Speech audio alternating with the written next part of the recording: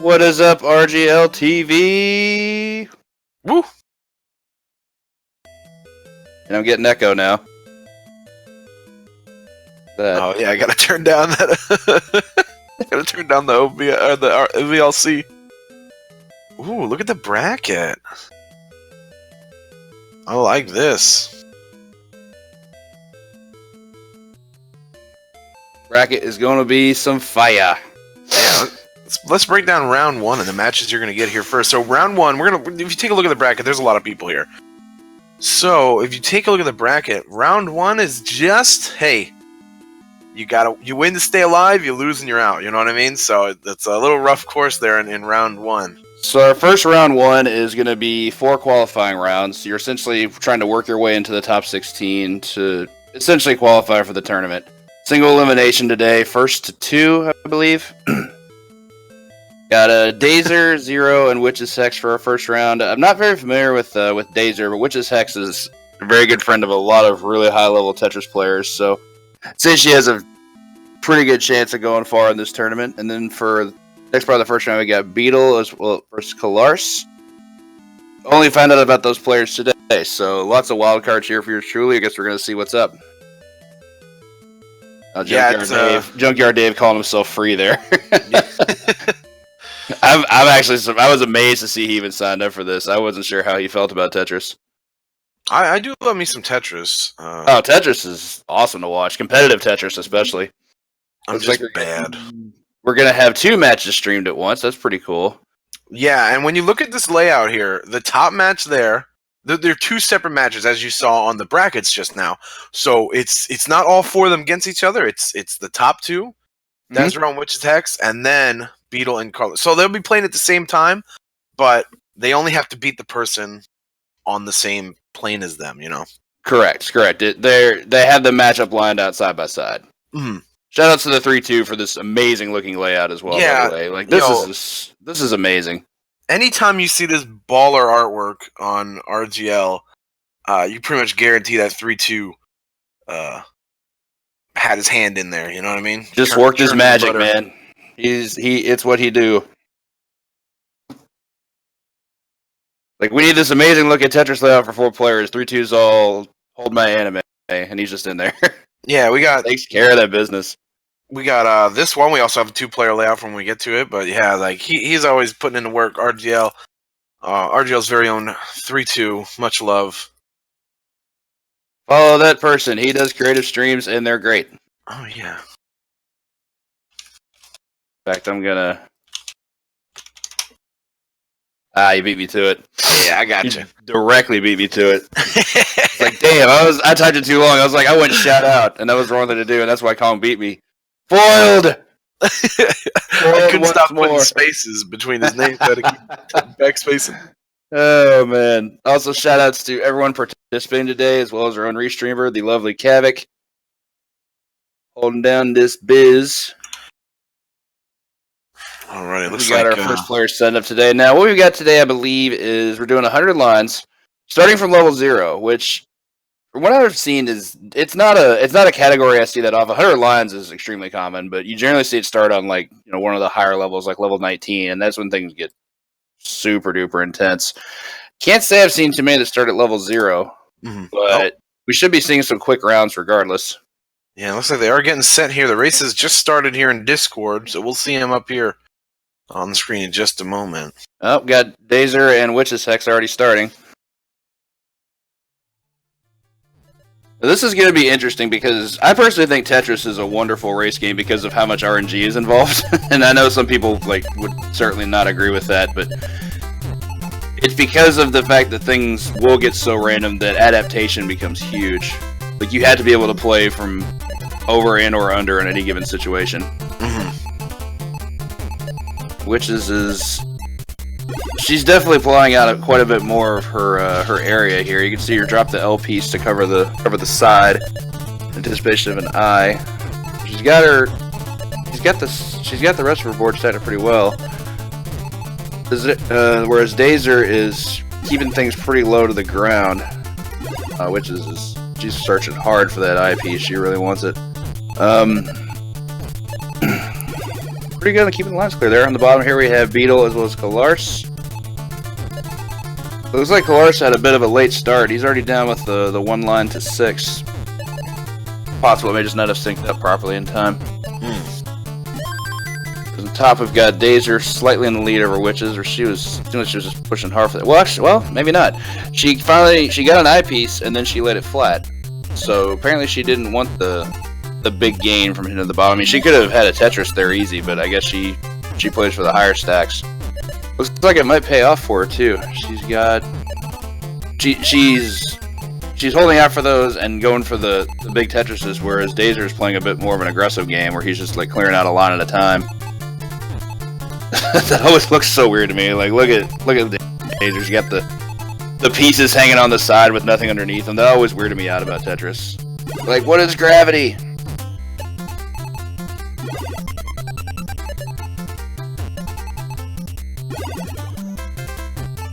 Like Beetle's going for the same strat we've got Witch doing. Filling up the screen, pushing for a much longer game. Where it's like, so this is pretty cool. We pretty much have the same type of game going against each other, short versus long, but from entirely different opposite ends of the spectrum in terms of like where it is on the screen. That's actually pretty neat.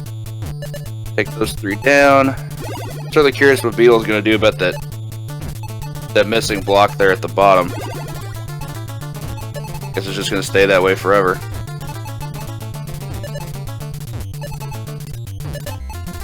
These are the big lead here in the top.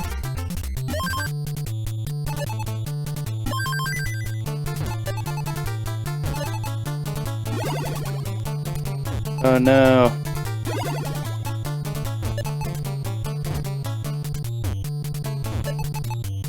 Oh, like that, which is got right back in it, clearing that, all that mess off the side there. Yeah, and I've seen a lot of players play that way. They build big only to tear it down. So that way they can basically get a lot more economy out of their bigger pieces later. Like when they start getting eyepieces, they can just start chucking them for Tetrises, which has allowed her to catch up significantly. She was behind by about 6 to 10 lines at one point, and now she's caught back up almost. There's only about 1 to 2 lines behind at any given time. Yeah, so that's a really close match there. Ooh. Drop it. Oh man, back-to-back eyepieces.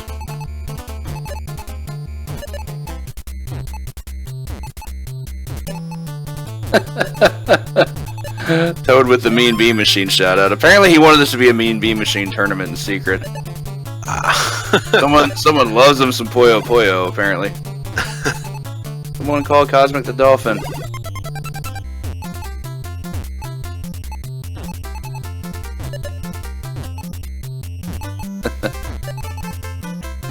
Oh, I like that clear. We got a very close game here at the top. Both players almost to 100. Oh, that might have been a misdrop there from Daze. I don't think that was intentional. He put an S piece vertical there. That was rough.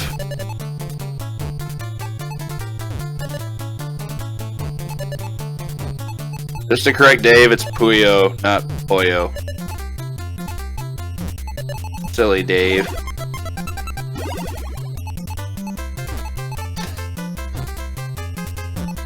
Oh, I see what happened.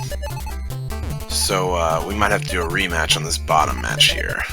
Yeah, I was wondering why one was so far ahead behind. Did something else happen? Yeah, I think trying to set off too many messages in the Discord, I think is what happened. So there was no message of go. That'll do it sometimes. But this is coming up here, 94. 96.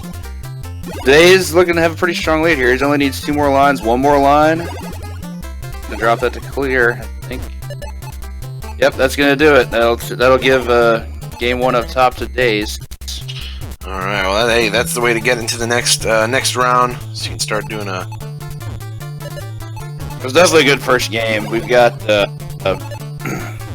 Pretty sure they're gonna pull off a game 2 here. Witch is gonna keep going until she gets to 100. But no issue there. Might as well get the practice in. Drop it down. Get your reset on.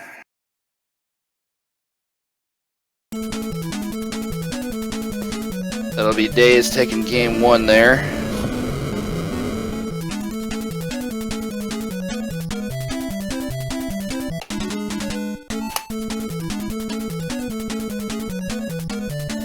Great first game though. I actually really enjoyed that game. I liked Witch's approach to the strat, but it just didn't work out for her this time. I remember around the 20 to 30 line mark.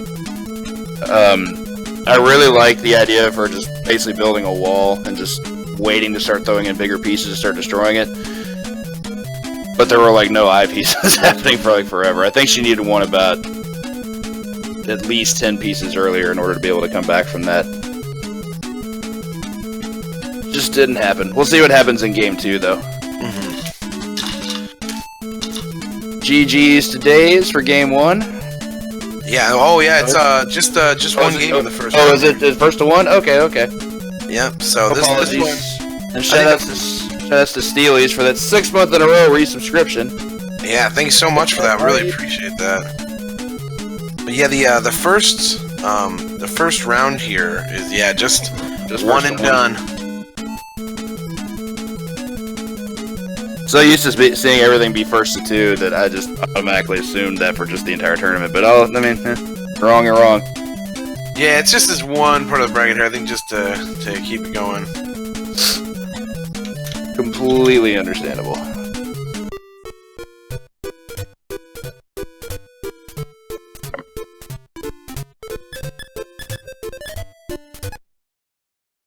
So we're getting some feedback regarding what happened between Beetle and Kalars. I believe there's a chance that they may actually let them go first to 2. Seems to make more sense. Oh, Virtual Boy screen. Let's go. How is that? Already on Witch's X. That's something. That's oof. Looks like we're gonna get our rematch here between Beetle and Kalars. Oh, nice. Advance. Put up the 1v1 Virtual Boy screen. Let's see. We're gonna be looking at it for our next round as well. Looks like we're gonna have Princess Proto, Tetris player that I'm sure everybody's familiar with. She's quite good at Tetris. Holds the Grandmaster title herself against Sherry Key, who's a friend of mine as well as a streamer that I follow. Wasn't aware that she was playing Tetris, so that's going to be really cool to watch. And then, of course, at the bottom we also have Garvon Security, another notable Tetris player, against Junkyard Dave, who tells everyone that he's not a Tetris player, but he secretly is. Feel free to start not telling everybody you're a Tetris player, Dave, because we know you are. Dave loves Tetris. Who doesn't though? Tetris is a super fun. I forgot who it was I was having the discussion with. I'm pretty sure it was Lanx, but I've had the discussion with a lot of people. Tetris honestly may be the best video game ever created. Because the gameplay is timeless, and 2, it reminds me a lot of chess. It's very, very easy to pick up and play, but getting good at it can take serious amounts of dedication and practice, and it very well should. But the reward is always there. So it was It kind of is. It kind of is like chess, because if you play it too much in school, then you would get a swirly and a wedgie. Oh, what is a really stupid joke I want to throw in there. Oh man. Oh, Kong. You couldn't like video games in school before, man. All these newfangled kids with their liking video games. Man, dude. I didn't even like that, man. I used to use crowns to write. We move on, I see it anyway. This is the NES Tetris. Yep, this is NES Tetris, to answer the question. Just the Nintendo one, not the, what's that called? Tengen? Yeah, that's what it is, yeah. Hey, I thought it was pretty good. Got to get a little chuckle going on while we're setting up this race, you know what I mean? Hey, L-Rock, I got a knock-knock joke, but you got to start it. Knock, knock. Who's there? I don't know the rest of the joke.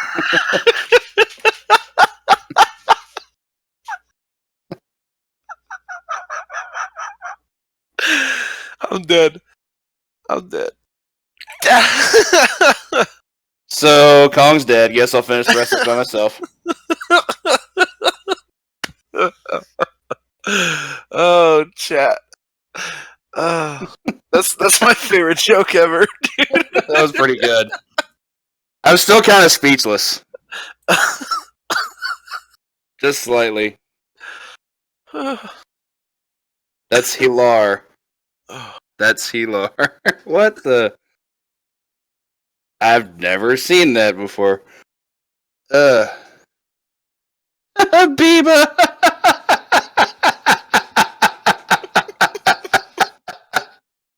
Oh, Biba, oh my god.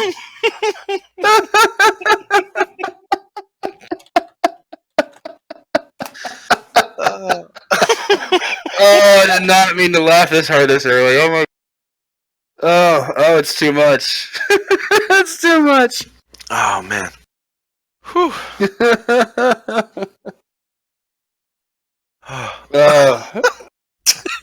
This is what we get into when we're waiting for the next game to start. Yeah, this is how it's gotta go. You gotta have a little fun in your tournaments for sure. Oh man. Oh, I needed this. GG, which is seriously. I actually enjoyed watching your side more. I was like, yo, the foundation, I'm with it. Yeah, this was really close. Good race. Oh man. Not good. Oh man. Hang on, I gotta do this.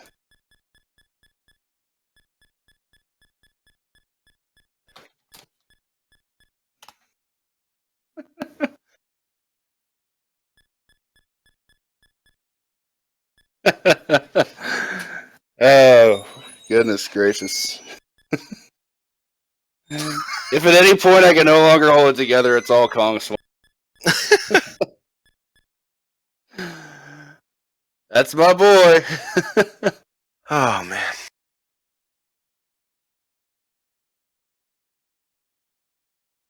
All right, it looks like we're you getting act this like I'm race not started laughing here. over here. Goodness gracious. All right, looks like we're gonna be starting up here. Getting on. This is again winner take all side here. We had a little problem with the bot starting up, so that's why we had to redo this race. We'll get back in there. That looks like, oh, here we go. Yep, we got the confirmation in Discord. The bot did work, and here we go.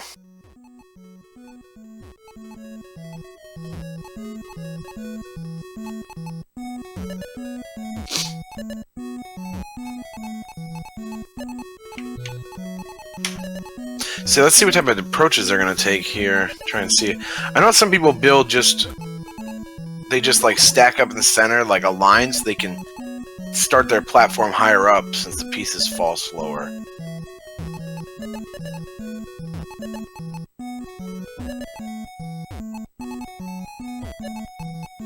Looks like Kalaris is getting some rough RNG on some of these pieces, though. Only had 2 lines so far. He wants that eye piece pretty badly. Yeah, he's got himself a lot of places where that eye is. There it is. There it is. Needs another one.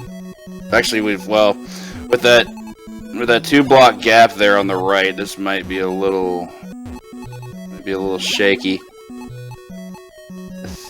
Yeah, you don't want to force yourself into needing too many eyes at the same time. Although I have seen some players win from that. Yeah, like, I just need 3 eyes in a row. That's easy, right? Then there's absolutely no justice in Tetris. Tetris just does whatever it wants at all times. Your feelings matter not to Tetris Bot.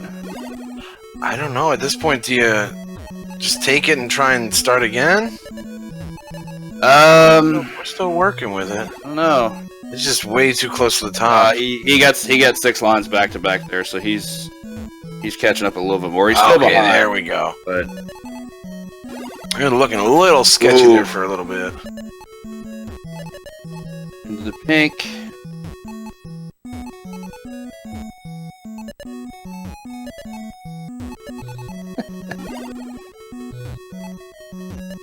Oh yeah, we need the Slimmy Jimmies.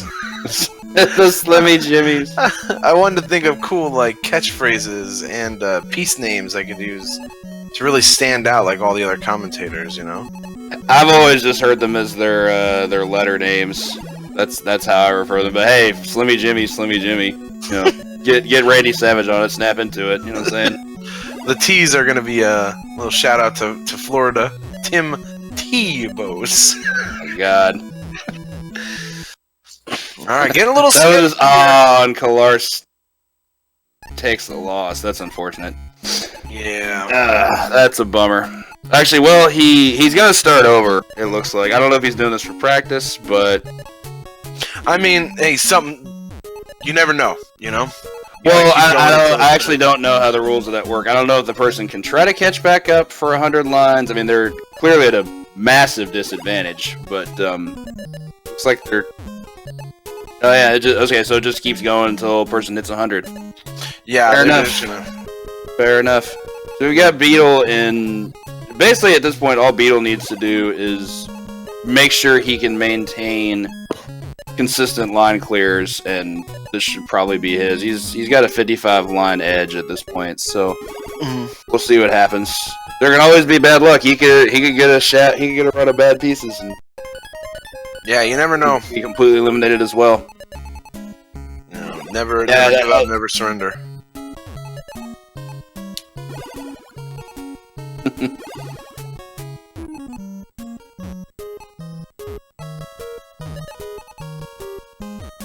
We got a little bit of a.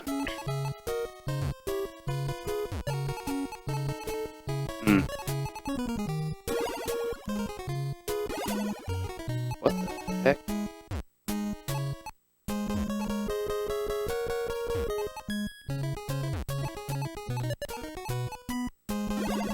Hang on 1 second.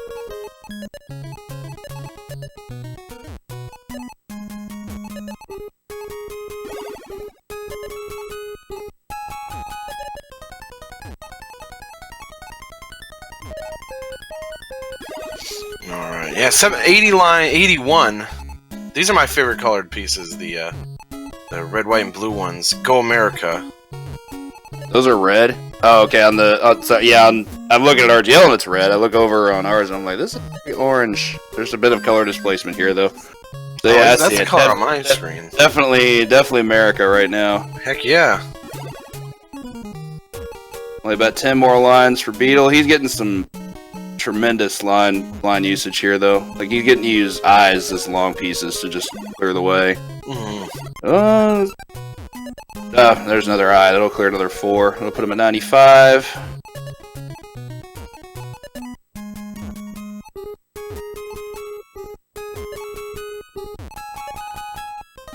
Surprised I didn't put that one down the long way. That'll give him that. Put him at 99. All he needs is an O piece to clear that, or I can just do that. There it is. And that's gonna do it. Beetle will advance. GG to Beetle, and as well as to Kalars. Congrats to Beetle. Move it along, move it along.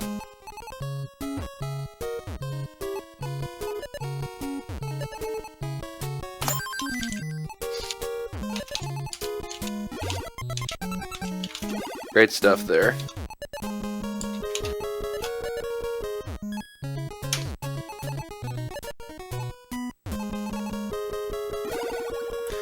Yeah, so that's round 2, or that's game 2 done. So we have 2 people moving on so far to the second round challenge. Challenge.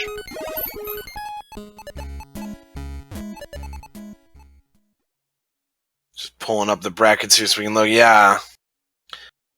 So yeah, Dazzler moved on, and now Beetle's moving on as well.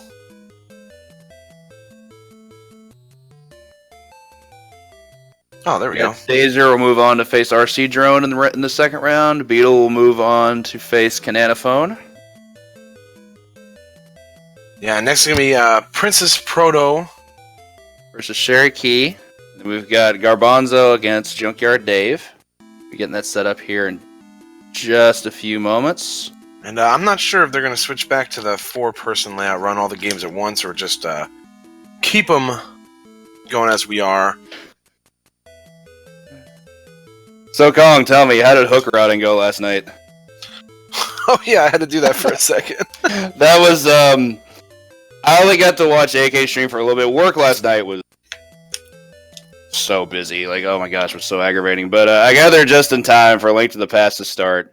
And all of a sudden, like, I hear you talking about, like, you're doing stuff on Hook. And I was just like, oh man, someone already abandoned ship. It's like, I want to play Link to the Past. I found out this thing. I got to check this skip. That's why I was curious. How did that go?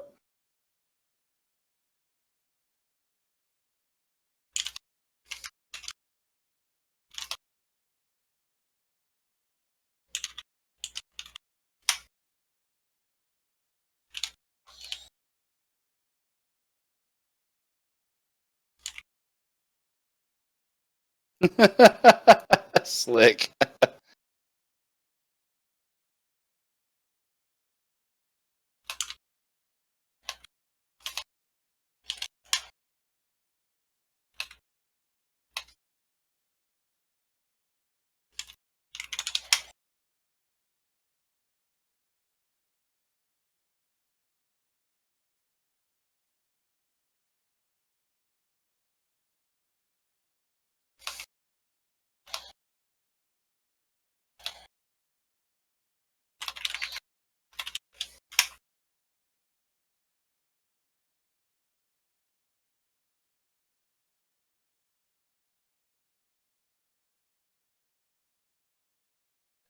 We're moving down to looks like we're moving down to one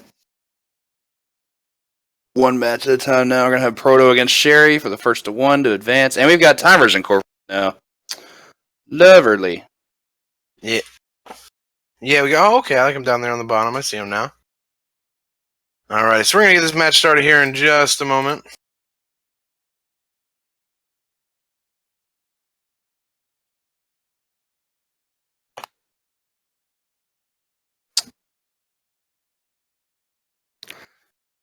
All right, and here and away we go. Actually, well, Sherry had to pull a quick reset. Started now. All right, looks like we're underway.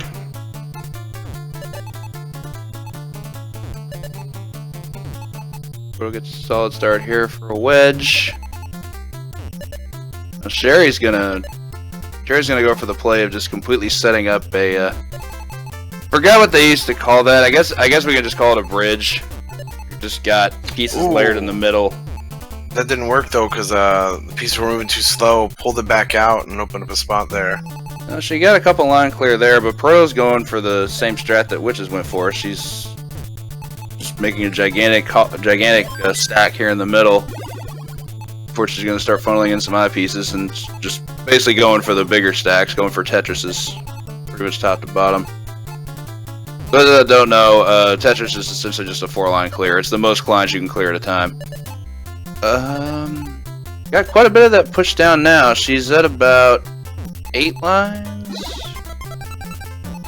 Okay, so she's keeping it to where she always has a certain number of lines available in order to be able to clear. Like, she could have dropped that eyepiece to clear 4 lines there, but she opted not to because it looks like I don't know how many she's trying to keep, probably somewhere between 6 to 8, always active at a time, in order to be able to start doing things with eyepieces. Oh, maybe even more than that. She had 6 there and didn't put an eyepiece down. She's opting to still just keep it going. This also makes good use of the square pieces because she can clear 2 at a time just by dropping it there. Mm-hmm. I do enjoy watching this strat because it's like you still have to adapt, but you're optimizing your play situation to where you can adapt to any piece much better. Mm-hmm. There's potential downside. It may not be very fast, and I mean, this is technically a speedrun tournament, so we want to go fast. Yeah, good call there. Good stairs. That's the good name for it. Yeah, and it also keeps the pieces nice and high, so since they're slow falling, it doesn't take much room for them to hit the ground. Starting to catch back up too. They're both in the high 20s here. Square. Okay.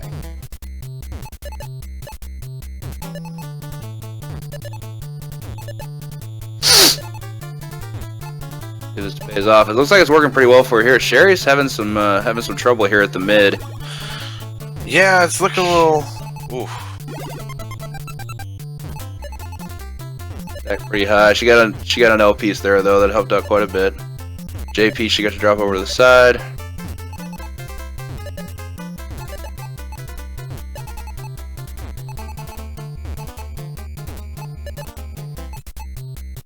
Alright, way to bring it down a little bit there.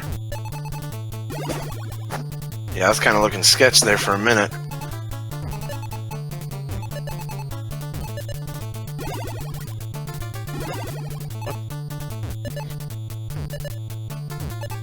Ooh. Oh, ooh. Put that J piece to block off. I don't. This has got to be going somewhere. Oh, got the line clear there, so that's good. Take that out. Nice back to back there from Proto. Nice Tetris. Oh wow, that's the good piece that you need right in a row. That's gonna put her way ahead now. Got about 7 lines on now, but Sherry's starting to look good too. She definitely came back from having all that clutter in the screen. Okay, I'm with it. She's still got more than a few pieces just kind of suspended there, but she's gonna need some good hits here to be able to come back from this. That 2-line clear is a good start, for sure. Nice one there. Got the T piece down in the middle section, the T-bows as we'll call them. Yeah. Oh. Shout outs to Tim Tebow and his boy Jesus. Oh my god, that meme for so long. Oh, yeah, dude. Like, talk about vanishing overnight. This is the red and the purple. Like, I think that looks really cool. Purple's pretty baller color. It's almost like they try to go futuristic with it or something. Like, we're cyberpunk now. The only color I'm not like the biggest fan of is just like the split pea soup one. Well, actually, it's the dark. Oh, the Game Boy color, yeah. It's essentially just a Game Boy layover. MLB star Tim Tebow. Hey, he's selling plenty of minor league tickets for the Mets, that's for sure. Oh my god, that's so dirty. Oh man. Proto's looking to try to close it now. She's on 89 at Tetris. Sherry's a little behind with 80. She might be able to make it back with a few good pieces, but it's going to require... That was weird. There's a bit of lag on that capture there. Yeah, that piece was kind of suspended in there. It was like a shadow piece. It just appeared there, and it's like, where did it go? It threw me off for a second. Proto's got a fair size lead here, about 10 to 11 lines. Looking to put it away. Drops down for 2. I love that like split clear. That always looks cool. Like, yeah, second and fourth lines. One more line for Proto. That should be right there, right? Oh. Wait, why is she... Oh, did she think she was at 100 lines? Oh my goodness. Uh-oh. Oh, that could be bad. Oh, that might mean it. Will that... Oh my goodness. Oh my goodness. Proto, please. Oh, that was scary. She must not have known she was. Oh my goodness! She got to 99 lines. Oh man! Wow, that was something. that was something. I would have actually liked to be a fly on the wall to see her reaction when she realized she wasn't at 100. When she had 99, she started letting them stack. Everybody was just. Like, you know, everybody kind of just skipped a beat on that one. Oh, the Borb! Shoutouts to the Borb! Sherry keeps finishing right afterwards, so yeah, pretty close race there. Yeah, especially there at the end once the 99 line error occurred. Sherry had a chance to come back from that. She got up to 94.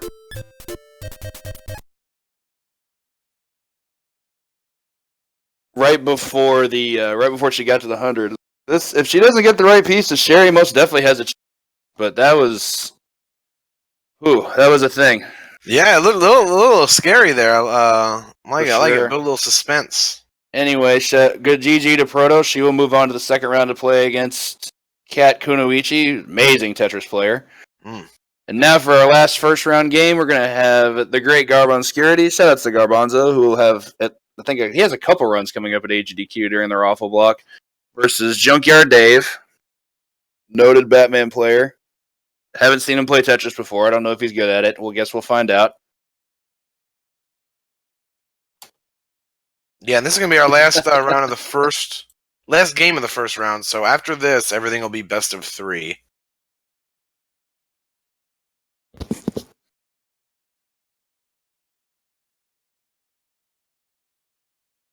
But yeah, we're just going to get that game set up here for you, and we'll get it going.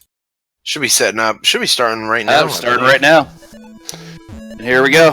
All right, back into it. Tetris, 100 lines. See what kind of strats we're working with here. Dave looks like he's going for a bit of the aggressive play, just a line at a time. Garbanzo going with the TGM strat, just stack the stairs. I fully support this strat. I love watching this strat. It's also extremely effective.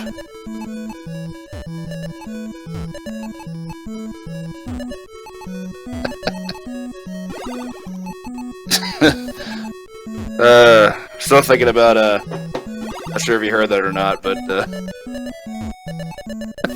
damn it, Kong.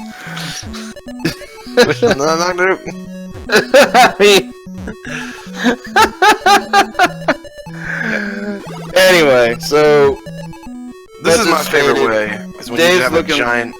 It's just a classic matchup here. You've got the long game versus short game. Dave's just clearing him as fast as he can. Any opportunity he can get to wedge a piece in and clear a line, he's going to take it. Whereas Garbanzo is just keeping with the staircase theme, and he had a pretty good stack going there for a bit, but now it's looking a bit weary. So he's going to have to use that Tetris to clear it down a bit. Gonna need to be able to make some room. That square piece going there. Not so sure about that, but I guess he had to do what he had to do. I believe that's actually called the O piece, but I've just never seen a reason to call it the O piece. I'm like, I know it's a letter, but it doesn't look like an O. I'm sorry, I can't call it that. It's a square. Yeah, I don't really see the O there looking at that one. It's not a circle, but you can kind of make like a square O out of it. O piece, OP. Shoutouts to Palon BM. Hey!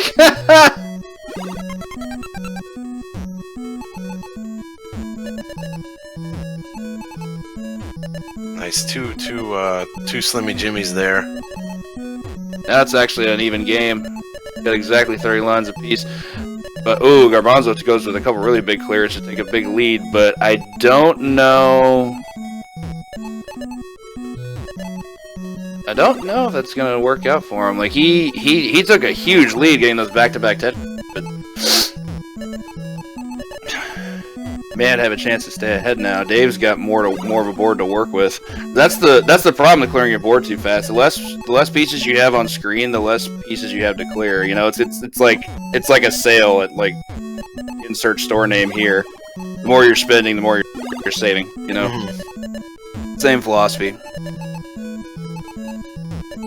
There we go, What's up, American Choir Boy? I didn't know you were gonna be here today. How you doing? Hey, that's the BSB crew. Yeah, Garbanzo's got a sizable board backup now. He's still in the lead too, so as long as he can maintain good piece usage here, he should be able to keep this going.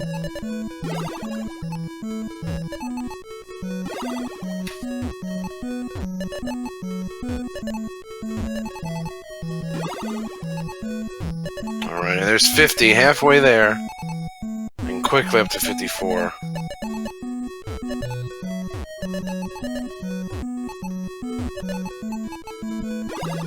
Got a bit less to work with here, though, on the side. He's going to want to fill that up.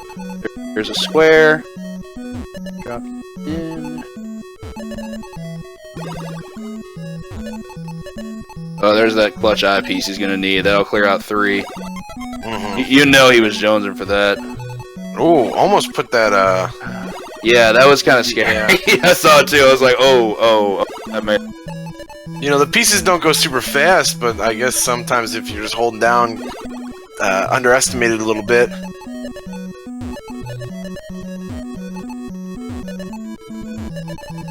Here we go, 62. Junkyard's Dave's board's getting high, and there's a lot of holes. Yeah, he's a bit what do they call it in the restaurant business? In the weeds right now. Might be in a little bit of trouble. He's looking a bit overwhelmed. Oh, he got a couple back-to-back good ones there. That T piece was clutch for sure. Yeah. Ooh. Oh, it's too much rotation, Dave. Calm down. Gotta stay in there. Oh, that's like the worst time for an eyepiece. Yeah, that high up.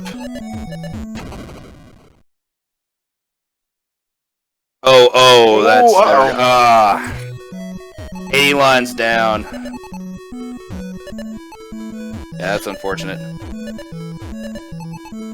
Oh, Yeah. he's gonna restart, but he's playing with an 82 line deficit, so. I mean, what you gotta hope for now is you gotta hope for something bad happening on the other player's side and then be right back in it, but it's gonna be rough in the tournaments here. Make sure Garbanzo knows he's gonna be at 100 before he stops then. One way, I guess. Oh, goodness.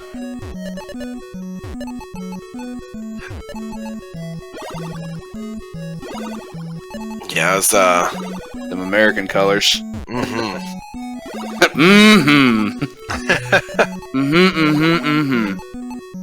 Down it goes. Nice double line clear there with the eyepiece.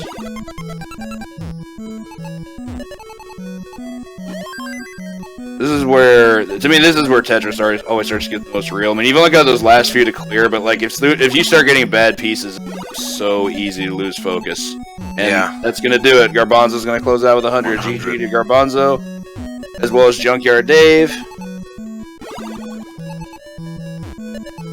Yeah, I got a little too close to the sun there and too many holes, and it's the way things go sometimes. True that. Very much true that.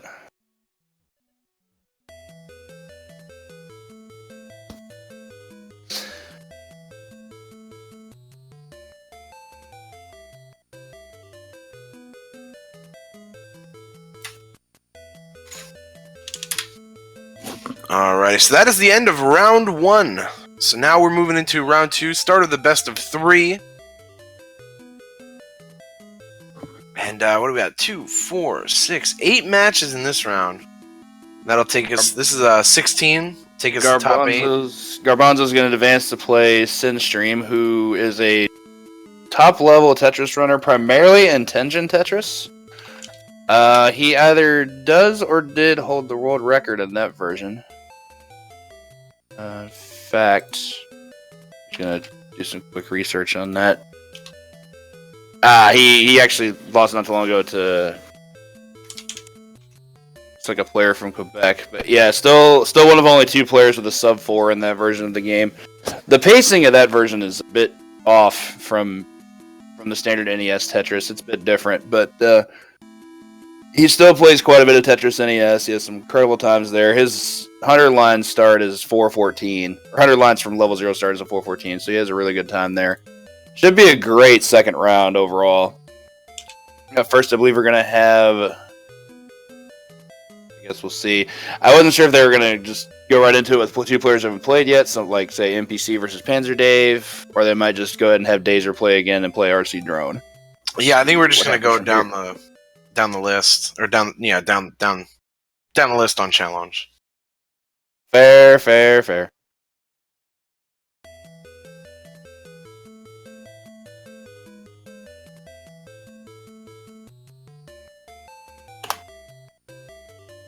Alrighty, but yeah, that's going to be our first matchup. We're just going to start at the top, and we're just going to work our way straight down through the top 16 here, and then moving on to 8.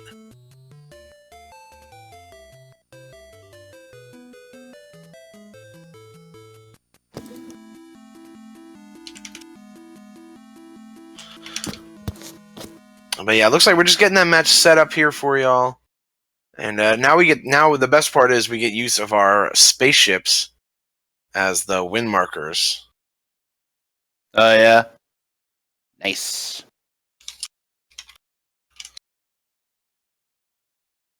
I like the fact that we decided to incorporate timers.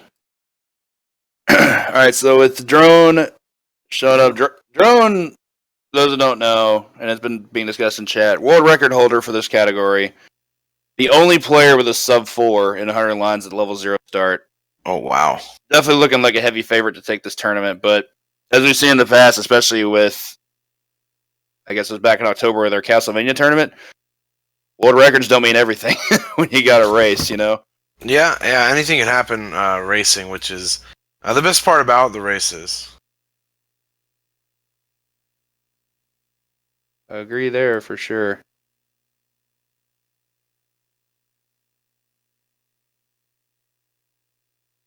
But yeah, that's it's always nice when you can go into a tournament with a leg up on the leaderboard, you know. Puts the pressure on other people you play. Alrighty, and that race is starting up here in just a moment now.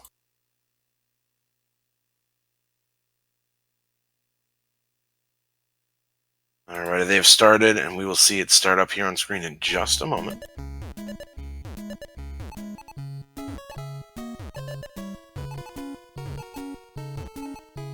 There we go.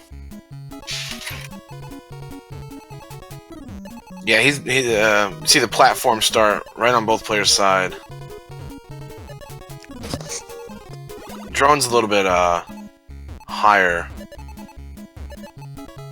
He went for directly in the middle on the wedge. Mm-hmm. Not the first time we've seen it this particular tournament, but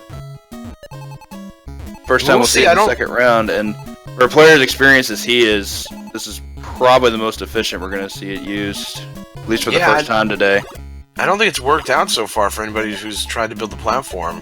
We had Sherry do it, and I believe forgot who else tried to do it. It wasn't Dave, but yeah, for the players that had attempted it, I don't know. You build the bridge, and then it kind of just didn't work out. The staircase pattern seemed to work a little bit better, but it looks like Daze is actually going for the same. He's got just an entire middle portion filled out. Oh, stacking an eyepiece on an eyepiece? Clearly he didn't want that. Down 2. It's looking like a pretty even race so far. Drone's only a little bit ahead. I mean, 5 lines is 5 lines, but with proper piece management, you can, versus bad RNG, you can definitely come back from that. And you can see here just how fast the pieces are dropping on Drone's side. As soon as the pieces in the preview knows exactly what they want to do with it, you know, so. Well, yeah, that and the fact that his board is stacked so high that he has to play it, and he has to know where it's going to go, like, right away. So. The confidence of the world record holder here. Right. It's such a, I wouldn't say it's a risky strat, but it's such a difficult strat to implement because you're essentially cutting your board in half. As far as like everything, you know, the reaction time, play management, things like that. Like, it's like you pointed out, if you don't know where it's going right away, like, you're probably going to lose. But Drone's played this enough to where he's got the experience to know what to do there. A nice 3-line clear there. That was very nice.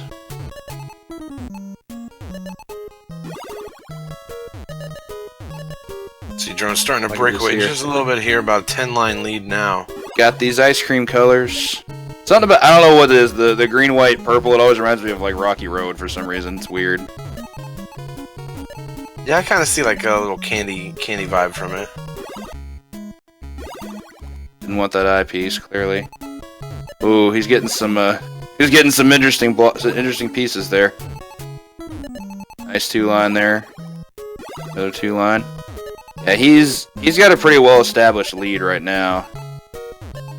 It was looking pretty close, but now he's got about 15 lines on him, so barring any major mistakes, this is looking like it's gonna stack eyepieces horizontally on top of each other. Nice. Not familiar with that one, but I see why he did it. Drop it in there. There's that Tebow. That MLB star piece. interesting use of the L piece there. Oh yeah, he definitely wanted a T piece there. For absolute certain. 2-line clear. On to level 8 for them America colors.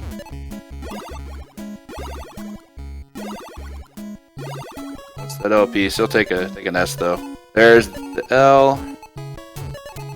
Just cleared out blocks like crazy there. Like that was like a 2, then a 3, then a 2.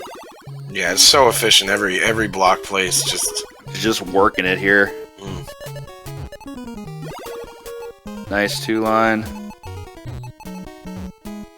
6 lines left. Very nice. Looking like 5 now. Dropping those square pieces on top. 2-line clear off that eyepiece. 1 line left to go. And that'll do it. RC Drone takes it in 427. GG to both players. DH Stom with the declarations. Like this tournament's for second place, right? Jeebs. And GG to both. Congrats.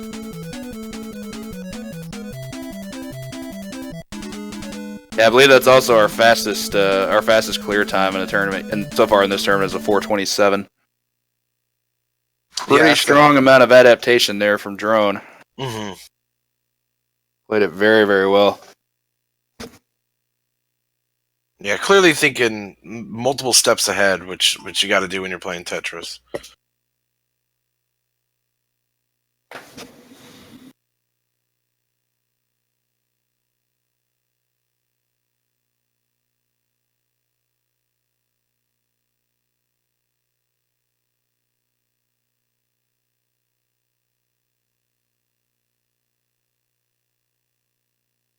Yeah, that's round 1. Little spaceship up by RC Drone's name. 2 spaceships to move on. Best of 3. That spaceship had to be all 3-2's idea, right?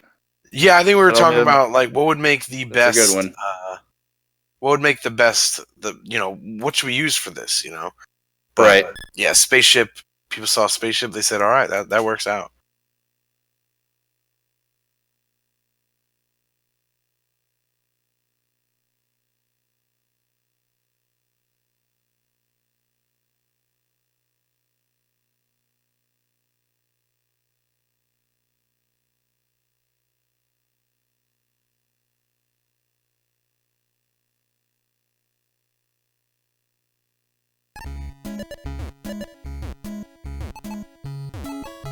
Looks like round 2 will get underway here. Here, both players. Here we go. Here we go.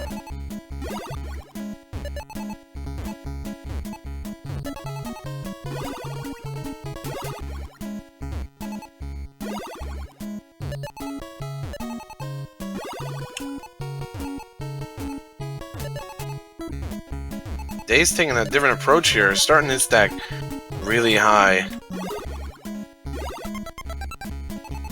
Guess he learned. It works out.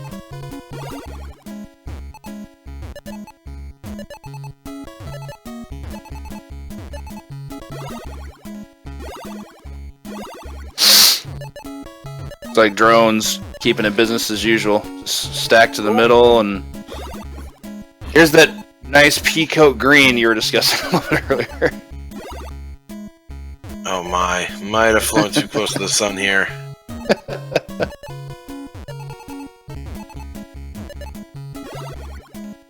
Alright, bringing it back down. Yeah, really high, and there's a lot of holes, which kind of made that a little sketchy there.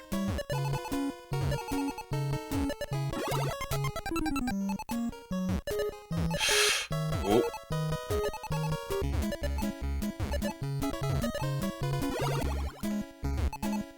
Yeah, and there it is. 19 deaths there. That is unfortunate. That is really unfortunate.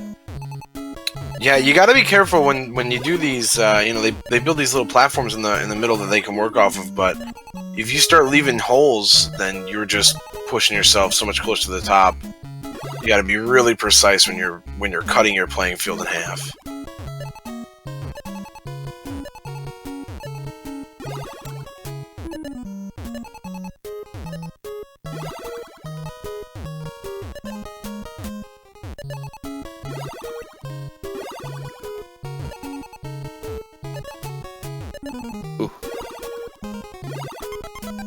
Drone, just keeping it basic here.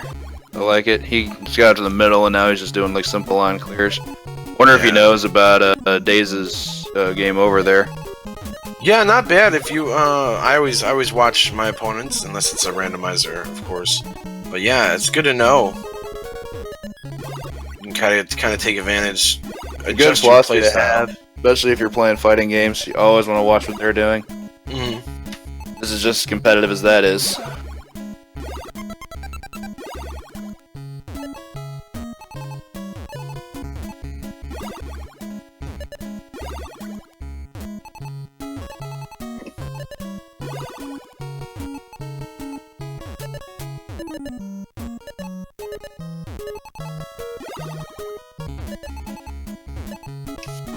Ooh.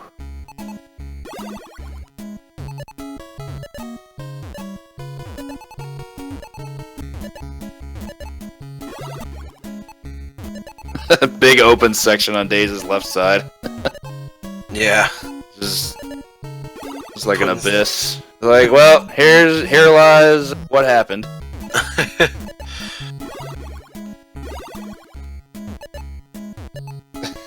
Yeah, made the platform again, but this time a little bit lower from where it started. But yeah, and working out so much better this time, up to 36 lines now. For certain. But just a case of too little too late, I think, here.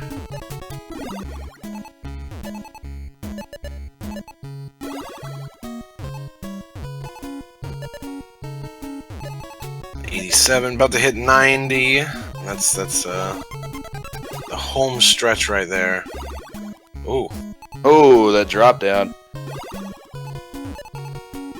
Nice. Move the pieces a little bit slower, just to fix that.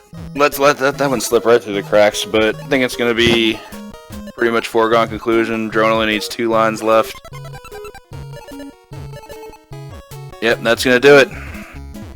Drone will advance to round 3. GG's to Daze.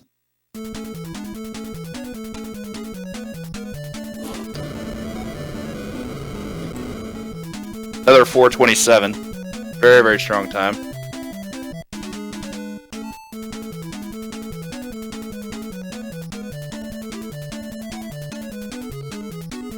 Yeah, very strong game there from both players.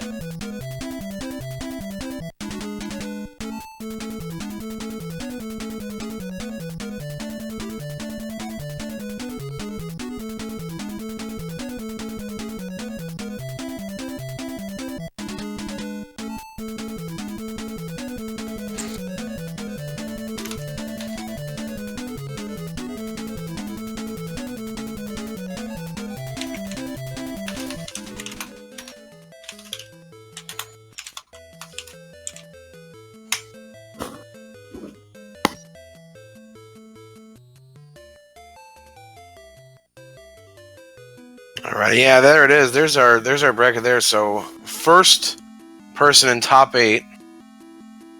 Big surprise, the #1 seed, RC Drone, is our first person in top 8.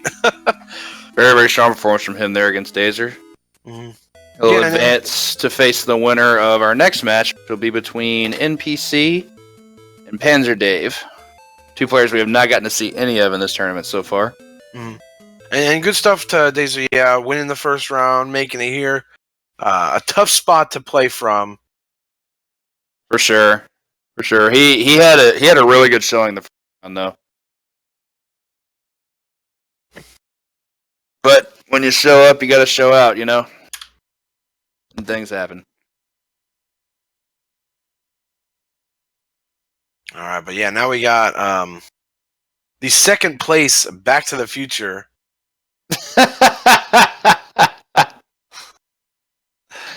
Of course you would. That's important to you, boy. NPC. Yo, gotta, respect. Game, respect, game. I may have to tap out, guys. Good night. he doing Back to the Future love. Oh my god. Yo. I gotta respect, you know. Jeez. Fantastic. I love it. I love it so much. And we're going to get started here. John Michael with the immediate vertical stacking down the middle. Look at this. Look at that. Homeboy's building himself a Christmas tree. Look at this. Look at this. Look at this stacking here. I like it. I like it. Oh, they both got Christmas trees. 'Tis the season, everybody. Indeed. Ooh. John Michael looking... He was looking kind of rough there on the right side. I was wondering if he was going to get the piece to be stabilized. Dropping him down.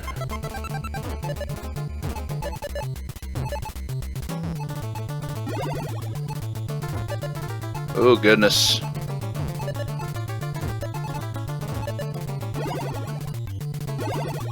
Rops are looking lecherous. Like it.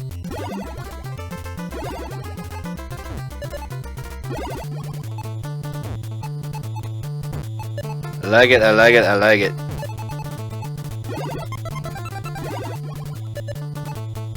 Pretty close in lines here, and basically dead even. They both have the exact same strat, and they're both in the low 20s right about now. This is looking strong. NPC's like flat part to his platform is a few lines below Dave's. We'll see if that makes a difference here.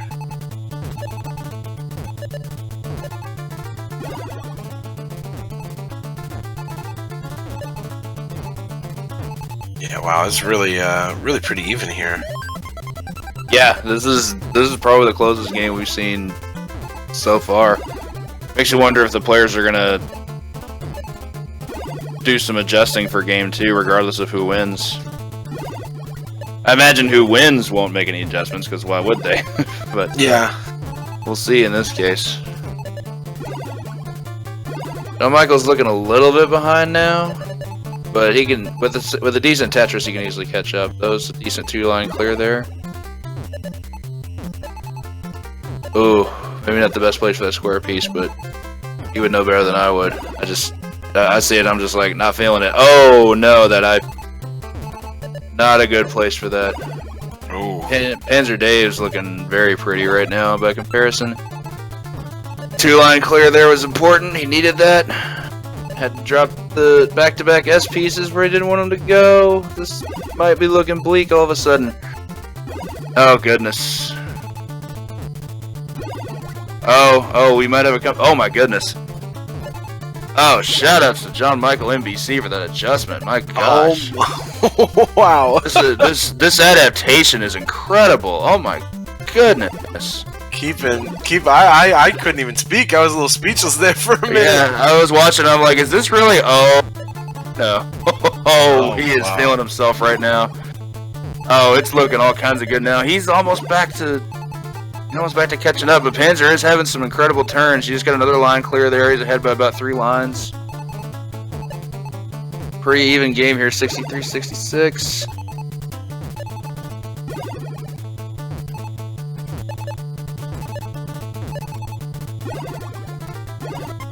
Oh my. Still neck and neck here.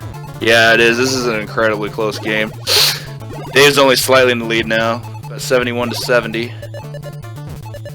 This is anyone's game for sure. Like I'm already applauding NPC for that huge comeback out of like what I thought he was just done. The brush with death. Those pieces were keeping him in the sky, man. He couldn't come back down to earth. Oh, now Panzer's looking rough. Look at this arrangement. Oh my. We have a game, folks. We have a game of Tetris for sure. Nice hit there. 3 back-to-back line clears. That was strong. NPC's actually in the lead now. Oh, he had a rough go of it there. Panzer Dave did. Nice clear. Oh no, Panzer, not like this. Not like died out at 85 lines. That's not where you want to go. Wow. Oh gosh. Alright, NPC's just got to finish this up. That's not how you want that to go. Oh, that's That's a shame. That really is. That was a phenomenal game. It really was. See if NPC can close it out here. There's always going to be a chance that he may not be able to finish this off. Yeah. With the strongest lead he has, all he has to do is play safe and he can get there. But that was what a game. And that NPC will close out into the blue territory with the GG. Nice. Well done. That game was until that game over. That game was unreal. Like that comeback trail was something else from John Michael NPC. He didn't panic or anything like that. Good stuff from both players. Just unfortunate what happened with Panzer Dave. Great stuff. Yeah, very good stuff. I think NPC heard me flexing with his Back to the Future time and was like, "Yo, you want to see something cool in Back to the Future? Let me make these lines touch the top. I'm a magician." Yeah, he pulled a 3-2. He just wants the magic, you know. Somebody needs to go get a blood pressure cuff. Make sure everything's still working there. Ooh. For NPC, make sure he's still beating at a decent heart rate. For sure about that. Whew.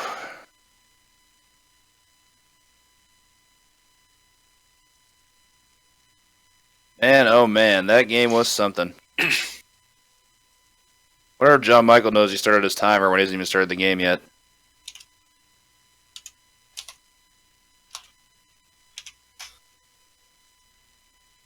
Man.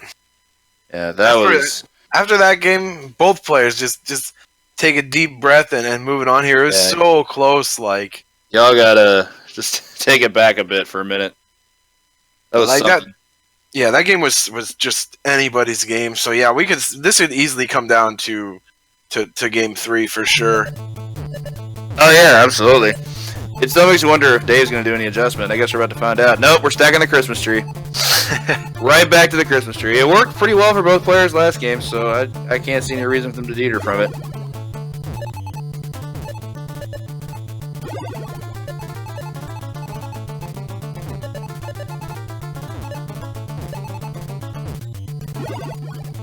I feel like maybe NPC might have a few reservations about getting as high as last time, but we'll have to see.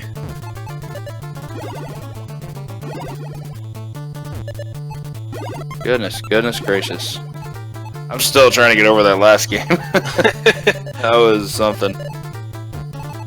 So that's one of those things where if it doesn't work out, oh man, but if it does work out, you're like, look at me. You start flexing a little bit, you know. Give a little pop off, you know. Yeah, for sure. A well-earned pop off. Yeah, Dave. I actually feel bad for Dave in that was only game 1. If that had been in game 2, that would have been like the best case scenario, because not only does he advance, but he gets a while to go, sit somewhere and cool off. But here it's like, nope, right back to game 2. We got to do this. Like, I wouldn't be calm after something like that. That was ridiculous. Yeah, I probably would have tried to say, "Hey, man, you want to? Oh, I gotta grab a drink of water real quick. I'll be right back." But then you're trying to pour the water and you're getting it all over the place because your hands are shaking so much. Right. I like it. You walk up and your legs are just spaghetti. Mama spaghetti. Mom make that. Always.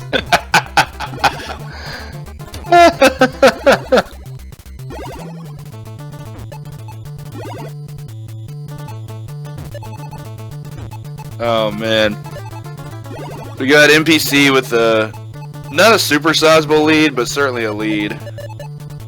Panzer's making some single line clears here to stay in there. And oh, drop it. Yeah, there you go. Ooh, that was like the worst timing ever for an eyepiece.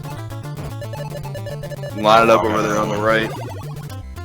Back in there though. Now we're into the Rainbow Sherbet section, level 4.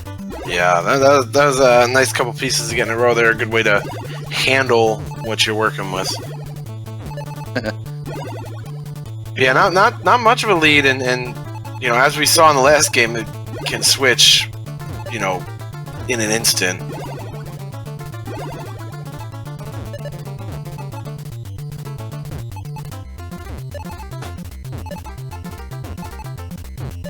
There we go. 50 hit the halfway mark here on NPC side.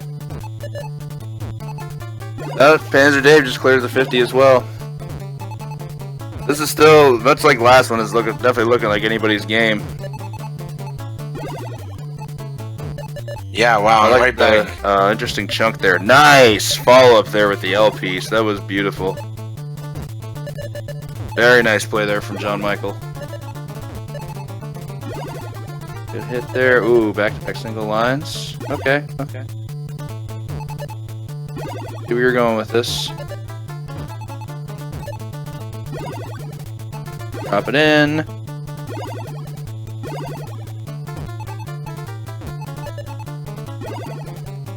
Kind of mesmerized by these Halloween colors right now. That was 2 months ago, man. On to the future. We are level 7. We're on, if this is the second round, we're on to the future. Would you say we're back to the future? 75. Wait till we get to level 88, then we can talk about that. How about that? That's NPC's favorite level for sure.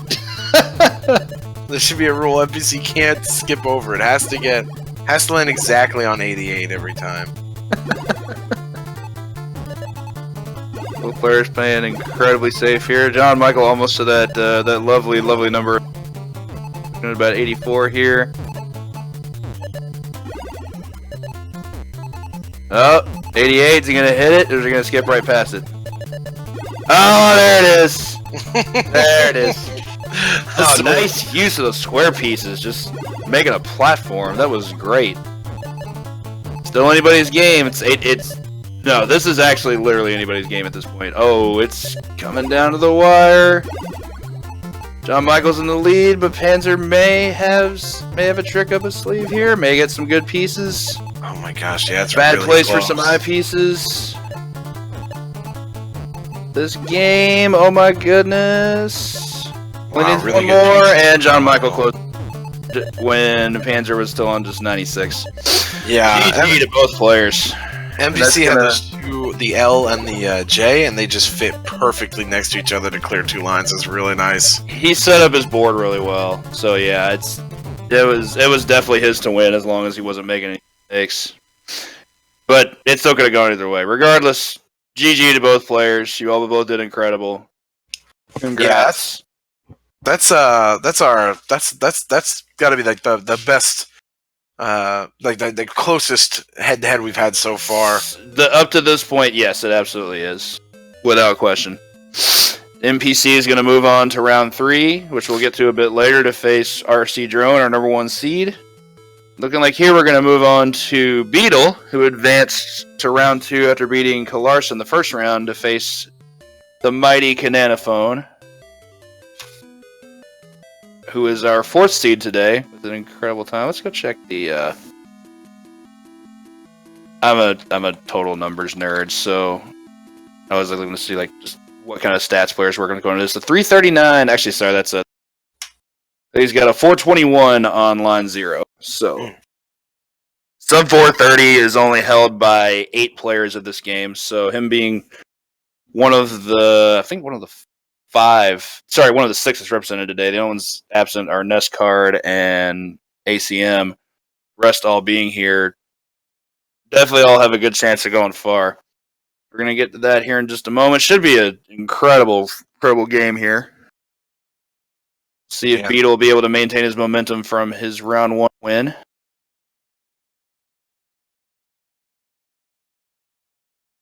Yeah, both players are ready, so we're the race will get started here in just a moment. Getting the confirmation that they're going to start here, but yeah, look for hopefully another good race here. That's the thing, you have to play those first round matchups where you get one game to go. Which is it's hard. You gotta win that one game. That's all you got. You got one shot. But winning that game does give you a little, you get a little fire in your belly when you move on to the next round. So it's super, super, scary because it's one and done. But after you win that, you definitely start to feel yourself a little bit more moving on to the next round, which can help you. You gotta have if you have the better your mindset when you're trying to play, especially like a puzzle game where you got to think and use your brain, the better you'll be. For sure. For absolute certain. Just gotta stay in there, you know? Like staying in the DeLorean. Cruising on down.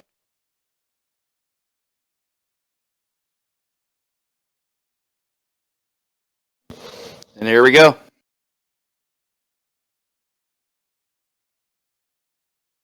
A little Christmas tree action here from Beetle, where his Cananophone is opting to build from the bottom. Looks like he's probably going to go for staircase here. I haven't seen a lot of matches where one of those plays out against the other. We've seen both strats a lot today, but I can't recall too many matches where these strats were like, one person had this one had this one. Seen a lot of stair stacking against the short game, clear out as many lines as you can as quickly as possible. Just single line clears as much as you can. I think the only other case we saw of it today was between Proto and Sherry. Sherry opted for the Christmas tree, whereas Proto did the stair. And Anaphone having a rough go on the left side. He really needs to clear out that right side section there. Onto the Pico Green. Level 1.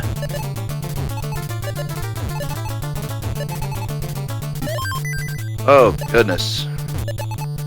Nice Tetris there. He's just waiting on those eyepieces now. Take as much advantage of those as he possibly can.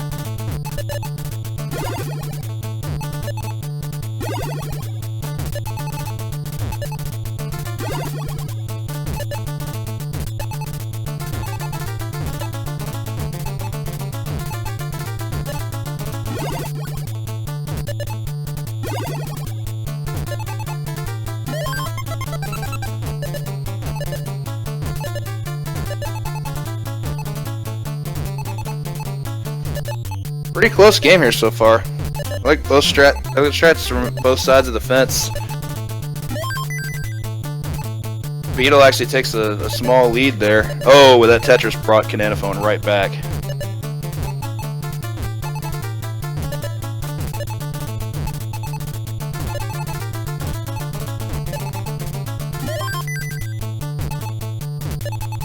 Oh man, Canana's just trying to topple the building here. He's actually lost the lead. He didn't have a substantial lead at any point, but he was definitely a slight bit ahead.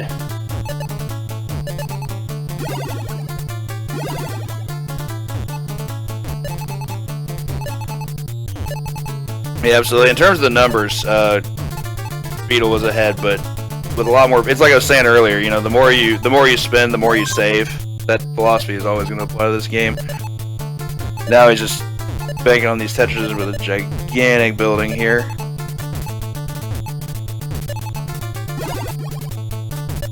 That Tetris brought him right back, but looks like Beetle is maintaining himself here. Going with some small line clears. His right side's looking a bit rough though, especially with that LP stack.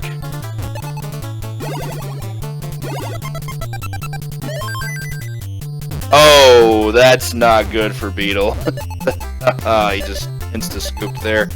That ZP stack in the middle was definitely no bueno. That's going to put him pretty far behind. Barring a game over here from Cananophone, that's probably going to put him in the winner's spot. And that's not a good way you want to go. We'll just see what happens from here. The purple-red. Still my favorite color scheme. Yeah, it's a little rough. Nice 70 line deficit here now after that was game over. That was unfortunate to watch for sure. I knew he had to step away, but I don't know if you saw it. The Z piece in the middle was brutal. Like he misdropped a Z piece vertically, and that was pretty much it. Ooh. Canana's keeping it simple here. Oh, I like that double line clear from the bottom and the third from the bottom. 2 line clear is going to put him in the 90 deficit. Nice stuff there. Canana's killing it with these separation double line clears. I love that. Like he'll use a piece to clear the bottom, and not the one right above it, but the third one from the bottom. So we're gonna need one more line to finish it up. That's gonna do it. Cananophone takes game 1 with a time of 4:46. Not seeing a whole lot of sub 5s today, so it has to be considered a good time for the tournament so far. Yeah. Very, very good stuff.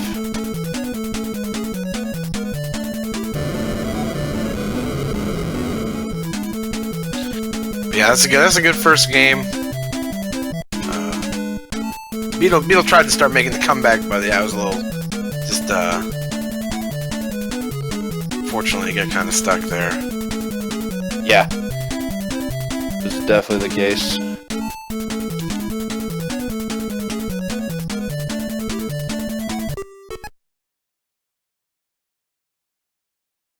But yeah, we'll give him a second to shake out the hands, and we'll get him going here on round 2. Pop them fingers. You're gonna need them.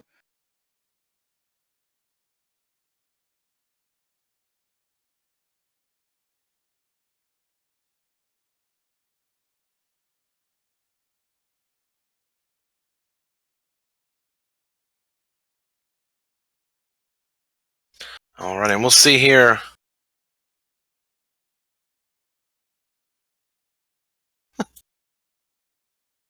We'll see here if Cananophone can finish it out and move on to top 8 to await the winner of Zarnax and Yume.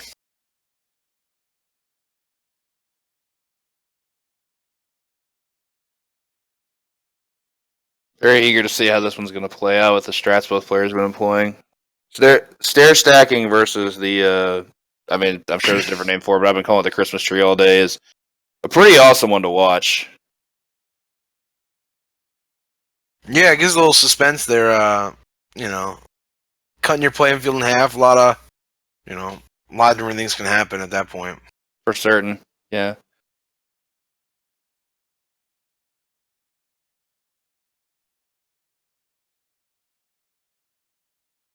Alrighty, and here we go. Race 2 should be getting underway here.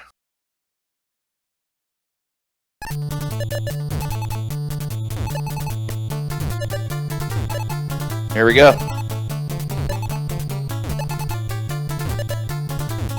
Both players coming into their strats once again. Cananophone not getting much in the way of pieces to be able to stack in the middle. He really could use an L piece here. That's definitely what he wanted. He got the J piece. That had to settle for an S piece. Yeah, I got a lot of holes in the board to start with. Yeah, he had a bad run of pieces there. He set himself to be rewarded very, very well if he got an L piece and just never got there. So he's having to play a bit from behind after that one. It shouldn't be too huge of a deficit, I wouldn't think, but we'll see how it plays out from here for sure. Yeah, the holes are in the first 4 lines, so just gonna have to play above those, and already got another stack here, and there's the Tetris.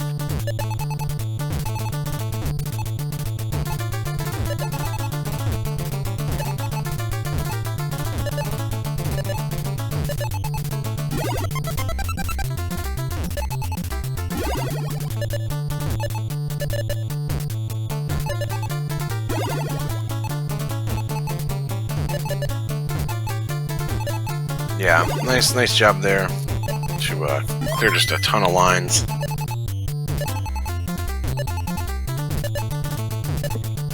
Stuff here so far for sure. Very, very even game again. Honestly, as I said before, I honestly think this strat is pretty even when played by even given player as far as like how the matchup goes. But it really comes down to just a minimal amount of mistakes, and we saw what happened with that with Beetle last game with that Z piece. Yeah, Cananophone making some very quick work of his building there with a Tetris. Takes the lead back, then loses it again. Went from 37 to 35 to 38 to 37. Now he takes the lead back with a big swing. Yeah, Beetle's just kind of getting consistent lines, but Cananophone, yeah, just keeps hitting those big Tetrises. Yeah, and that's why you play the strat. You're playing for the long game. You want to hit all the big ones. Like you're patient. You're allowing yourself to maintain patience to wait for bigger pieces, but you benefit from them a lot more. But that can still be. I think, truthfully, the only strat that will consistently beat that is going to require good luck. Like, I'm talking like a line clear like every piece, which I mean isn't really realistic. You can see they were pretty close in lines cleared, but from all the Tetrises on Cananophone's side, you can see how high the score was. So you can really see the different approach they were taking, just looking at that part of the screen.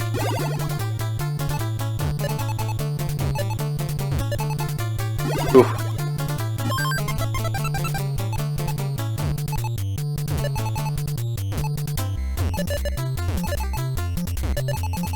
There we go, another Tetris taking it to 72. Yeah, he's almost a 10-line lead right now. He's got a very substantial lead. I was just about to say that. Yeah, it was looking pretty even, but yeah, he's got a pretty comfortable spot now.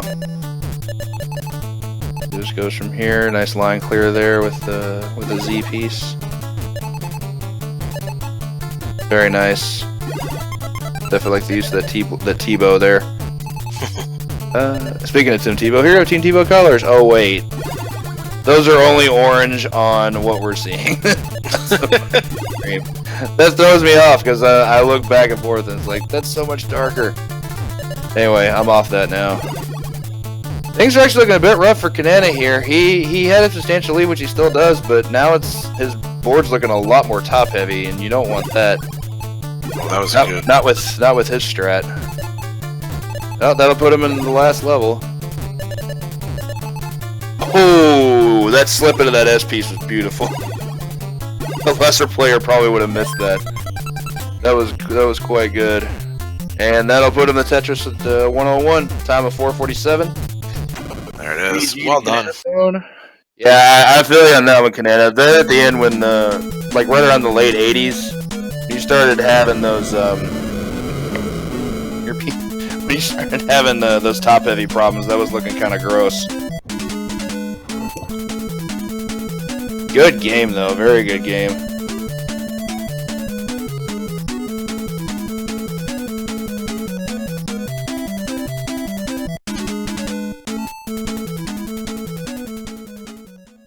Yeah, and the good thing, yeah, that was a good match for sure. Nice win there for Cananophone. Moving on to the next one, and nice job there. And yeah, we were talking about the different strats to do it here. That's the cool thing about the starting on like level 0. It puts everybody. Previous experience is going to help you, but not as much as it would. Let's say any level you want to start on. Right. Which is nice. It makes everything even, but you can still the experience. You still see it. It's not as clear as drop piece, but you can see the way some people will have this high stack, like Kanana did. He was placing pieces and pieces I wouldn't think to put because I'm not playing it as often. But I'm like, oh wow, that cleared a line and didn't block what I thought it would block. Exactly. Yeah, I agree. Yeah, it may not be playing on the fastest lines, but it's definitely nice that you can use your experience and it'll still help you out here. Yeah, for sure. Great stuff. We're going to move on to our next match here between, as you mentioned before, Yume and Zarnax. Haven't gotten to see either of these players here in the tournament so far today. I don't know what kind of strats they're going to employ. But yeah, this is the winner of this is going to be the one that gets to play Cananophone. Music won, or you're kicked out of the tournament. Actually, so I think it goes. This is how we enforce the rules. We have Kong talk. Yeah, I just kind of make them up as I go. But yeah, that's it, man. If you use music too, sorry, peace, dude. Bye, girl. Yeah. Like music 3. Get off my set. Who invited you? Hey, music 2? Nah, you threw. You know what I'm saying? Music 3? Damn, you free.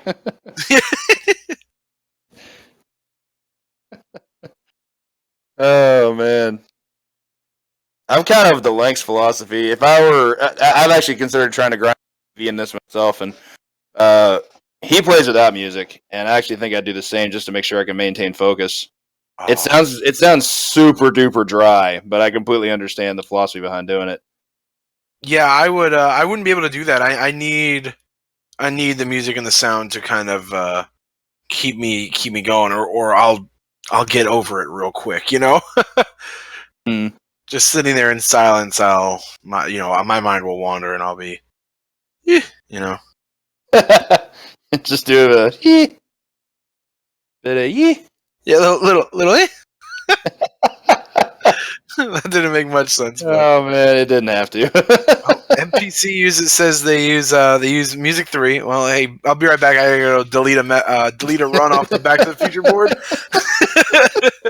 Man, you ain't no mod. Sit down. You ain't doing a thing. I'm just kidding. I would never delete anybody's run. Except for a new world record in Back to the Future, I guess. You're like, I'm the best. 100% just kidding. I would never use my. Yeah, I know. All right, underway. We've got Zarn looking to be building a tree. Yume looks to be going for stair stacking here. Yeah, that's certainly what it's looking like. He's building up. Yume's building up a rock solid foundation there. So another match of this. Definitely my favorite kind of match to watch so far. Oh, lots of weird holes, like a backwards seed just chilling there.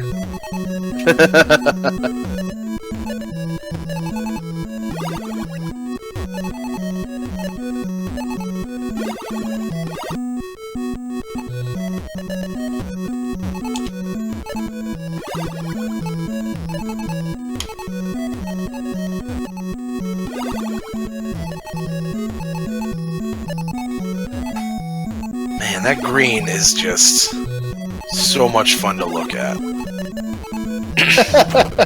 Like watching a Game Boy. Oh, that's a huge misplaced there for Zarnax. That's going to close him out at 15 lines. Looks like he's going to start back. He had a pretty decent lead too. He was up 15-8 when the line clears, but guess he bet it all on red there and it didn't pay off. Yeah, you may got a nice chance really, to. Yeah, well, the real thing was he had a line misplaced, but it looks like it may happen again. He did it again? Is he just looking for something ideal here? I guess maybe he. Oh, he started on level 10. Got a reset. Oh, and level 10 again. Zarnax on level 10. So yeah, it's a level 1 start. Yeah, he's still got on level 10. What is?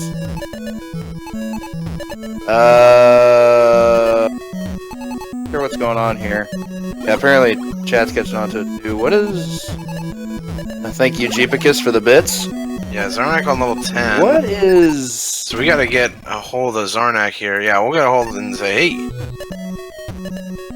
Piece is flowing a little fast there. A little bit.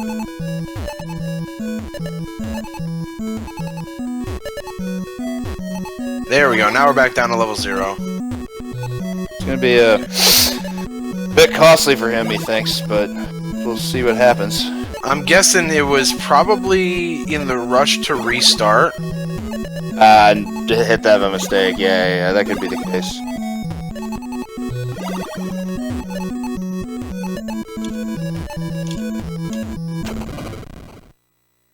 But yeah, now we'll see. Yeah, 38 lines. You may sit in comfortably.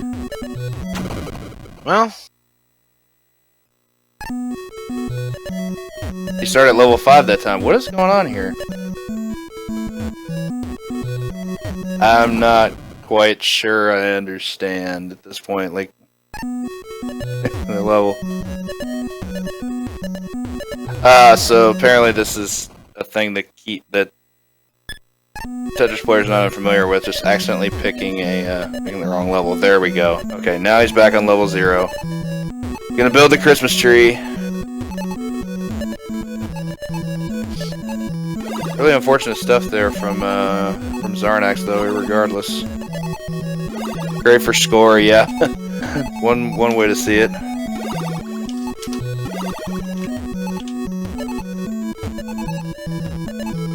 All right, back. Sowing the seeds of love. Man, 58 lines, but you make. Oh, okay. Oh wow! Oh no, Yume! Oh no! The 60-line death.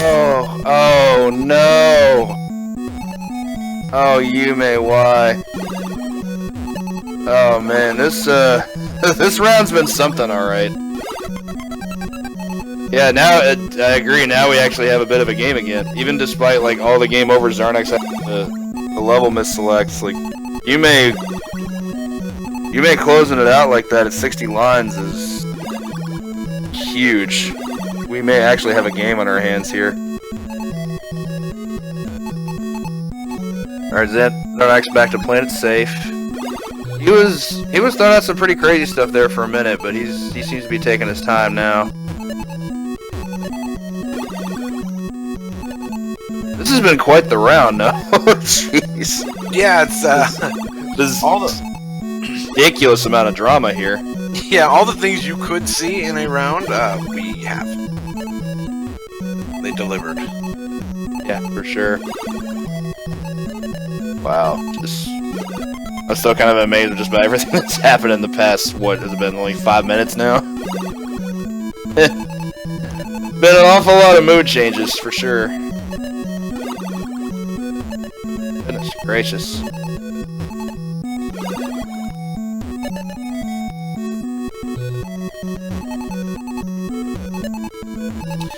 Yeah, 44-19. Yeah, ooh, get a weird block there. Uh-oh. Oh, goodness. Oh, my goodness. What was that again? Zarnax. Oh, my God. Oh, man. Well, this has already been the longest round so far today. And we're not even finished with the first game.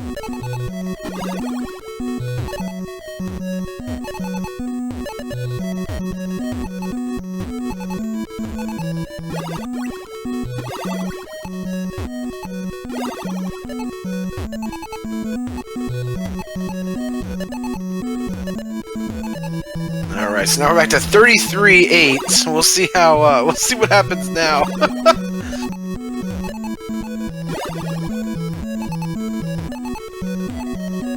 has been something else, man. Yeah, this is definitely the strangest round of Tetris we've had so far. Oh, it's easily. Easily.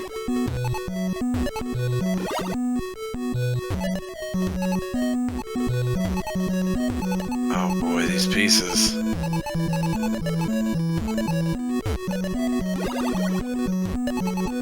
You're in Sherbert Land. Yume.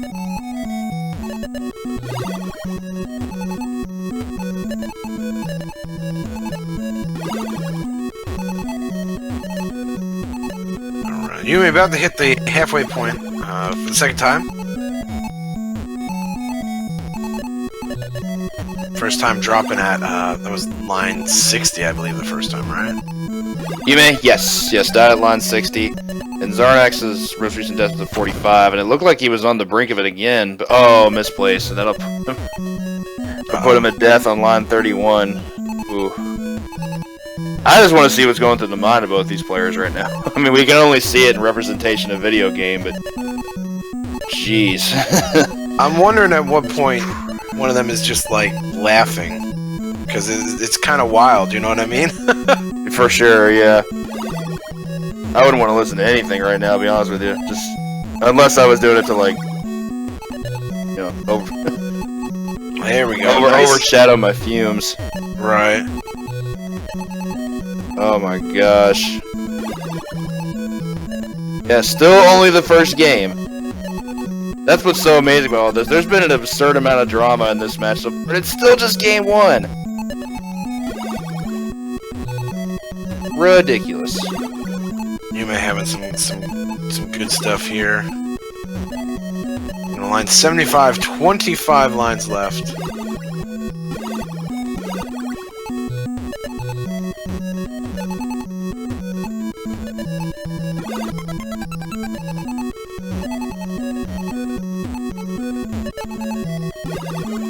Nice Slimmy Jimmy. 81. Yeah, 85. Yume has played it completely safe the rest of the way. He's only doing singleton line strats here, and I actually think that's the way to go. Because all he has to do is not die again, and he's got this.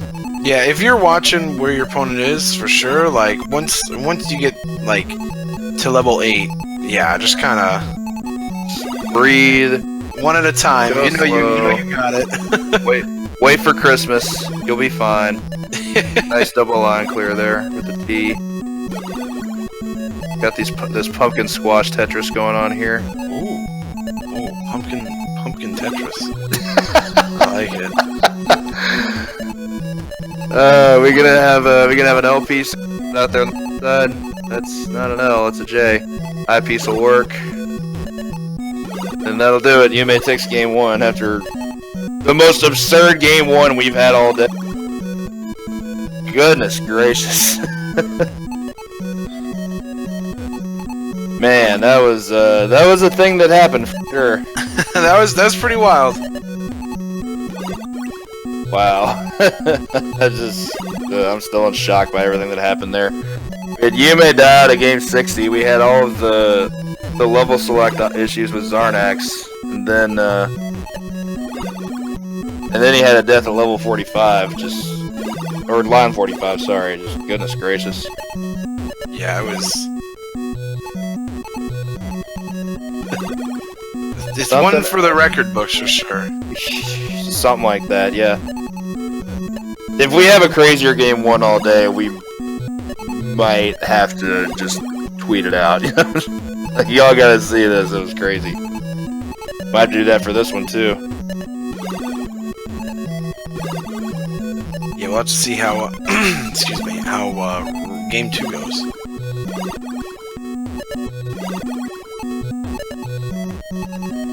Goodness. Goodness.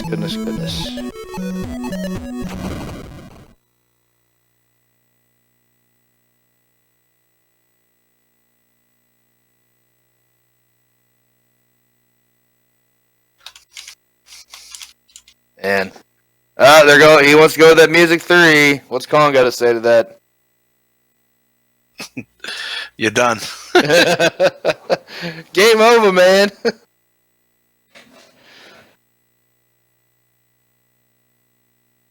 Gotta hop in the DeLorean and get the hell out of my time. It ain't gonna work.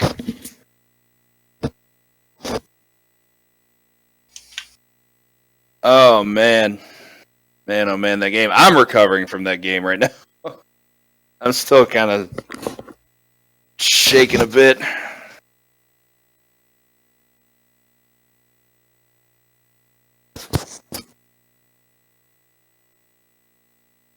Yeah, well, that was.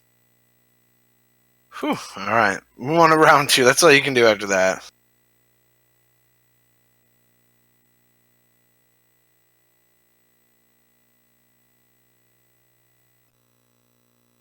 Wow. Whew. Someone tells Zarnax to reset his timer.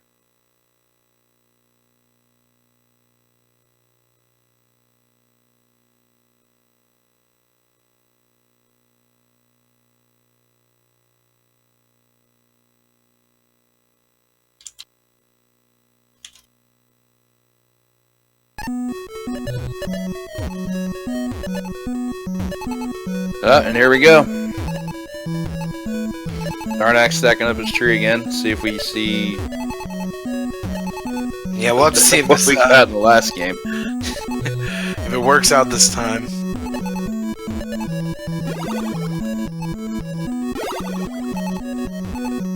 That's the real kicker, I suppose. You should have a point. One thing you notice here, though, the tree is a lot lower. Yeah, Definitely that's a started good point. Yeah, the flat part is. He started at about 40% of the way up, as opposed to just strictly halfway up. Yeah. He's having weird holes, though. dropping the square. Oh, I didn't know what to do with that J piece there. Granted, I wouldn't have either. Nice double line clear there to go move on to the Peacoat Green. Another double line clear off an eye piece. Darnax is getting them now.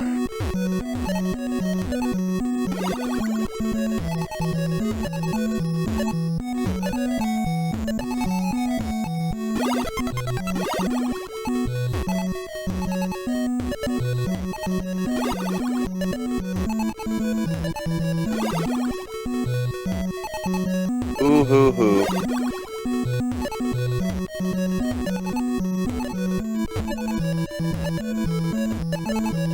Oh wow, I'm just kind of mesmerized right now. He's stacking back up to the top again, super hard. Like he's putting it all on the line here. He hasn't really had any missed places except until that. Oh wait, he might be in there. Died out line 28. That's unfortunate. Gonna give Yume a pretty big lead here. Checking, yeah, level 0. Just wanted to see, make sure it started right this time. Oh yeah, for sure. Oh show.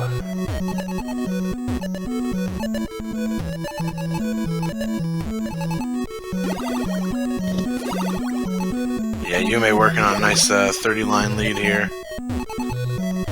He's with after that death, Zarnax is quite a bit behind. Zarnax playing fast where they could catch up, but this approach from Yume seems to work. Just, hey, place a piece, get it going, you know? Yeah, exactly. The kind of hurried, rushed approach that Zarnax taken has kind of been the downfall. Really hoping for a Slimmy Jimmy. Okay. Gets it when it's...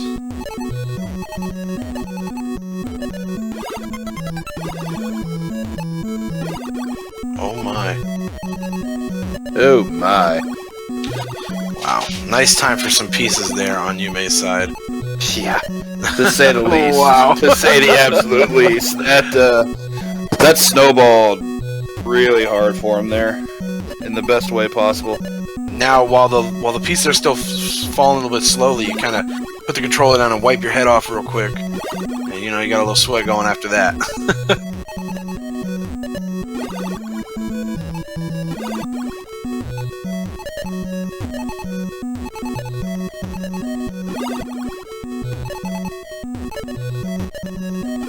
Goodness.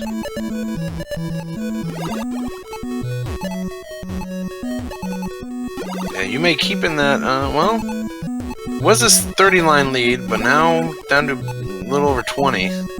Zarnax came back pretty well there for the last 20 seconds or so, for sure.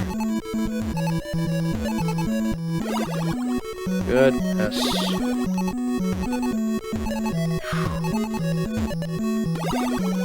Oh wow, 2 lines in a row. Really needing that skinny piece, and For sure.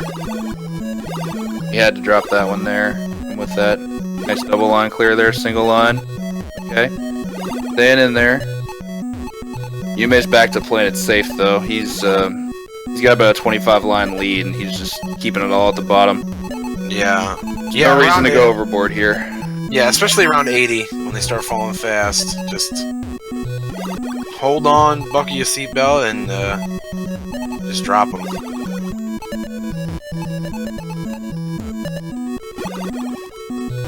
Oh, I don't like that stack of the the L piece like that on the side there.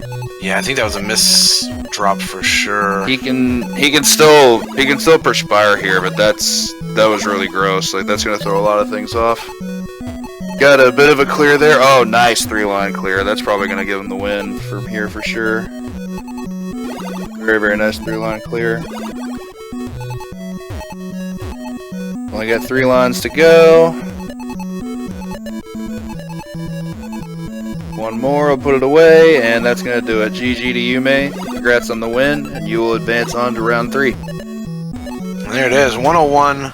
Yeah, to face Cananophone. And Yume actually, he actually beat a higher seed here. He was seed 12 going into this round. Zarnax was seed 5. PB difference was about substantial amount. Zarnax was one of the 8 players I was talking about earlier who had a sub to face 430. Cananophone. So shout outs to him. He had a 420. And Yume actually, he actually beat a higher seed here. He was seed 12 going into this round. Zarnax was very, very well seed 5. Yume. Good stuff. Great, PB difference for both players. Yeah, and that's where you see kind of the different strategies, you know, kind of that slow and steady wins the race, you know? Claris with the real questions in chat here. Do you lose if you go over to gift 100? Yeah, you have to hit 100 on the dot. Yeah, that's it. If you don't have 100 lines, you're out. You ate first or last, yada yada.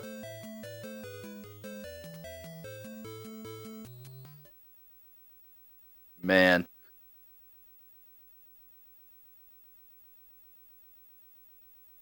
That was wild for sure. Game 2 was a bit less dramatic, but that was definitely something.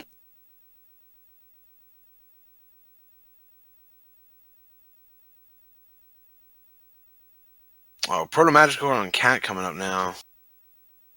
Yeah. Good match right here for sure. This is going to be something else. And Proto's a bit more of a notable Tetris player, being that she's played so much Tetris Grandmaster, but Kat's definitely she definitely has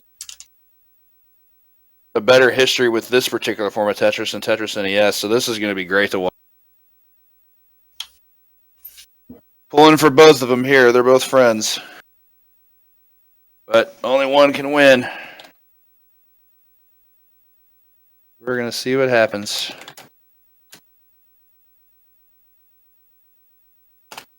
Both excellent Tetris players, but yeah, we got the first 4 matches of the round of 16 done. So we got 4 more people moving on to top 8 here. Yep, halfway out of round 2. Winner of this is going to play the winner of looks to be 7th and 10th seed, which we'll get to here in just a second because now we got game 1 underway. Proto's going to staircase it again, it looks like. Haven't got to see Kat play yet today. I don't know if she meant to do that wedge there at the bottom, but maybe she did. We'll see. Looks like she's going for some early single line clears. She may have had a different strat in mind, but again, I don't know. Either she meant to do that wedge at the bottom, or she made a mistake and she's having to force herself to adapt. Looks like she's also going to try and go for staircase, though. Nice Tetris there. Actually, she looks like she's keeping it low. Maybe she's not going to staircase it like Proto is. Proto's definitely behind on the overall line numbers, but of course, as we see with any staircase strat, she's setting up for something huge. Nice back-to-back line clears there, a 3 then a 1. It's a Tetris, and now she's catching back up, 12 to 14. As classic Tetris would go, she's going to have a lot more to work with here over time, so any long piece can be a substantial lead for her here. I gotta hand it to Kat though. The thing about I'm watching Kat's screen. The thing I gotta hand it to her, she's just playing so quickly. Like she's getting her piece drops are just happening so fast. Like she knows exactly where they need to go, and she's putting them there a lot faster than most other players I've seen today. Hey guys, am I coming in? Very accelerated. Ro! Hey, what's up, bro? Hey, what's up, El Rock? Kong? What is up? We're doing, man. Just knocking on wood. Kong would have me do. I got you.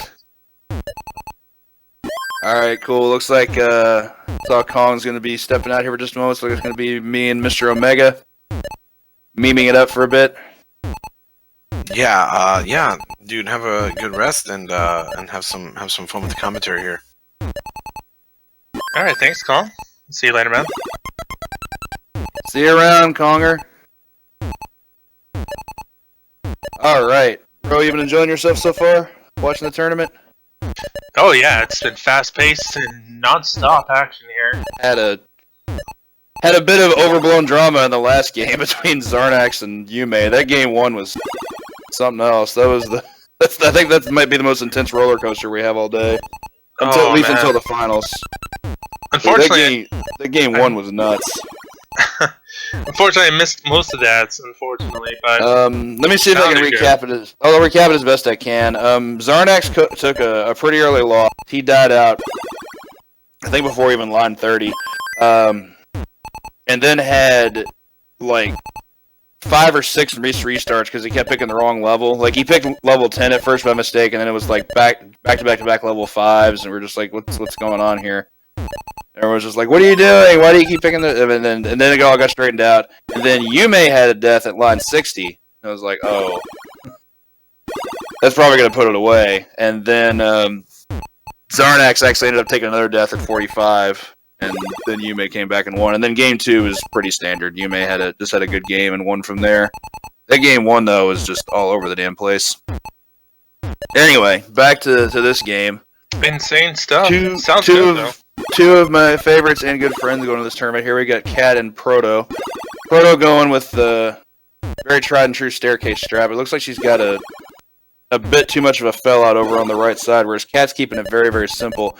Cat is probably playing, aside from maybe Drone, she's playing it faster than probably any player I've seen today. Like as soon as the piece is there, she's just very quickly putting it exactly where it needs to go. Like she's very much speedrunning this game right now, which I know it's obviously a formality to say that, but a lot of players aren't making the piece drops as quickly as she is today. That's what that can only really be taught by experience. Yeah, I know that Proto is more experienced with the other Tetris, Proto I would say is more Grandmaster experienced guy. with Tetris as a franchise, but yeah, she primarily plays TGM, where Cat is NES Tetris. And unfortunately, Proto takes a death there at line 70. Oh, Cat being at level 9 already, I think that's going to probably make it a formality from here. very rough there for Proto. Yeah, it's a major unfortunacy there. Cat's going to keep it very simple. She's got it down to just a couple lines of a foundation. She's just going to make some single lines clear to close it out because there's no reason not to play it safe at this point. And she should finish that with no problem. She's very consistent. That's what I noticed about Cat. Yeah, Cat's consistency is silly, and she's the number 2 seed for a reason. That'll do it for Cat. She closes that at the 101 at... I think the actual time of the 100 line clear was around like a 508 or a 509. Pretty good time so far today. I think the best we've seen. I know Drone finished with like back-to-back 427s. So those are looking like the times to beat. Well done, Cat, and GG to her. GG to Proto as well. We're moving on to game 2. Cat 1 game ahead.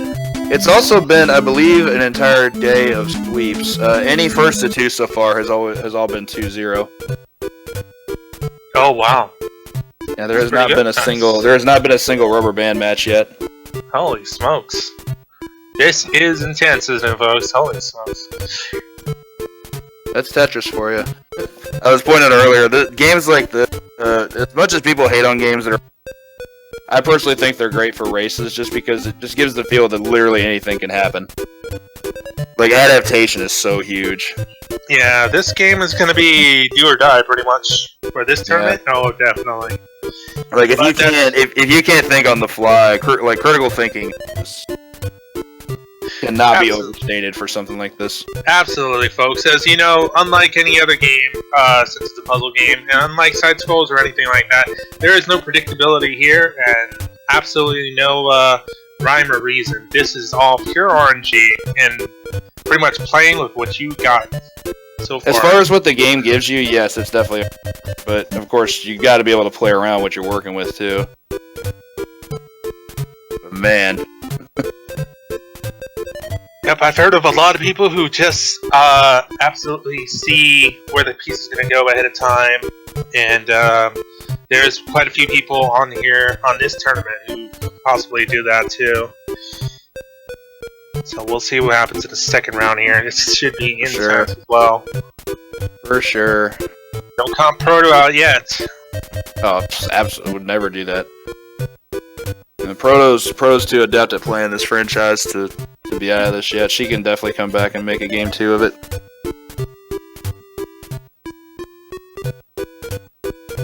Ooh.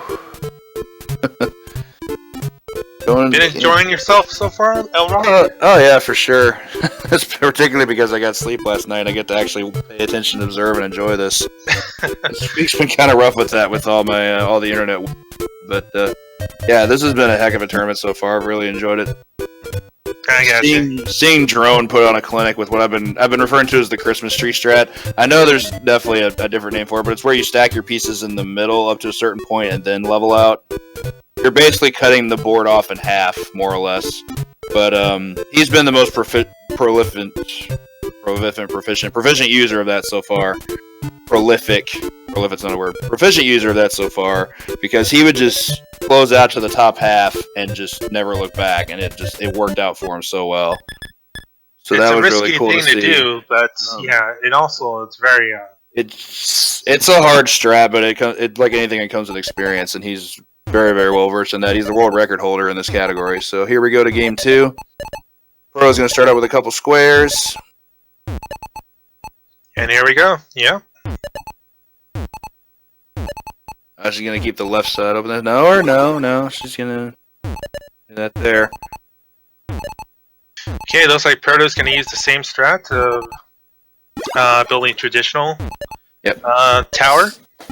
Well, even in chat I heard it's referred to as just staircasing, and that's what I've been calling it. We just basically make like stairs send to the left or right.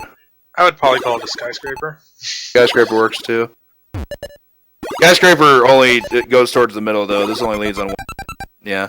Oh, do not like that piece placement there for Proto. There's like a section in there for a Z piece should go, and probably that had to be a misplace. If she can clear that out there, though, on the right side, she'll have a bit more to work with. That's much better. And it looks like, unfortunately, Cat's getting to the squares. She's definitely got a lead, but it's like you said, she's consistent. Her piece placement is just so quick, and absolutely. And look at that, she eliminated most of the squares she's got. Good stuff there from Cat. Looks like Proto's tower's going up.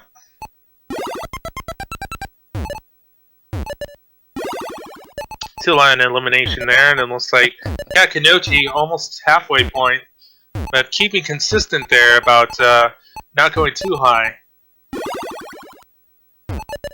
Shoutouts also to Too Good for posting that straw poll, because now there's a straw poll for what the best music is. Tetris. Quite a bit of discussion about that today. That is true. That's been constantly debated. I'm personally of the lengths variety. I prefer no music because I'm that guy, I guess. It's always the second one for me. Oh no, I'm sorry, the third one, the most calming one. When I played on Game Boy, I always played music too, just because I just like it when it's like really fast and accelerated and keeps you motivated. Well, I haven't played Game Boy Tetris in a minute. Funny story. I remember I got a Game Boy for Christmas when I was 7, I think. Tetris was the only game I had. They had Tetris, and I'm pretty sure my mom played it more than I did. Until I got more games, then it balanced out quite a bit. Yeah, it looks like these two are pretty close right now. Actually, almost similar in lines. Yeah, they were almost one for one. Advanced, but she's been farther ahead than 5 lines this game. But until now it's looking a bit more leveled out. It's like maybe a 4-line difference now. It looks like Proto's going to try to keep her lines under control, not going too high with the tower. Good stuff there. Oh, a lot of squares there, a lot of blocks. Probably one of the most hated pieces in Tetris history, next to the Z block. Z block's pretty. It's pretty limited in its application, that's for sure. Definitely. It looks like nice moves there by Proto. Look at this. This is Oh, eyepiece unbelievable. there. These two are pretty much the same height. This is highly competitive right here. Oh yeah, you can tell they both want to win. There's no doubt about that. Cat benches onto level 6. She's got a bit of a lead, but with one strong play, Proto can definitely take a lead here. With like if she could get to a point where she could manage a Tetris, she would be able to pull it out. But like an eyepiece here would probably put her in a much better place. That was a good 3-line clear there. That's a good Nice. start. Both on level 6 here, and neither one giving up. And oh wow, Well, that's looking a bit more Tetris leveled there. out. Almost Tetris for Proto. Proto having a bit smaller of a stack. She may have less of a chance of a comeback here. Good back to back there though. Good 6-line clear on those 2 plays. And boom, Tetris. Nice there for Proto. Going on to level 7, catching up to Cat.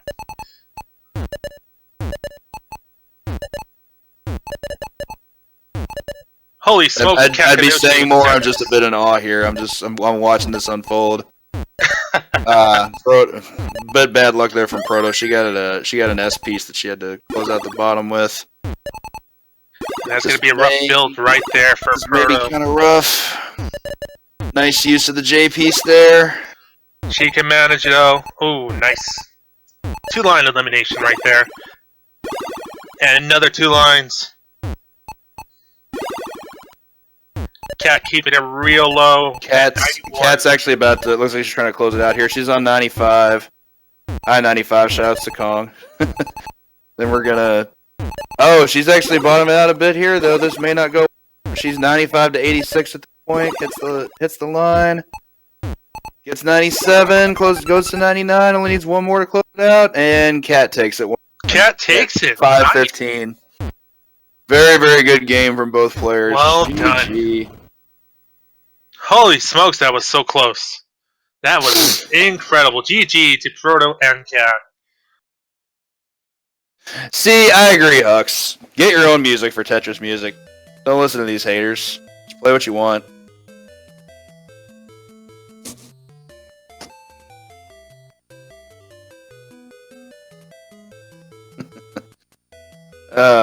Great game to Cat Kunoichi there. Gonna advance to round 3 to play the winner of our next match in our seeds of 7 and 10. NGRTA and RGL Zone.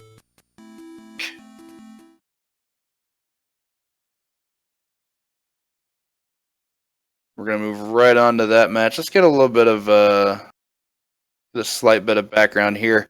Trying to see what kind of times we're working with in both players. Oh, that was loud. NG is working with a 439 PB. That's a very, very good time. Yogi's got a 449. Only 10-second PB difference. That's probably this is on paper going to be the closest match we've had outside of Panzer Dave, which was an incredibly close match. Probably my favorite match of the day so far. I'm sorry, I never heard of this Yogi guys. You knew? He's run a couple games. I've seen him mostly running things like, I don't know, he really hates Link to the Past, so I don't know. He may not go far in this business here.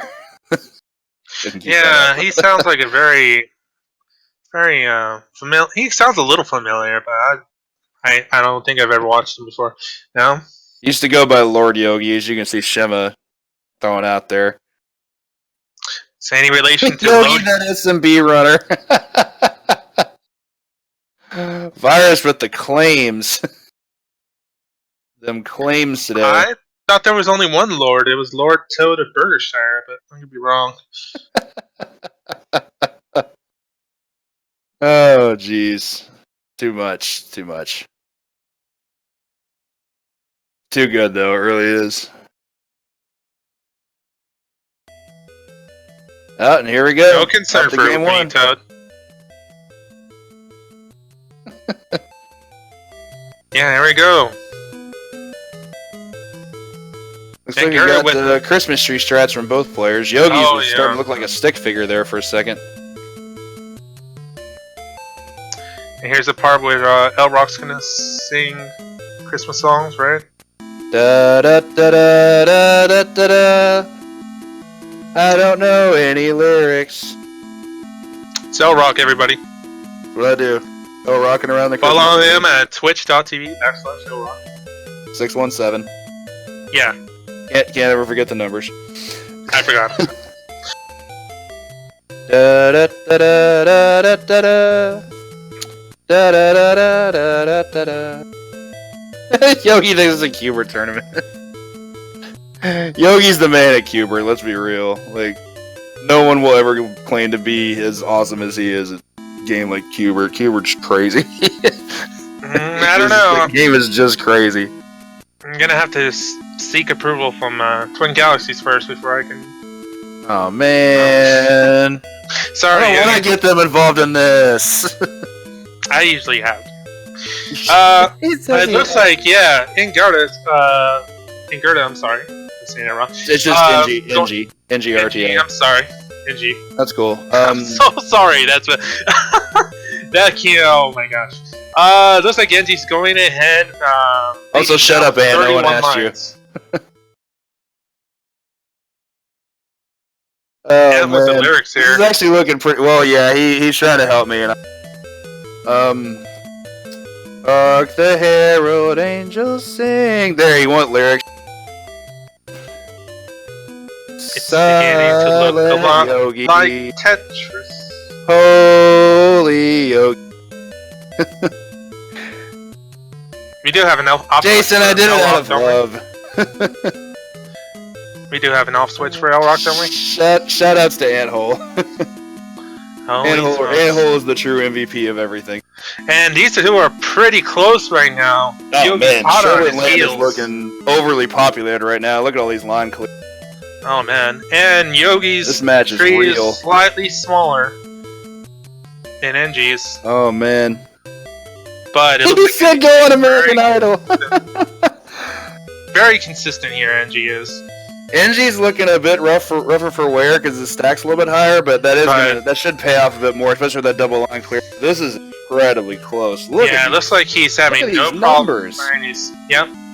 they've been like maybe 2 lines apart the entire way. Toad, This do you is have some something else. Toad, you have respect for Ernest, please. Hey, Ernest Saves Christmas. This is great. Toad likes to hate on movies. I don't know. No, Him and he- White Hat. what? Him and White Hat. Remember, everybody, Ro doesn't meme. Anyway, I so don't meme. NG has actually gotten a bit more of a substantial lead now. It's got about a 7-line lead here. Looking a bit more in his favor. See if Yogi can mount a comeback here. He's going to have some really fast piece placement to have a chance yeah. here. Yogi with some rough pieces right here. It looks like he'll eventually cut off these lines here, but NG's already going on to 80 lines. Yogi will come back though. He's cleared a good portion where he can put some more pieces, clear some more lines, but it's really up to whatever pieces he gets next.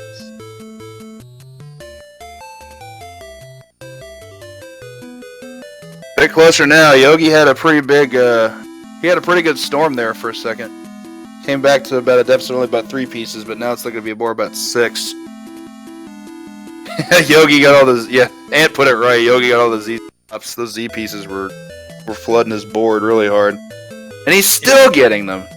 These two are almost pretty close, except NG's about to hit the 90s.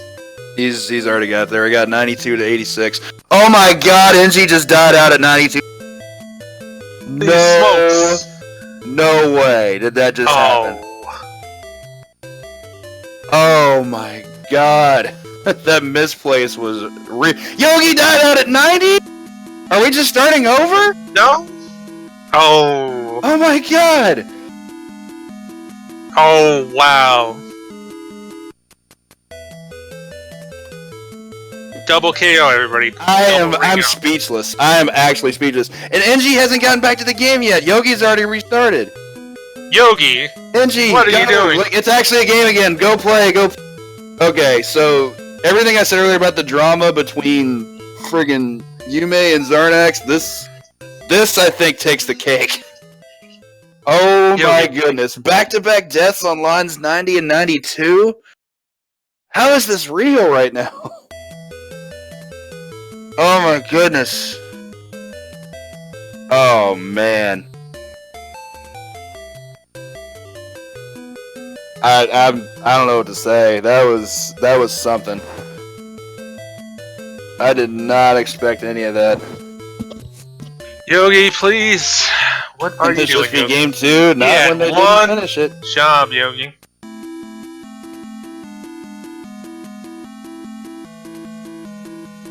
Don't give up, Yogi.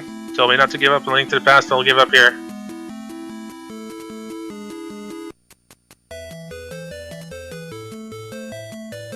There's one thing I know about Yogi is that he's a very persistent guy. He didn't stop until he did get a Solomon's Key run in, and he did eventually.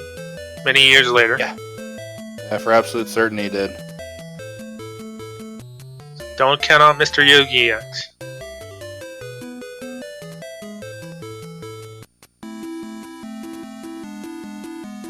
And Yogi actually leading this time. 30 lines. Although, yeah, there you go. He's got to start eliminating some lines here. And there he is. Holy right there. crap, dude. Now he's on a roll. Can't believe Almost going this. into the 40s. That was pretty intense, though. That's at 90 and 92. I just can't. It was a lot to deal with. It was a lot to deal with. You know, the 90s can be very rough. You can just, you know... It's where you do or die. It's right there in the 90s. And it looks like Yogi has a question mark on the bottom of his tree. Very fitting.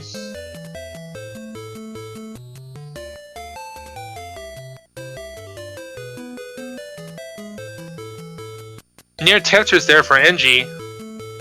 Looks like he's doing very well on his tree.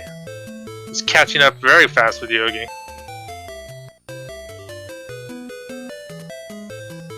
Actually got a very close game here once again. Unsurprising after what happened the first attempt from both players. Just Ooh, Yogi having a little bit of rough time there. His tree. More looking like a very uncut after Christmas tree. You know, when it goes out of control. Yeah. Actually, no, that may have been intentional. I thought for a second that looked like a misplace, but it was a little too slow to be a misplace. Yeah, Plus, a lot of gaps there. he benefited a lot from the immediate follow-up. Wow. Some good elimination right there. And it looks like Yogi's going to be right back onto NG's tail.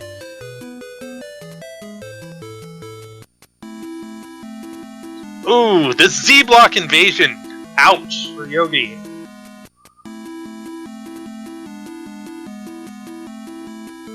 Apparently, Yogi's favorite band is most certainly ZZ Top. Goodness gracious.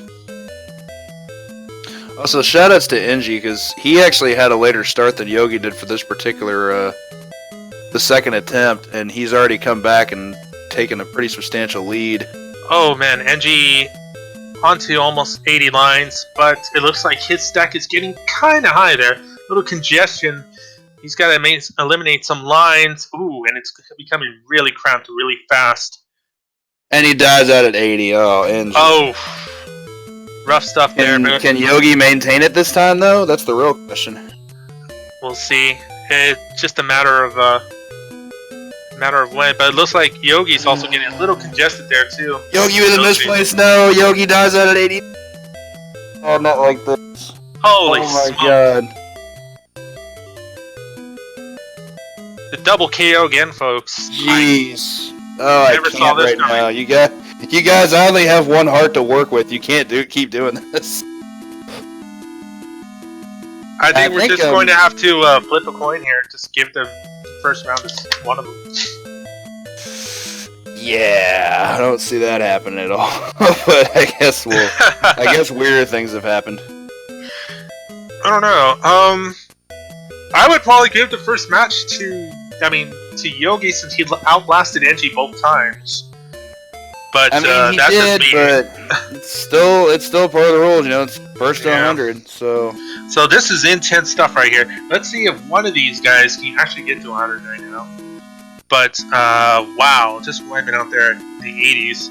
You see, that's the thing about Tetris is that no matter how far you go, some things could just happen, and a bad placement, anything like that. It could be the 70s or 60s, and you could just completely wipe out there. man, Back-to-back double deaths. Just crazy. Crazy stuff. It's like, oh, NG there, already getting congested, getting near the top. He's going to have to eliminate some lines to make room. Some breathing room right there. It looks like he is. Nicely done. Some good pieces he got right there.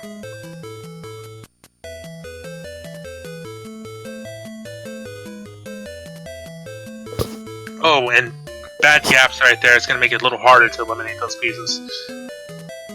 Oh, nice. It's recovery right there. It looks like Yogi's lost his tree.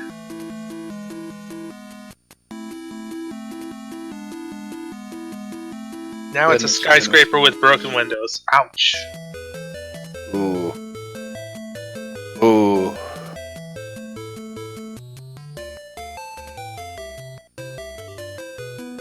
Anji's still maintaining his tree. Yogi trying to kill off this skyscraper here, but it's going to be a harder, easier said than done.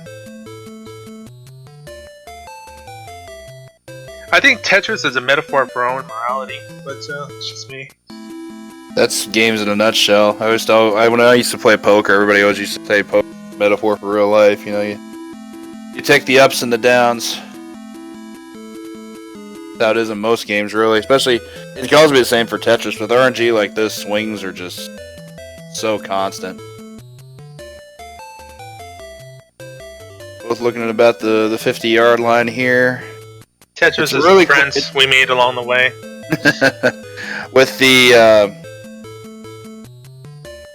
with it being so close, I really don't like NG keeping his stack this high. He's leaving himself at a risk again.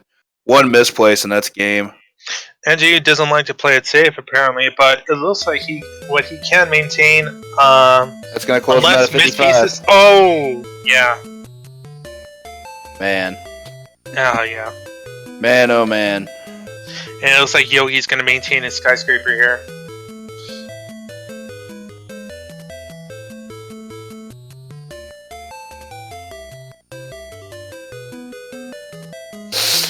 Whew. Will we see a finish? We don't know yet. It's kind of be complicated. Yeah. But we'll see what happens here. It looks like Yogi's going to keep going on with this skyscraper. Building strat right here, rather than tree. It might work out for him better, but we'll see. Because it looks like MG, he's going to keep going, and as long as he doesn't have any more misplacements further on with his pieces, he can probably exceed 80s, 90s, and go right into the 100 lines.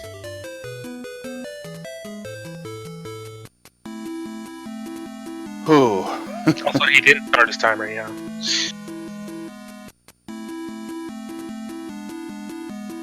Still trying to recover. Man, this game has been just insane.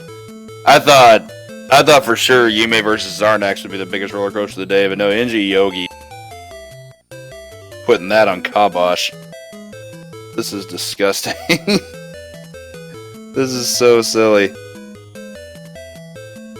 Look at that, Yogi already on to 87 lines.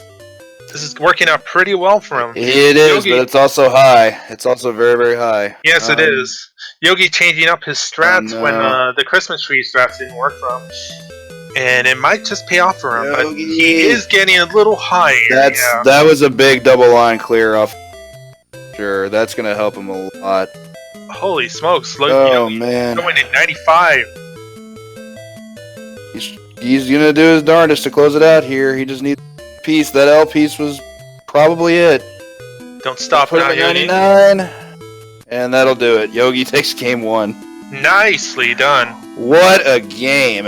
What a match. What in the... Yep, we did it, Yogi.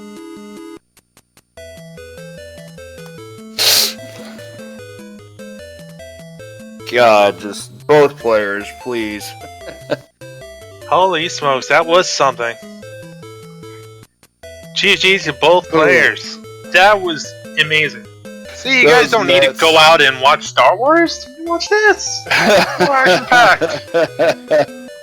Like holy smokes. Sure. Never gonna see anything like that again. This is the Evo of Tetris right here. Oh man. We're gonna have Evo moment number 37 coming up in the second round. Watch. Evo moment wait. 37 in Tetris. Absolutely. Just you wait. Just you wait, L-Rock. I'm gonna get you on this one. Everybody gonna get me on this one. It's obvious. Rare footage of Yogi actually angry. Doesn't seem angry to me.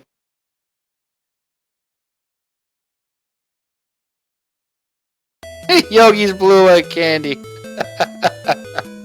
If Yogi can survive Denji Crawl Stone Soup, he can survive this.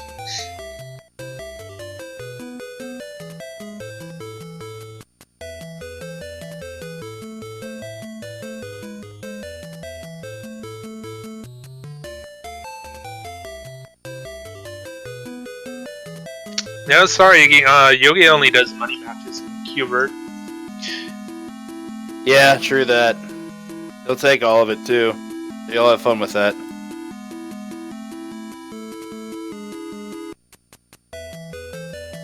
Or is that Yogi the punk? Completely different guy. Yogi the drunk. The third incarnation.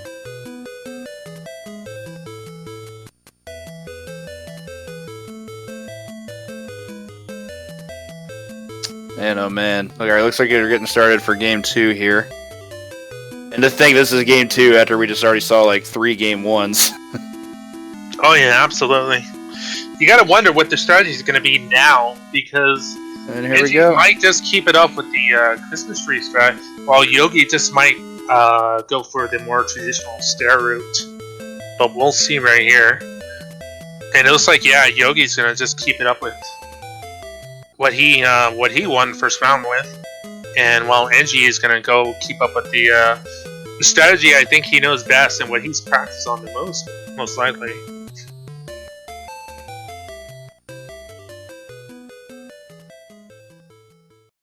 Oh, Yogi with the big stack in the middle right now. Look at this. That is a lot of cube pieces. Yeah, he did get a lot of squares, that's for sure. Kind of gross. Good elimination right there, but just not really enough to keep this down. So Yogi's off to a really rough start because that really escalated fast.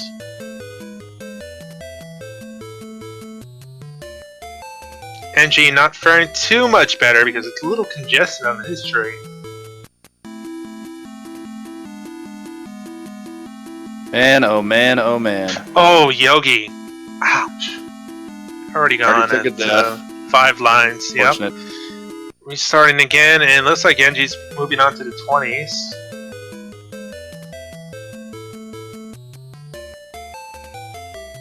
Three Tetris. Oh, Kavik.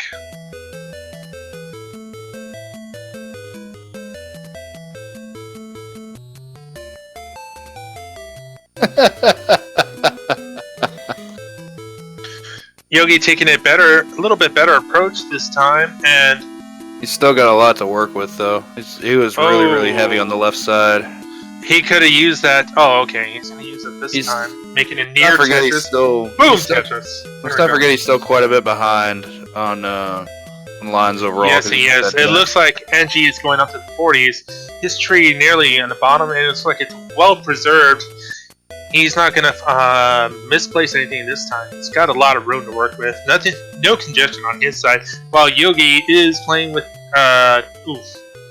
almost near the top of the screen there.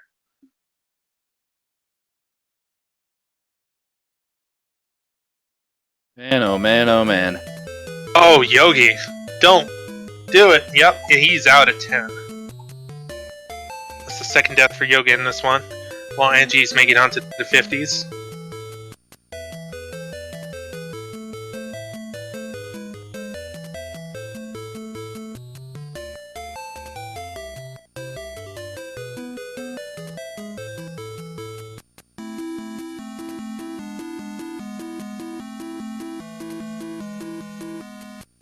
Ooh.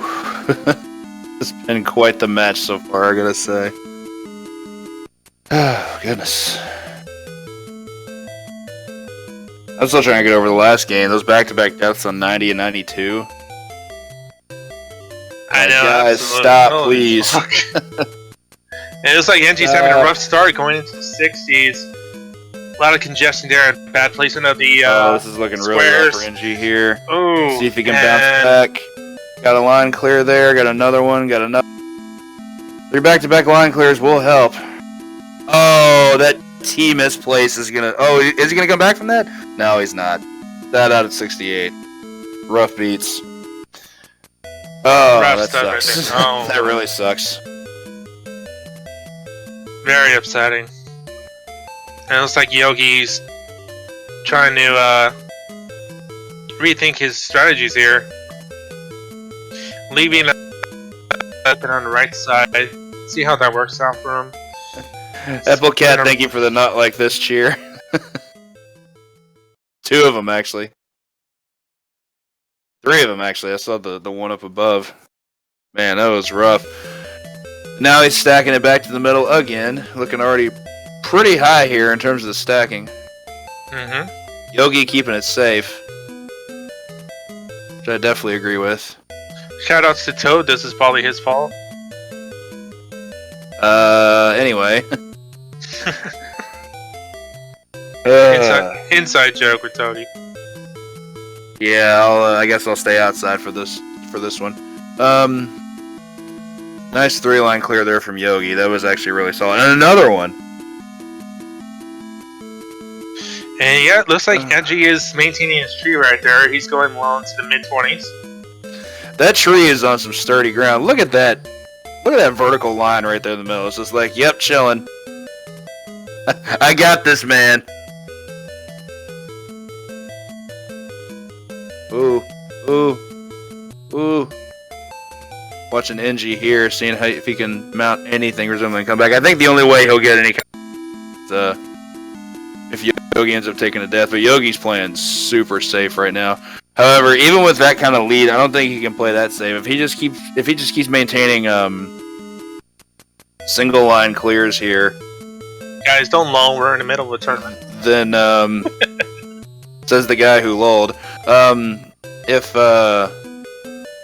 If Yogi only maintains single line clears here, then NG can definitely make a comeback from that. Yeah, it looks like Yogi changed his strategy up again. Looks like he's playing the more traditional, I guess.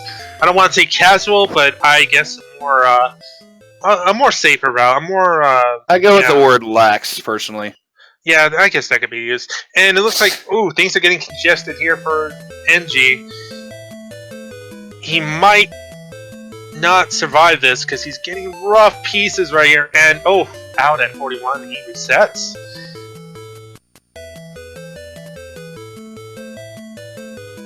Yogi, well into his 70s now.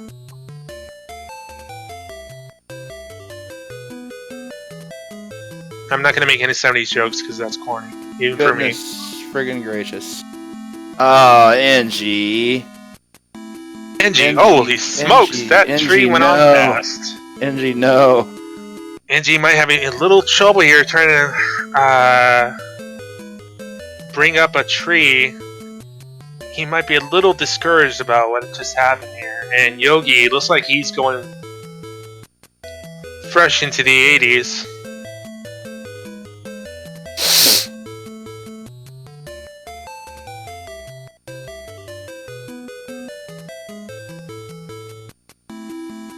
Man. Man, oh man. And NG again with elimination.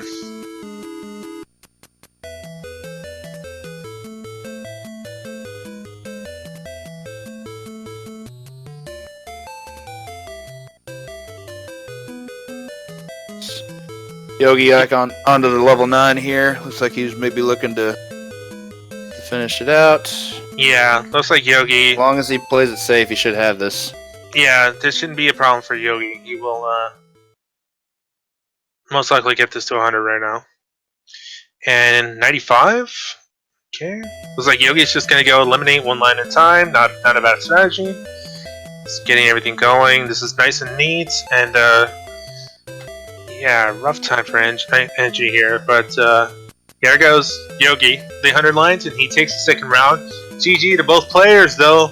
Yeah, That very, very good game. Man, that is probably the best round I've seen this season. It's the closest match we've had Holy so far today, for sure. Wow. Especially game 1, but that game 2 had some roller coaster build to it as well. But yeah, Yogi, even after the first game over, Yogi managed to stay in there. Yeah, and Yogi will go into the next one. The next match there with the Kakanuchi into the quarterfinals. But, oh man, NG, I don't know, NG might have been a little discouraged by those deaths there, and I guess he just things happen. He also made some, but I mean, some people wouldn't think so. But he made what I thought were some questionable plays. Like I like the Christmas tree strat, but he was keeping his stacks a little too high. Like it's like you said, he was taking a lot of risks that just didn't pay off. He did have a couple of misplaces, but that's part of the risk that you take when your screen gets that high. Like the amount of time you have to react becomes that much smaller. I think both players was having a bit of a problem with pieces. The RNG was pretty bad this round. Like, for example, Yogi got a whole bunch of Z's blocks, and early on he was getting a lot of Q blocks there, and it was going pretty rough for them. So misplacements do happen, especially when you're going near the top so close. And yeah, unfortunately. But good for Yogi, who roughed it out to get to 100 lines for both times.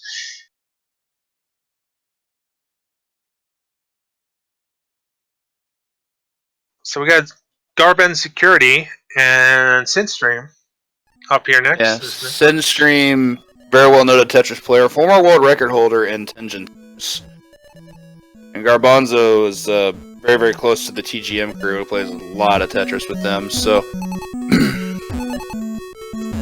got an awful lot of experience here. Get this started underway. Now Garbanzo, much like the other TGM players today we've had in Proto and Hex, utilizes the staircase strat quite a bit. Where Sin is a bit more familiar with NES Tetris, and it looks like he's going to do his best to keep us consistent. I think we're going to see a lot of cat-style play here, especially with what happens with how fast he's going to be placing his pieces. Yeah, it looks like I don't know if anybody else is going to use any more Christmas tree strats later on in the tournament, but it looks like the most safer and most progressive go is with the traditional staircase that you were saying. Because it looks like Sin and Garben are using that, and they're both pretty much neck and neck right now.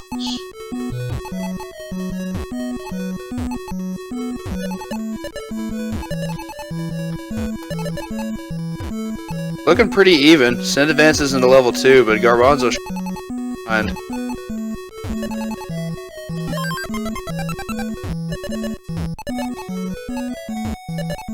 Yeah, Sin going ahead, a little bit ahead into 20s. Both maintaining their... do not have an answer for that, Reg. We generally, so far, all of our ONOTs have been NES, so if it happens, it probably won't be any time in the near future, but never say never. If there's a chance, we'll do a one-night only tournament of Game Boy Tetris, and all of our ONOTs so far. But all of our ONOTs so far have been NES, so I wouldn't hold breath on it too soon. I'm not gonna say much, but to me, if it were up to me, I'd go. I mean, I don't pick this kind of stuff, but honestly, to me, the two versions are just so similar. Like, there's really not that much of a difference between the two, to where like having the two tournaments be separate would be like a huge deal. Yeah, hello. They're pretty similar. Hello, hello. Who do we have? We have me, myself, and Toad. This is Toad Don. Never heard of this. How's it going, Don? It's going well. Just enjoying this Tetris tournament. Dude, it's so good. That Garbots in stream. Freaking crazy. That match was so nuts. How you doing, Tony? I'm doing wonderful. Like I said, I'm watching this wonderful tournament going on here. It is pretty even so far. Looks like Synstream is taking a a bit of a lead and has a better setup right now, but we'll see what happens here. This match is pretty similar to how Cat's match against Proto could go. You have a TGM veteran versus an NES Tetris veteran, and I think those make for some great matchups. Because the TGM players are much more, they're a lot more used to, much more accelerated play, but they also have experience at a higher level of Tetris, but not necessarily at this level. Sometimes you gotta downplay it a bit. Certainly nothing wrong with that. And the players who are used to doing that are probably gonna have better times. Like, look at what Sin's doing here. Looks like what I saw with Cat. Cat's piece placement was so quick. Like, she was just snapping them off. Like, here, and Sin very much falls in that same line. Yeah, because even though they're different games, the base mechanics are the same. Dropping pieces in the right spot. It's just that they play very differently with that. Very true. And experience does speak volumes when coming to Tetris. There are many different versions of the Tetris, but the more experience you have with the puzzle and the quick play is always the better. It takes years to get extremely good at Tetris. I also love watching the different strats play. I like watching like tree strats versus staircase strats is always fun. Yeah, what are your thoughts on the last match, Tony, with the Yogi Monk and Engie? Yogi and Engie. It was a great match, just like this current one is going to be. This game one is something. We've got a bit of a lead for Sin, but Garbanzo has a lot more blocks to work with. So yeah, Sin has played very cleanly here. With proper block placement and RNG, Garbanzo definitely back here. But we've got Sin in the final level. All he's got to do is play it safe and do some single line clears, and he might even sub-5 this. We haven't had a lot of those today. Only 8 more lines to go. Looking pretty good. Overall, yeah, he's going to take it. I was more curious about the sub-5 thing, but that doesn't look like it's going to happen anymore. He needs 5 lines and the second ad, not there. If you look at the statistics there on the website, a lot of people don't look, but it looks like Sin might have been helped by all those L blocks that he got. It looks like he got about 10, 11 more than Garbons did. And that's going to do it for Sin. Closes it out on her lines. Yep. GG to both players. Congratulations, Sin. And that'll finish that for game one. Everybody, I'm going to go ahead and hop off here. And I will catch you all next time. Alright, later. Thanks again, man. Have a good one, Rock. Thank you. I will do my best. Congratulations to Sin for taking round 1 again. Very, very clean match, clean round there for him. He just made almost 0 mistakes. Yeah, well done.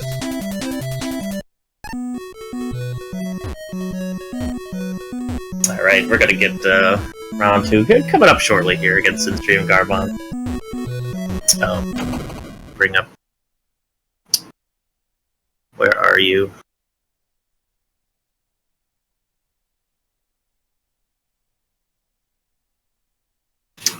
My mistake. 1 second here. So, Ro, how have you enjoyed the Tetris tournament so far? What's yeah. what do you think's gonna come out on top? I came in about an hour ago, but I've been enjoying everything so far. I can't actually answer that because I just think that it could be anybody's games, Tony. Even though these are quite skilled players, anything could happen here. And yeah, there's probably quite a few people who thought Engie was going to take Yogi, judging by the first round there. But, anything could happen, Tony. So I can't exactly predict anything right now. You are correct. I know that's a lofty answer. But yeah, with Tetris, anything can happen. Oh yeah, this is our number 5th seed versus our 14th seed. So Garbon's gonna try to make the ultimate comeback here, knock off somebody ranked higher. Sin looking for another clean round to move on, and he's either gonna face Justin or Iggy. We're gonna play next, but right now we got our second game underway here. Sin Stream. Garbon's. What was that? Garbon's Security? Hope I'm saying that right. They are going. Yeah. They're both going for a pretty standard build strat here. No, we're not building up any for the tree formation to save a little bit of time, but yeah, I'm not sure if anybody's gonna try that strat again in this tournament, but it seems like it's a pretty good strat and you can get it off. But if you're like very not really confident about it, then it might not want to be something you want to try. Well, of course. Definitely has to be a level of comfort if you're going to go for the pro strats to save a few seconds here and there. I think our top level players are pretty much going to stick, or maybe they'll, depending on their competitor, they might want to either take it a little easier or a little harder.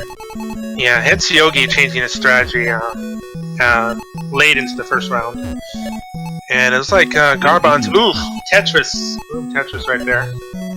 Some Tetris is coming on here. Sin looking to go into the 20s in a second here, just building out. Alright, we got our first 20 of the round. Solid leads here. Noted so far by the first round, neither one have been dangerously close to the top here, so we'll see what happens in this round. Yeah, they're both playing pretty safe, which is a good idea, especially after we've had so many rough losses. Yeah, the ideal thing would be one of you just keeping below the halfway mark, but we'll see. Oh, absolutely. Alright, looks like Sin's gonna come out in the 30s here, but Sin's getting a little congested there in the middle, while Garbon's is still a very clean overall build. But he might have to waver off a little bit a bit here, but it looks like he recovered just fine. Looking really clean, while Sin's not having a clean time. And Garbon's is catching up very quickly, and is taking the lead. Sin getting a bad case of C-blocks, and it looks like he had to make some little bit of chimney shafts on those towers right there. And yeah, that's just a rough thing right there for these players, is when they get the Z-blocks, and maybe 80% of the time they're not going to really have a spot for that. And, holy smokes though, it looks like Sin's having no problem making some line eliminations right here. Yeah, he's maintaining a little bit of a lead while trying to fix a little bit of a mess he's got going on here, while Garbon's is kind of just keeping the rhythm, keeping the stack, and he's continuing to get Tetrises over and over again, keeping it nice and square.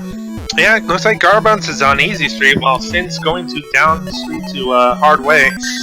And he's at the halfway point. Just easing back out of the danger zone right there. So let's see what happens here. Ready to go. 3 Tetrises in a row. Holy smokes. That is... Well done there for Garbon's. He could easily catch up, and he did. He did.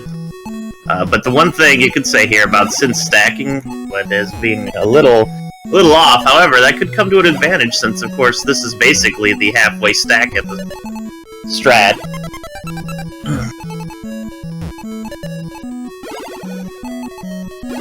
Nice 3 lines down, eliminating for Garbon's, and it looks like Sin catching way up ahead at 64 lines. And a nice Tetris there. Taking him ahead to 68, 69, 70. Alright, Sin is he's out of control. Does the lead, still doing well. Again, this is where the halfway build point is actually going to be advantageous for him, as it looks like he's leveled out, and now he's just coasting. Sin not shy to getting some single line eliminations, not wanting to bet everything on trying to get some Tetrises here. Very smart move to try to get whatever you can. Yeah, absolutely. But then again, we're having a little bit of trouble on Sin's side here at a very inopportune time when things are starting to speed up. This is really brutal right now. Well, that's gonna be it. Sin is going to crash out at 83 lines. Ouch! Oh wow! So the close. First death here in this match. Holy smokes! Unfortunate. This pretty much frees up, so if Garbon's can just continue the steady pace, he can take this one and force a game 3. Let's see what happens here. Yeah, you shouldn't have too much of a problem here. I don't know what happens with that Sin building right there, but he was getting a little too leaving a little too much pieces in rough spots, and not really having room for any unpredictable pieces. So yeah, a little too high. I mean, sometimes, especially when you're that high, if you just get the wrong pieces, well, the game can just be like, nope, you're done. No way out. Garbon's hitting the 90s here. Only needs 9 more to take game 2. Gets a Tetris. Oh. Nicely done. Garbon's going a little past the halfway point. Oh, sucks. Garbon's 95. But only needs 1 more line here. Just a matter of time. Yep. And there it is. 101 lines. Garbons takes games 2. Game. Yep. See? So it wasn't going to be 2 in a row. Anything can happen here in this tournament. Right. Sometimes you just get a little too cluttered up and, you know, things happen in Tetris. Pieces GG to both players here. It looks like they might want to rethink their strategy, especially Sin this time, Toady, because he might not want to go for... he might want to just go for thinking out some more better piece placements, because he won't want any gaps or anything like that, because that can easily stack up high to a very troubling tower, you know? Mm-hmm. Absolutely. I'm just babbling on, by the way. Yeah, dog. Perfectly rhymed. That was game 2 of 3. 1-1 now. Garbon's looking to make the comeback again. 14th seed Garbons versus number 5 Sin. These guys are very closely tied together. You know, they don't really go out way ahead of each other, except with the exception of the one death Sin had. Their strategies are pretty similar, so it could be anybody's round here. Absolutely. That's one great thing about Tetris. Like, your skill level, obviously the great ones can do things in this game that are mind-bending. You watch the Tetris, you know, TGM every 6 months or every year at GDQ. And I mean, this one may not be as flashy, but the same applies. It's crazy what you can do in the game at a high level. But even the highest level player can have mistakes, and one simple mistake can make everything come crashing down. So that makes the competition beautiful. It's an older 8-bit version, but don't count out Tetris because it gets pretty intense very quick.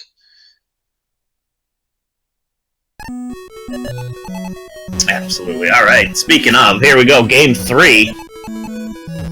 Game 3. Sin versus Garbon. Who will take it? Move on. All right. Looks like Sin's going for a different strategy here. Yeah. Just a standard sack. Oh, but keeping it low too. Didn't even bother to keep raising it. He saw an opportunity to get a clean 3 lines instead of going for the Tetris and just took it.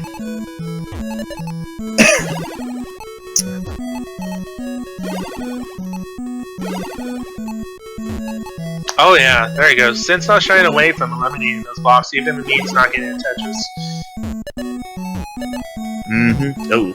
Those boom Tetrises aren't everything, you know? No, not at all. We're not going for any kind of score here. It's definitely just time-based, so getting a Tetris is just a nice way to clear out quickly more than a Playing score. Tetris based. for score. Concern for...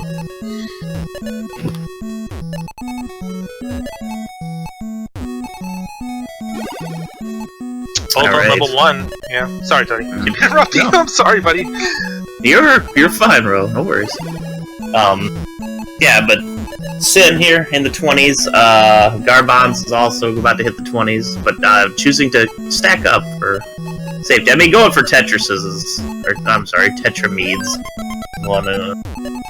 Is that the correctly? But yeah, going for the Tetris is ideal, I think, to keep a easy, clean board overall. But you really, we can't call it Tetri.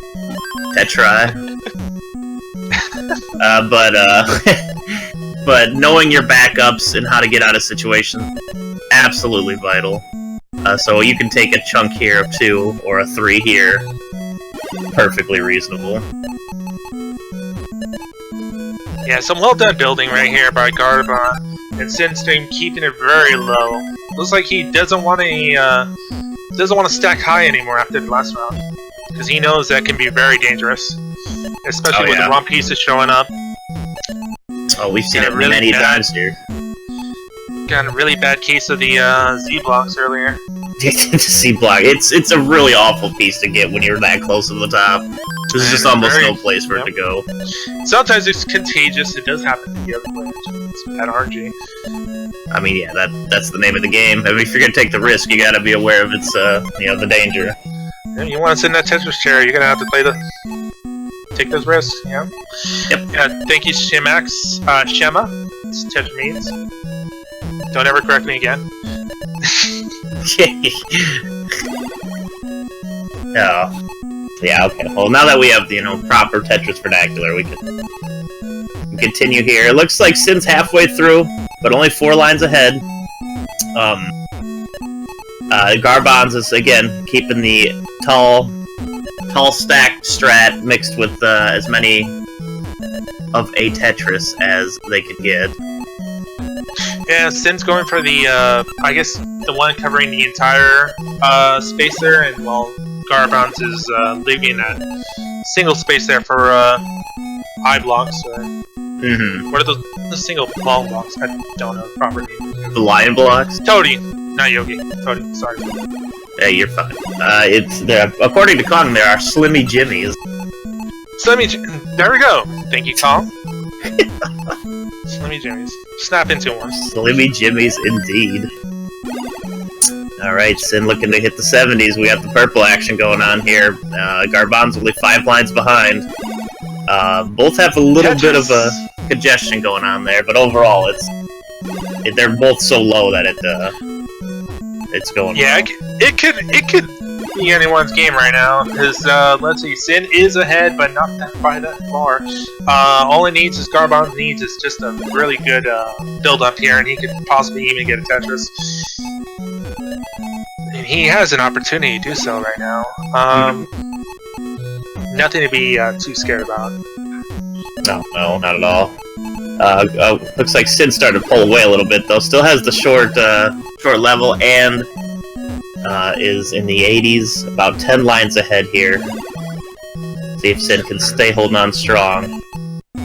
The positive thing about Sin's building is that he's not leaving any gaps. Now, unfortunately, Garbonz has a few gaps there, which might make it a little harder for some eliminations. But nonetheless, he is still working on getting rid of those lines as he is right now. Oh yeah, he could make a valiant comeback, but it looks like Sin, 5 lines away, now 3. Only 2 lines to go. Looks like it's going to be a victory for Sin. And there it is. Congratulations, Oh, wow. Sin. GG right there. That was a well-fought match. Very well fought. Absolutely, yeah. Sin just dashed his way through the 90s, and he got to 200. And it's not bad. Very good match. It was very close plays right there. GG to both of them. Yeah, that was great, excellent play right there by Sin. But Garbonz also doing very well. This is just a really good match overall. I like seeing the close matches like that.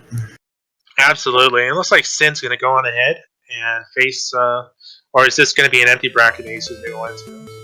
Alright, Sin is going ahead, and our next matchup going to be Justin Man versus Iggy. This will be our final round 2 matchup. Justin Man, the Zelda speedrunner, right? I believe so, yes. But yeah, this is a 6 seed versus an 11 seed, so it's a pretty close matchup overall. Not too high or low on this one. And of course, the winner is going to go on to face our previous winner, Sin, in the quarterfinals. It's been a lot of ups and downs today. That's the fun part of Tetris. We got a couple of the top seeds already getting knocked out because Tetris, well, it's just unpredictable. Absolutely, Toady. So we'll see how we go here. I haven't seen neither one of these players play yet, but I do know them. So I'm hoping it's going to be a very, very good match right here. I'm sure it'll be a great match. Justin Man, very good Tetris player. I mean, Zelda player. I'm sorry. Zelda player, by the way. Yeah, don't ever knock experience from other games too. Transferring to Tetris, a lot of hand-eye coordination goes into speedrunning as is.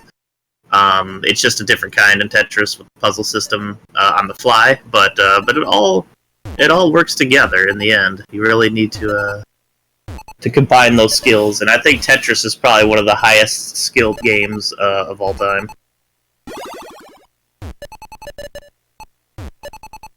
All right, so we got our next matchup underway here. I don't know, Tony. Are you excluding Warriors Woods on purpose though? How could I exclude Warriors Woods? Just be careful with that wording, Tony. Yeah, all right. Upset Rod Dog. Thank you. We got so we got Justin Man and Iggy doing relatively the same. Justin's going for the straight Tetris technique, which is probably the most common of all. Which is just build a giant grid and then go for the line blocks. Yeah, looks like Iggy eliminated most of his lines right there, putting him well ahead at 11 lines already. But yeah, I think Iggy's going for more of a medium game. He's not quite building it all the way, but he's still kind of building towards the Tetris. And there's another Tetris right there for Iggy. Yeah. They both have some different strategies going on, but they are working well for them. It looks like they're almost pretty much neck and neck. Yeah, it's doing really well. They're both tied at 22. Justin has a little more of a board at the moment. So, in that regards, it could be advantageous to him, or not, because he's building up here quickly. He's going to get a little stuffed, but it looks like he has worked out. He has reopened his Tetris spot, but he closes it again right when he gets a line. Okay. He shouldn't have too much of a problem getting rid of that. And there you go. Ooh, but he just blocked it again. He blocked himself again. Unfortunate. Might be some misplaced pieces right there. Let's see what happens with Justin, man. He's keeping it chill right now. He's hoping for that line right now. Iggy has good control right now. He's keeping it low. He's in the mid-30s. Looks like Justin, man, making a good comeback here. There we go. Good line elimination right there, taking out about 4 or 5 lines. Mm-hmm. Alright, Justin, man, making a comeback. Yeah, tied right now. Holy smokes. Alright, Iggy's still staying low, just taking lines where they come. It's a good approach for this kind of thing. Okay, yeah, look at that. Justin just got his, he just got his building strategy right back to where it was, and he's got that big gap on the right side. And there he goes, Tetris, taking him to 50, putting him well ahead of the lead. He's at the halfway point. His tower looked a little rocky there, but his recovery skills were on point, and he will get the speed advantage from having his tower built so high in the first place. All that worked out well in the end for him. Absolutely. It was some bad RNG for a little bit, but he managed to get through that. Oh, and another Tetris, putting him well into the late 50s, going into the 60s there. Yeah, Iggy's slowed a bit, but I think he's just building up. But he's still kind of staggered, which is unfortunate. Yeah, he's got a little bit of gaps, but he shouldn't have any problem filling those gaps. Mm-hmm. Alright, again, Justin's still doing the Tetris game, getting a little scary again. Oh, see, this is where it hurts. I built it all up, now he's got to stagger it out and try to recover. So he didn't get the pieces he was hoping for. Oh, this could be rough again. Can Justin get through this? Get out of this congestion right here. Good Tetris there for Iggy. It's just a matter of managing these pieces. We'll see how it goes for him. Iggy's kicking back right there. It's into the early 60s. Justin getting to the early 70s. Justin with a beautiful recovery there. That was really brutal. It was really close there. He got just the right pieces. Great recovery. Just maybe a few seconds behind. Let me just hold on. That's fine. Iggy, maintaining the course. He has had a strategy that's working. A little bit of some blockage down there, but he's still got a smooth operator status going here. But Justin, man, with that recovery, and he's all the way back in the bottom in the mid-90s. He is very well set to take the first game. Only 2 more lines to go. Oh man, yeah, Justin. That was it's guaranteed, but there it is. There's line number 100. Justin, man, take the first round. Great Scott, Justin does it. GG to both players. Absolutely. Iggy in the mid-80s. Not doing too bad that round, but Justin I think a lot of Justin's building up just turned out to be advantageous because it made everything quicker in the end with all that, like 3 straight recovery shots. Just as Mr. Recovery here. Mm-hmm. Building up, and what you may seem like a doomed tower, and he just completely eliminates everything back to form and taking that 100 line spot. Oh yeah. Looks like Iggy's gonna finish out here. He's at 96 lines. He only needs 4 more. Woo, indeed, Justin. Ooh. Looks like Iggy wants to just get 100. Yep. And he got it. Alright, so Iggy also finishes the 100. Nice going. Well done. We're going to move on to second game of this match. Justin Man, 1 game away from moving on to the quarterfinals. Iggy now looking to make a comeback here. See what happens. Let's see, because, well, both have their strengths here, as Justin very good at making those towers and recovering from getting too high, but Iggy is very good at keeping things down and playing it safe, but also doing a good amount of line eliminating.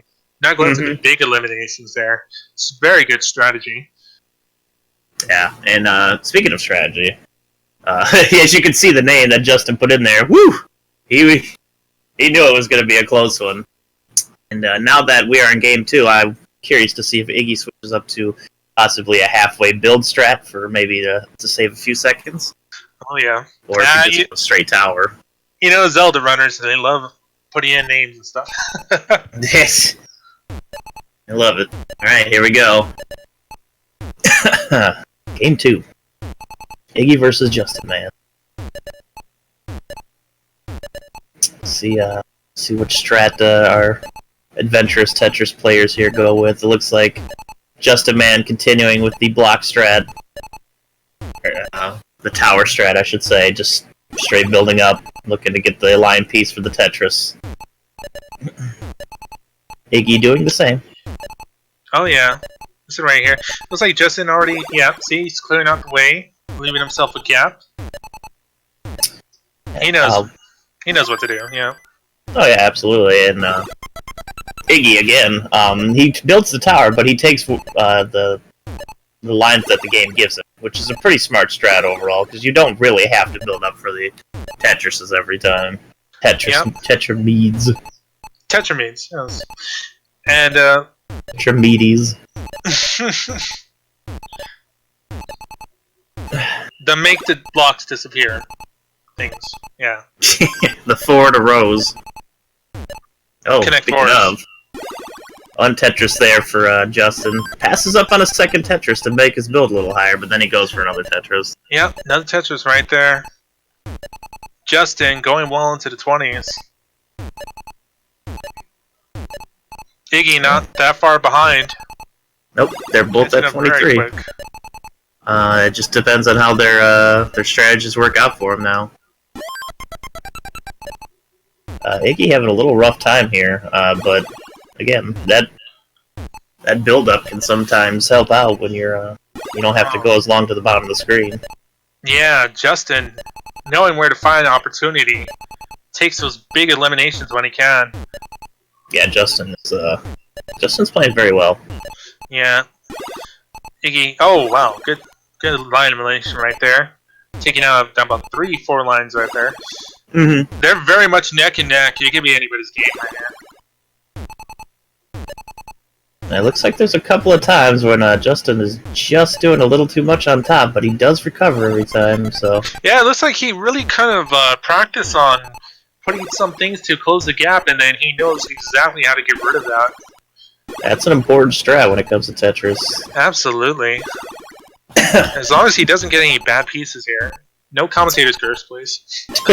Iggy making his way all the way back down. He has cleaned up his mess. He's only 3 lines behind at the moment, because Justin just hit the halfway point.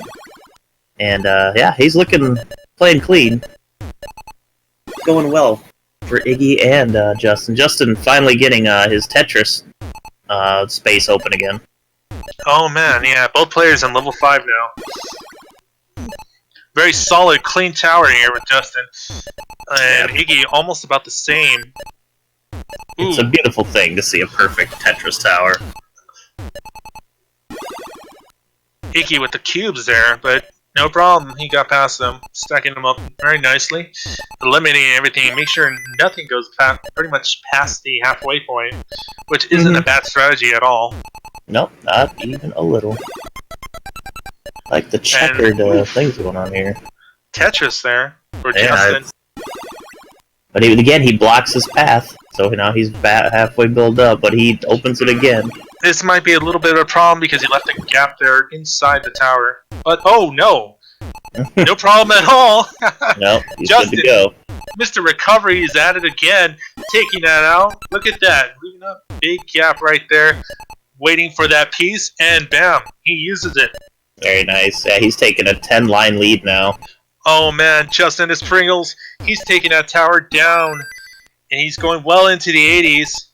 He wants that 100 line. He's going to get it right now. He's a little checkered pattern going on over here. Tetris again. Wow, yeah, Justin is on a roll. He is on a roll. Holy he's cleaned smokes. it perfectly because he's going to sub 5, and he's in the he's in the 90s. He only needs 5 lines. And he's put it all the way to the bottom. Justin taking it home. Holy smokes. 1 line ago, and there it is. GG Justin with a 440 time. Justin sweeps this match. Justin takes 2 in a row, and that will be this matchup. Wow. GG to both of our contestants. That's right, Conyers. Yeah, they must. That's holy smokes. Justin, Recovery Man, takes his match. That was very impressive.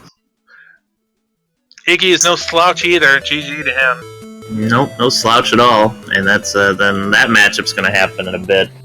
I believe now, though, we're going to our #1 ranked player who has a record in this category. Drone is going to be versus NPC, who is the RC 8th rank. Another Zelda player. Maybe Zelda and Tetris have a thing going. It just might, because Kinetophone is here as well. Of course, he plays Zelda Classic. That's also very cool. Yeah, very cool games, though. Alright, this should be an interesting matchup. We get to see, again, Drone earlier used the mid-build-up tree strat, which, of course, is what you want to do if you're going for the fastest time. We'll see if he continues using that strat successfully here. The matchup is just about to begin. Okay, I haven't seen these two play. Yeah, I think I might have missed their match, but this should be exciting right here. Oh yeah. What do you think's gonna happen, Ro? What do you think's gonna happen? I think I have seen RC Joan play Tetris before, but I don't know, Tony. Could be anyone's game. Just gonna see how they play and what their strengths and weaknesses are, and hopefully see if the RNG is kind to both of them.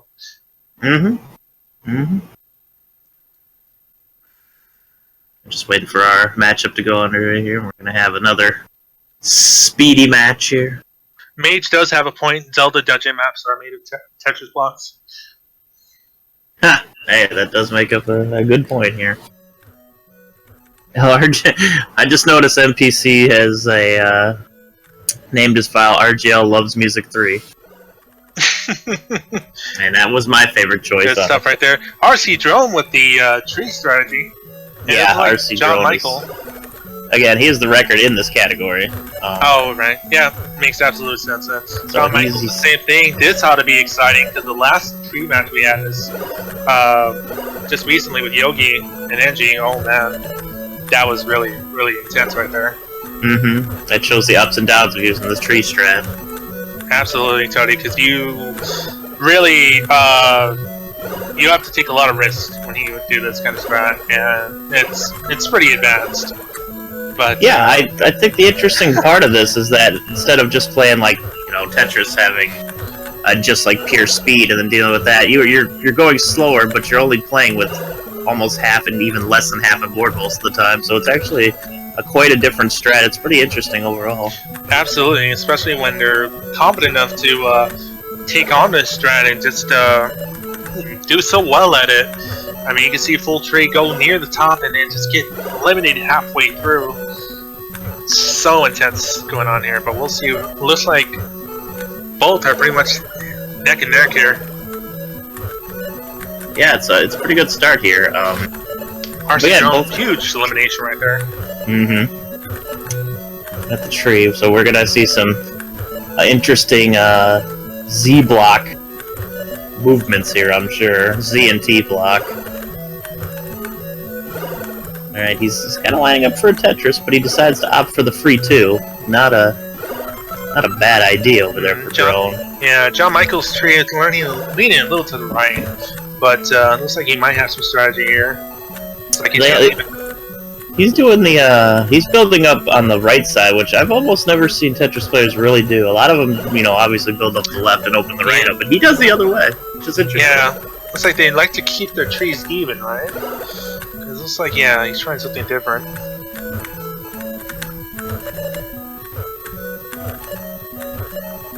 Well done, but RC Drone way out ahead, near 50. Yeah, he is flying right now.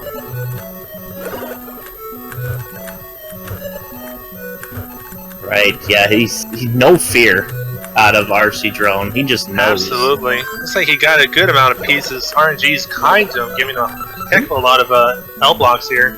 Nice Tetris for NPC there, though. Oh yeah, look at another one. Here's another one too. Holy smokes! And another one, right? Yep, this isn't stopping anytime soon. RC or NPC there having issues, missing a block that he wanted to line up. Yeah, a little bit of tough spot right there. Let's see if he recovers from that. Jeez, 5 Z blocks in a row for Drone there. Bad case of Z blocks again. He had 5 in a row, had a T block, and 5 more Z blocks in a row. And look how well he handled it.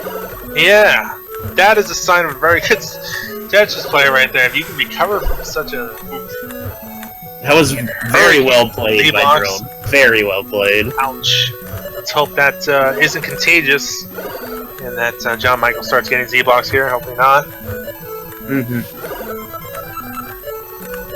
RC Drone just hammering these pieces in. Yeah, Drone's almost at 90 already. NPC's at the mid-70s, but both still have a good build. He could have some massive eliminations here to catch up, Toady. We'll see. I mean, again, all it takes is one bad piece to screw up an entire Tetris field, but it looks like Drone is... yeah, it looks like these guys really haven't been making any mistakes at all. No, they did play. They played very, very well. And there it is. Drone is going to take game 1 in a 4:22. That is an excellent tournament time. Wow, that's amazing. GG to both players, but holy smokes. RC Drone. Oof. Non-stop action there from RC Drone. That was excellent time by Drone. And not a bad time at all for NPC either. He's in the 90s right now. He's just going to go over 5 minutes. Looks like he's going to finish. Absolutely, Toady. He had no problem at all with his tree. Not getting too congested near the top and keeping everything nice and cool, even under pressure. Shot really well. Alright, here it is. 100 and 508.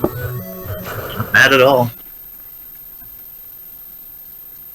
Pretty sure that breaks my PB out of the water. Don't be too hard on yourself, Tony. Then again, we'll see. This next match ought to be just as exciting as these guys. Holy smokes.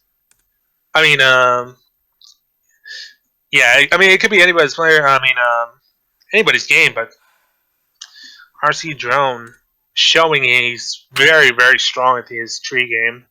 Oh yeah, RC Drone showing exactly why he's the world record holder in this category. Like, excellent Tetris, just thought process and block combination. Again, he 10 out of 11 Z blocks. That's incredibly bad RNG, and he dealt with it like a champ. Yeah, my guess is when he practiced, he figured out how to diffuse situations where he got rained on by so many Z blocks, and he just puts them aside and just doesn't even deal with them. You know, he just goes on eliminating lines, line after line. Yeah, it just clicks at some point when you're Tetrising that you just understand where to put blocks and you understand what is needed and necessary for the situation. This is why it's so vital to know what the next piece is, so you already know where you're going with the next piece while your piece on the screen is going where it's going. Absolutely. Like I mentioned earlier, Tony, there's a lot of players out there that can just picture already where the next piece is going to go. They kind of look at the side and see what the next piece is and say, okay, I'm just going to go there. And moving the pieces faster, it's going to be, you got to be a lot quicker with the hand-eye coordination to know exactly what to do with the next piece. Mm-hmm. Yeah, that is correct. Alright, and we are going to get game 2 underway. RC Drone getting a couple lines right at the beginning. That'll help with that tree. Again, we're going with the double tree strats here. RC Drone billing us a little bit higher.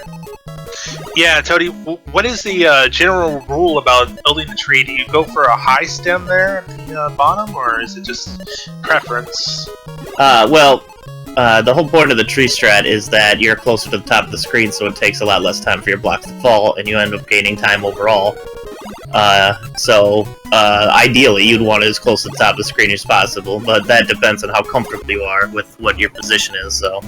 I see. It looks like RC Drone, not shy about going near the top there, and he's having no problem at all getting rid of that congestion and taking his pieces down. Those lines eliminated, putting them near the 20s now. Yeah, and MPC had a pretty bad shakeup in his tree a second ago, but he has taken it all the way back down to its initial stump, so well done by MPC there. Absolutely.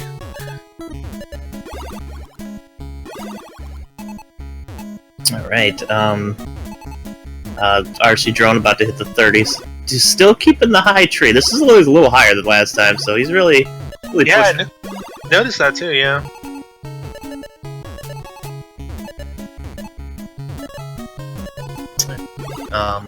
Ooh, good eliminations there by John Michael with the taking 3-line eliminations, cutting out the middle of his tree. Yeah, that was John Michael again. He had some issues earlier, but he's definitely come back and strong at this point, and tree's doing well. He's in the mid 30s. Drone already in the mid 40s though. Drone is just flying right now. Absolutely. It looks like he's taking his tree down to the bare roots, so to speak.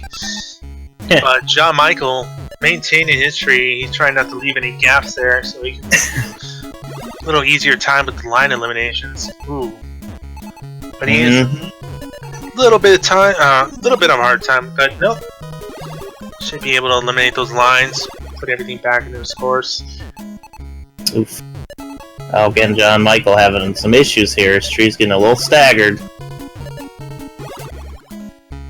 See how he recovers from this process, while RC Drone is...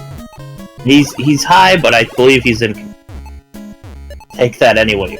But his tree is very high on the screen. Doing well. Oh, but he had to take a block there. Couple of them. That's unfortunate. There we go. John Michael back in control here.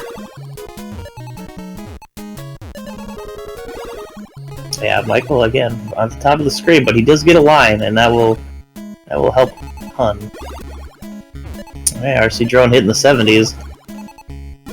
Nice solid tree there by John Michael. But RC Drone looks like he's just on completely. Oof. He is eliminating these lines. Yeah, he's flying. He's almost in the 80s already. He looked like he might have been in a little bit trouble there, but he just absolutely rocked it. John Michael's having a little bit of rough time with all those cube shapes. Ooh. Yeah, unfortunately he blocked one of his passageways, and that's going to be vital for him to get back down there.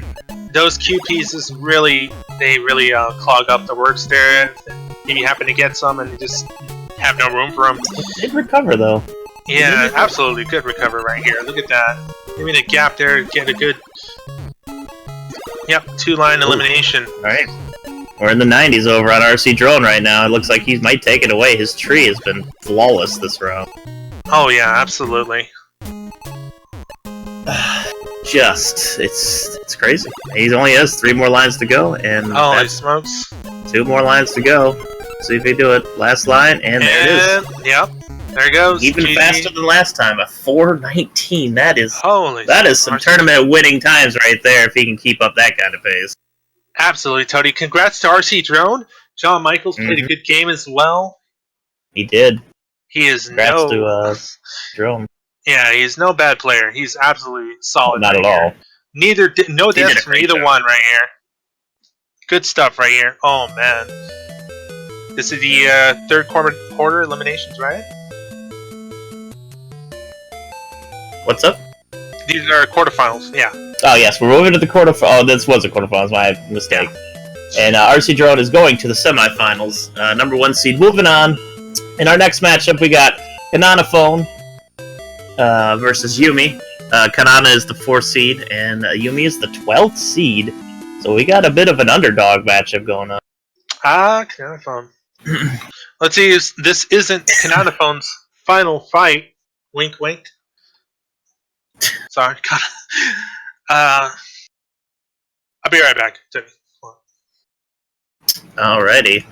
The matchup is just about to start here.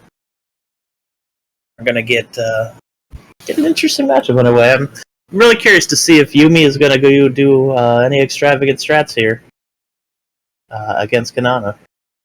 Try to take this one and move on to the semifinals. Oh, we're gonna see. We're at the edge of our seats.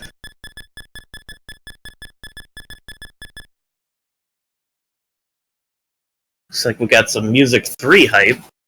Though I think Yumi's on the screen too early there. Thank you so much for your support, Maction, and everyone for coming out today. Still have plenty of Tetris action coming at you. Plenty of great players left in the tournament. This matchup is Kanana versus Yumi, but after that we got the number 2 seed Kat Kunoichi versus Yogi the Monk, who's the number 10 seed. And then after that we got the number 3 seed Insin versus the number 6 Injustice Man. Probably our closest, heaviest matchup is going to be at the end of this bracket. Thanks for the sub, Action. And thanks. I'll wink you if I want to.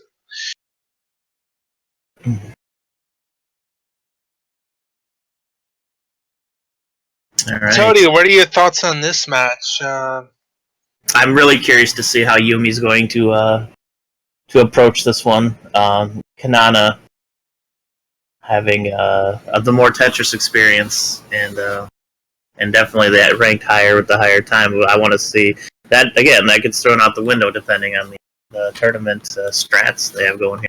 We've seen lots of people be aggressive, and it bite them in the face so far in this tournament. Yeah, absolutely. Yes. And we've also seen some rough recoveries after misplaced pieces and kind of discouraging and kind of, like snowballing into making more mistakes. And that happened once before, and hopefully we'll see what happens here. But one misplaced piece can kind of knock the whole tower down, so to speak. Mm-hmm.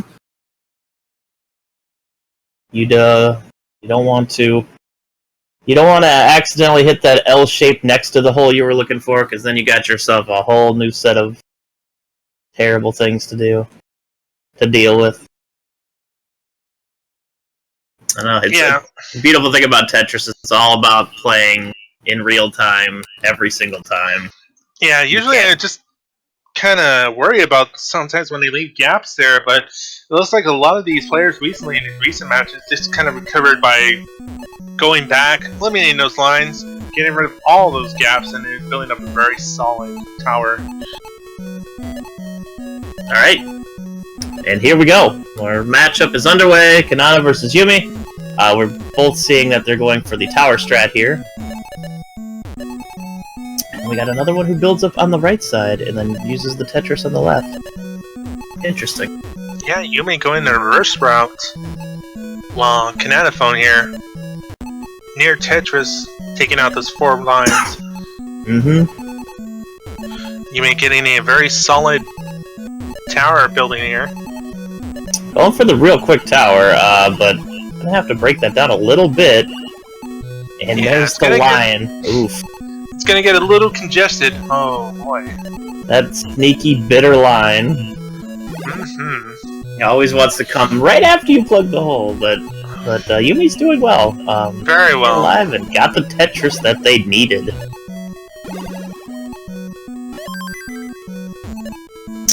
Kind of scary works out though.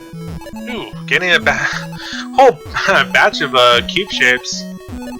Kananaphone having no problem taking that. Gets a Tetris. Yeah, Kanana's got a little bit of some staggering holes on the bottom, but overall he's doing pretty well. Still getting the Tetris. Absolutely. Kanana sees pink as he goes on to level 2. Yume just about to enter the 20s. There he goes. Both in the 20s now. Lovely shade of pink. Tetris there for Yume. Kananaphone. Tetris for Kanana. He's gonna go in the 30s now. Oof.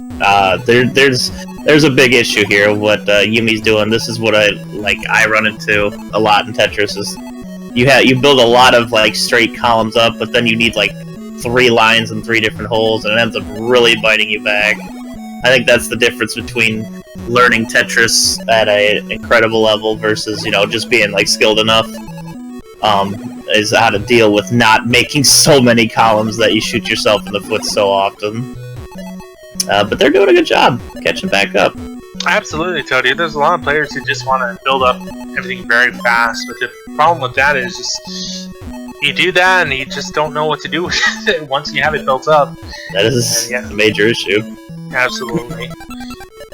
Kanana doing well here though. Kanana hits over 50, still getting the Tetris there. Very nice job. I think Yumi may be in a little bit of trouble here, getting real close to the top of the screen. Gets the line that Yumi needs though, that's good. Staying alive. All about staying alive. Yeah, as long as Yumi can maintain a gap on one side, just so he can get out of those situations. We'll see. It looks like Kananaphone building a beautiful solid tower here.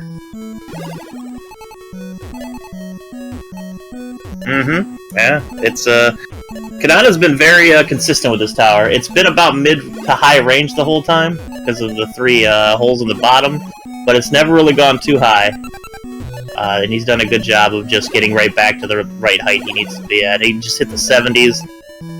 Just about a 20-line lead now for him. Yumi looking to catch up though.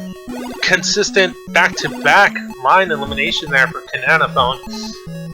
Let's see how he goes here because, wow, that's some good stuff right there.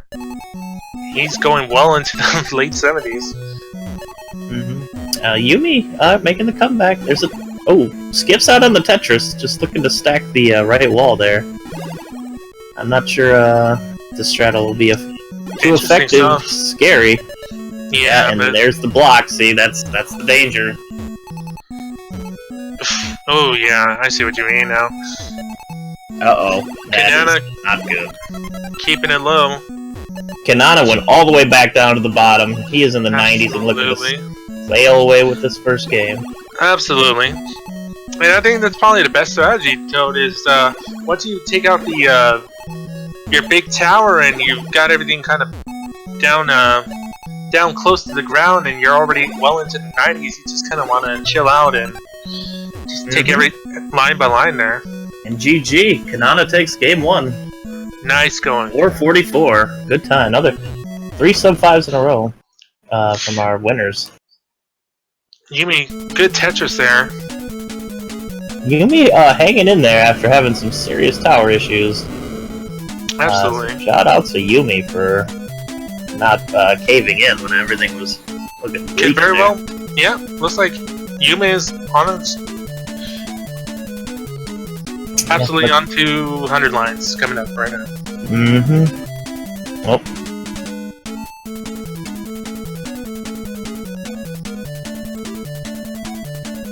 Yeah, looks like Yumi's gonna go ahead and clean the rest of this up to get 100 lines as well. Only 4 to go. 2 to go now. And there we are. 5:30. It's going. GG, Yumi.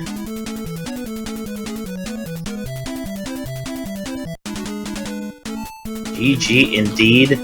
Well played by both contestants here. Kanana did take it though. And a nice time at 444. Very consistent on his tower maintenance. Always keeping it clean. And right at the end of the 90s, in case I got a little too fast, he got all of it all the way down to the bottom of the screen. Made it nice and easy to finish out.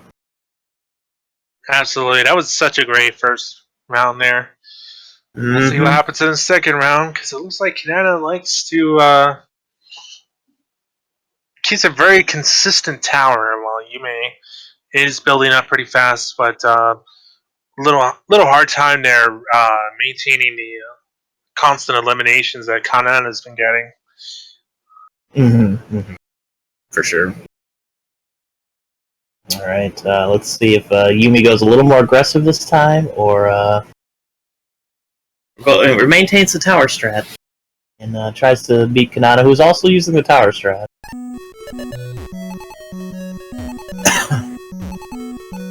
Alright, here we go! Game 2! Kanana versus Yume. Strats are real, Tetramedes are real. It's hard not to say Tetrises, I swear. We'll just say Tetrises. Forget Shima. Yeah. Gotta be correct, though. I don't want to be wrong. It's our job to be wrong, Tody. Kanana on the left here, putting all of his lines up. That was an interesting beginning there, but he was recovered since. Pretty clean so far, but he does need... Oh, yeah, he had to stuff it there. Unfortunate. And same with Yume. Starting off clean, but had to stuff their Tetris hole with an incorrect piece. But both have recovered. Kanana's got some Swiss cheese action going on there. Kanana off to a little rough start, but no problem. He calmly maintains it and takes out some lines there. Making sure not to get too close to the top. Nope. Oh, but Yume has that's another Tetris setup, but again, it's getting a little dangerous. Yeah, you may want to think this out. Eliminate some lines. Yeah, get some breathing room in. Yeah, and that is what Yume just did there, and Kanana reopening the right side. Looking for at least to get the tower down a little bit, or at least fill up the hole with lines, so he cleared the rest of his Swiss cheese tower at the bottom there. Right. Pink action going all over the place. We're in the 20s. Kanana now in the 30s.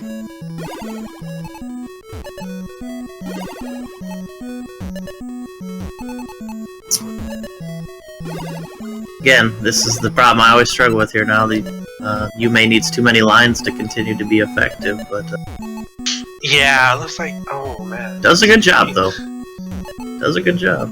Absolutely. Yume's top game is pretty strong. Absolutely. You might get a little scared, but Yume's got it completely under control.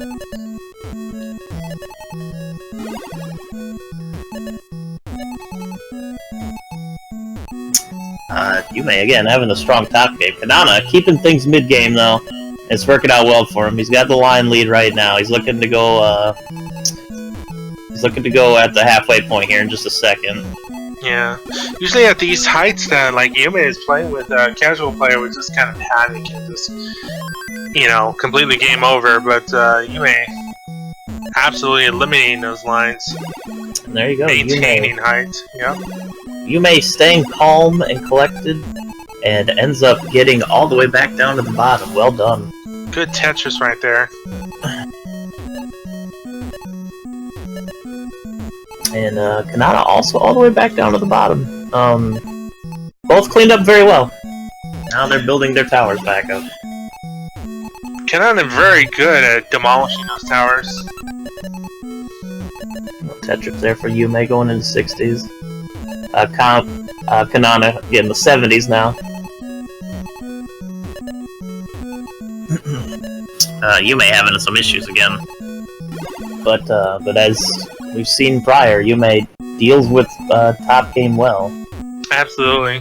Tetris there to eliminate that problem. It's a nice three-piece.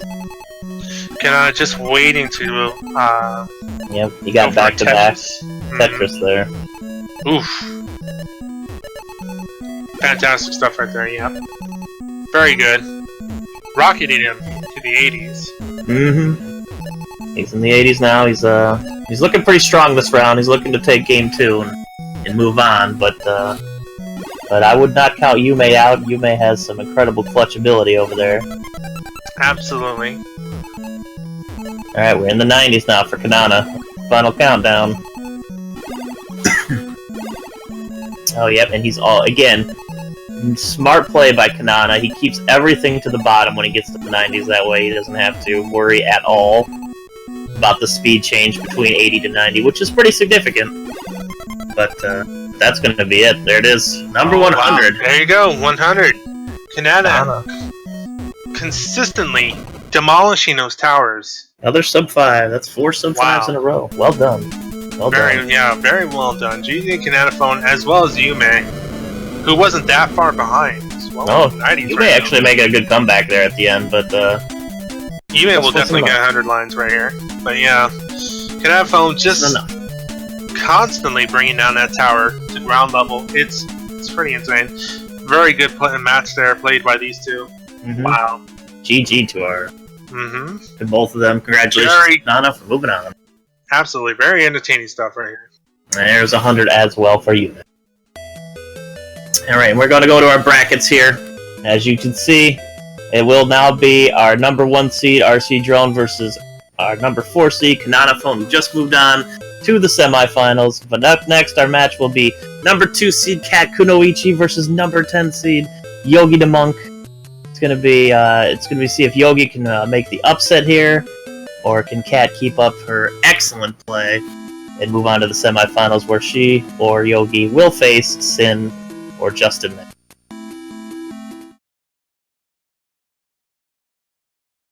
All right, our runners here, nice and set up already.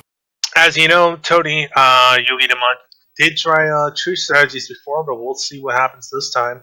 He did change his strats up to go up against Enji, but we'll see how it goes this time. Kakanuchi beating out Buru. So don't count Kakanuchi out. This will be a very close match, I'm guessing. Kunoichi is an incredibly talented runner, so she is, again, she is the number 2 seed in the tournament.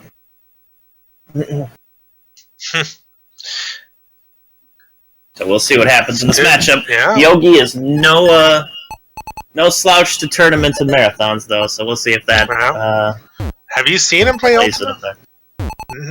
I may have seen him play Ultima once or twice. Oh wow, look at the absolute brick formation on the cat's screen here. Oh, that's a misstep with the line.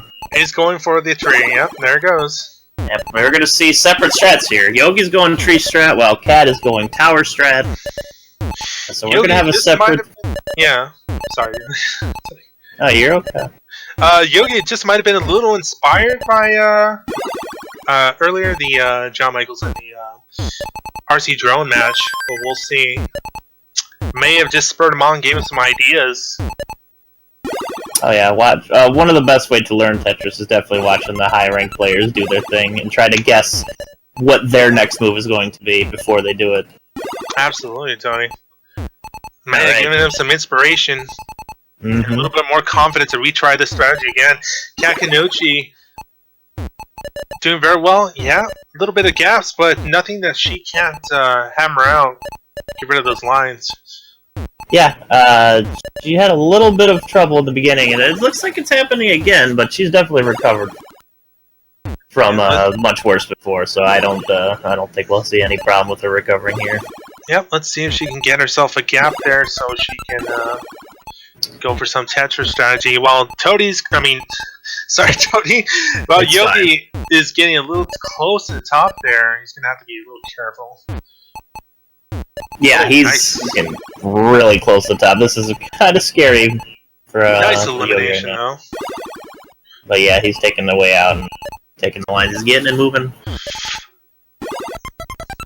Oof, like I said, might have been inspired by RC Drone in that match.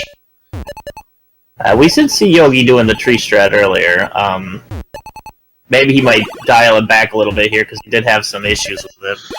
Yeah, and especially around the late lines. I'm sorry. Yeah, So- well, that's when it gets the worst, when you just don't have the time to think anymore. Gotta be direct. Uh-oh. And see, that's catching up to Yogi here, while Kat has hers all the way back down again, so their cleanup is successful. Yogi's in a bit of a pinch right now.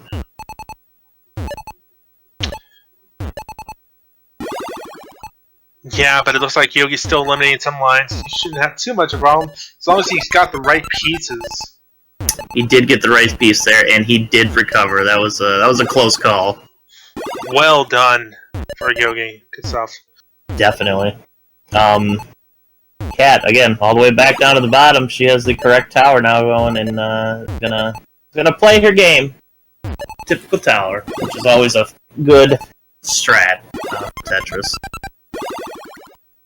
Uh-oh, and Yogi makes the mistakes, and that's gonna cost him. He loses it. And that's the danger of the tree strat. Unfortunate. Whoa, Yogi. Yep, and that's the danger. Rough stuff right there. And that's gonna But it should- rocket Cat into the lead. Yeah, shouldn't discourage him though. You can still try out this strategy. Just kind of gotta think things over. Yeah, you never know what's gonna happen. He can't give up at this point. It'd be curious to see if Cat knows that if Yogi has screwed up and is going to actually slow down her strats. That way she knows she'll win this first game or not. Yeah, it looks like she's going to be going into the 80s. She's just eliminating lines after lines, not stopping anytime soon, not slowing down. Gonna hit 80 lines here. Yeah, she's doing one line at a time. She's gonna coast in Absolutely. for a game one Yeah. victory. Even getting about maybe 2-3 lines at most is still paying off very well for her. Mm-hmm. Yeah, it is. Yogi doing tree things again. Cat staying at the bottom at 87. Only 13 more to go for her. But yes, in theory, the tree strat does save time. I mean, the world record holder has displayed on multiple occasions today just how good the tree strat can be at a top level. And Cat is 3 lines away. Cat is going to take game 1 here. Congratulations to Cat. Well done, 503. Cat. GG. That's game 1. Fortunately, the tree comes back to bite Yogi, but maybe it will work in the second game coming up here. Yet to see. That was a near sub 5. Not at all. No, it was close. It was very close. Yogi the Monk might want to rethink his strategies here. Just in case he wants to retry the tree again. I'm not sure what the tree is completely dependent on, if it's just dependent on getting the right pieces, or just more or less getting big eliminations just to keep the leaves of the tree down, so to speak. Well, it definitely depends on pieces, but it is going to be completely based on the player's skill on dealing with those pieces as well. I think any experienced and skilled Tetris player can deal with just about any situation. Only when it gets to the last few lines, I think, do pieces absolutely decide your fate. So we'll see here. I'm sure he's going to go tree strat again. It's what he's been practicing. It's what he's been doing.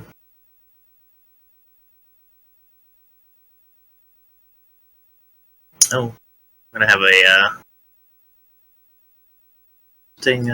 interesting things in motion here behind the scenes. We're going to show them in a little bit. But until then, we're going to have our second game coming up here.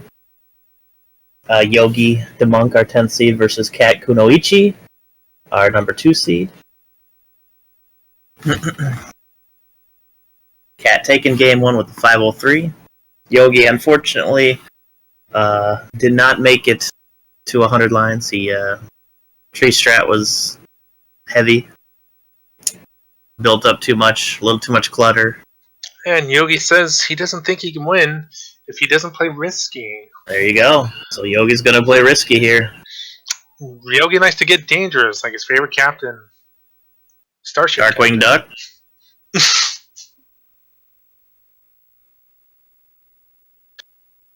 I mean, Captain Kirk. Yogi. I know it. You said let's get dangerous. That Yeah. too. Okay. Yeah, we'll go with that.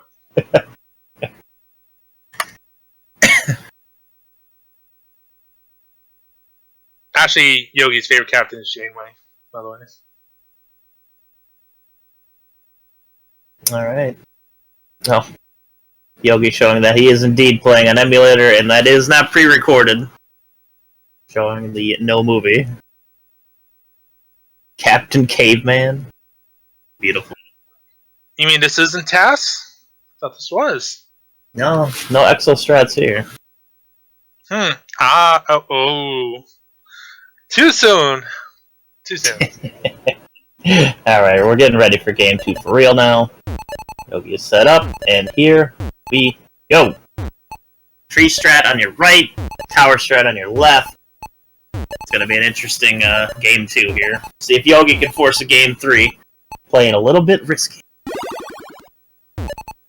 Yogi doesn't believe in a no-win scenario, and he's going here for the tree start again. Yep. See how it works out for him this time. So he's taking a little lower, Toady. Yeah, he's not doing quite as risky. Mm-hmm. Probably a smart decision. Again, the tree strat has variable levels of when it's useful and when it's not.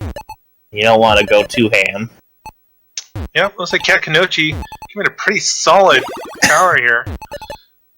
Yeah, her tower starts out very well. And you can notice Yogi here just constantly eliminating lines after lines. Going for those fast line eliminations rather than letting the tree build up. Might be working out for him better than last time. Yeah, running into a little trouble early as she blocked off her Tetris zone. But I don't think that'll be too much hard of a recovery at this point. I think she might just eliminate all those lines out of the way. Mm-hmm. Get those gap open for her again. Oh, but she's covering the gap quite a bit. Having trouble where she's trying to figure out where to put the T block back there. With this bit of a slow start for Kat, Yogi is sprung into the lead by almost 10 lines now. Kat kind of getting those cube and Z pieces. Not exactly great RNG there. Yeah, he's got a. Yogi, wow, well into the 30s now. Yeah, he's off to a good start. Still playing the tree, taking his lines where he can get them as a Tetris setup. Absolutely, looks like his Yogi sense is going into overdrive. He's getting these line eliminations like nothing. Look at that! Wow, Tetris right there, or near Tetris. Yogi is filling up his tree very well. Kat Kanochi, ooh, going kind of high there. Kat is playing scary, but she does manage to get a Tetris and get out of it. That was a rough situation there. Okay, there you go. She's maintaining her tower, going halfway below the. Below the halfway mark right there. There's a strat we haven't seen today. Yogi pauses it so he can think about his move. Interesting choice there by Yogi. Pause strats. Yeah, it's not a bad idea if you're in a bit of a pickle. Mega Man 1 runner would say that one day. Yes, they would. Good stuff there from Yogi. Looks like he's just getting rid of these lines right here. Opening up these gaps again. Recovery. Holy smokes. Both. And look, they both recover. They're both in the mid-50s. It is a 2-line game right now. Wow. That was spectacular. I don't know. It's like a very these are one of the, I don't know if it's only this game where you can just do completely different things and yet still kind of pays off going at the same speed. Wow. Mm-hmm. Excellently done. Excellently done. See, this is where the tree strat might trickle in a bit and give Yogi the advantage. As long as they're both keeping pace with their strats, he's going to save seconds simply because his pieces don't need to travel that far. Yeah, because Yogi looks like he's eliminating several lines, but then Kat Kanuchi, even though her tower got pretty high, she got quite a few touches to get it back down. Mm-hmm.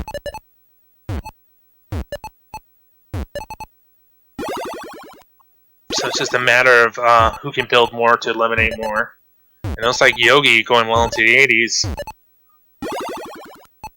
Yeah. Yogi is, he's got a little bit of a lead here. He's still maintaining his tree well, as well. And if he can keep up this pace, he could take Game 2 and force a Game 3 here. Yep. We'll see. But we'll see. When it hits that 90 and it doubles in speed, it's gonna be a different game at that point. Here we go.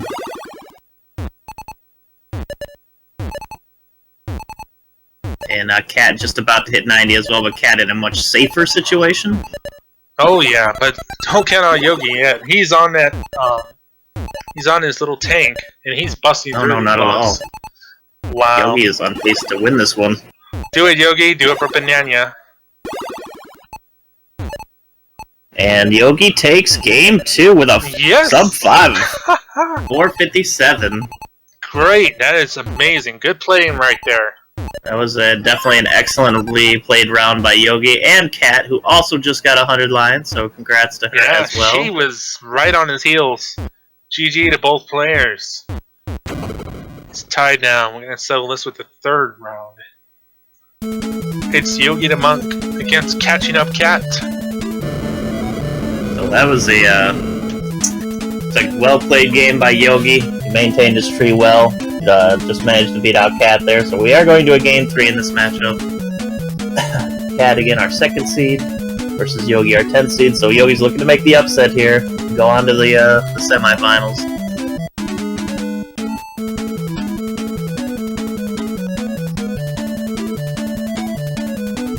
Get the lovely ending of Tetris. A rocket ship flying off into the distance.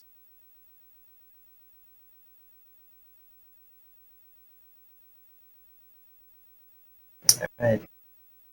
Round 3. Who will be the victor here? Yogi again, gonna go with the riskier strats. He said earlier he needs them in order to take out Cat, who's doing tower strats. So, and it worked out for him there. He did get the sub-5, and he did get the victory.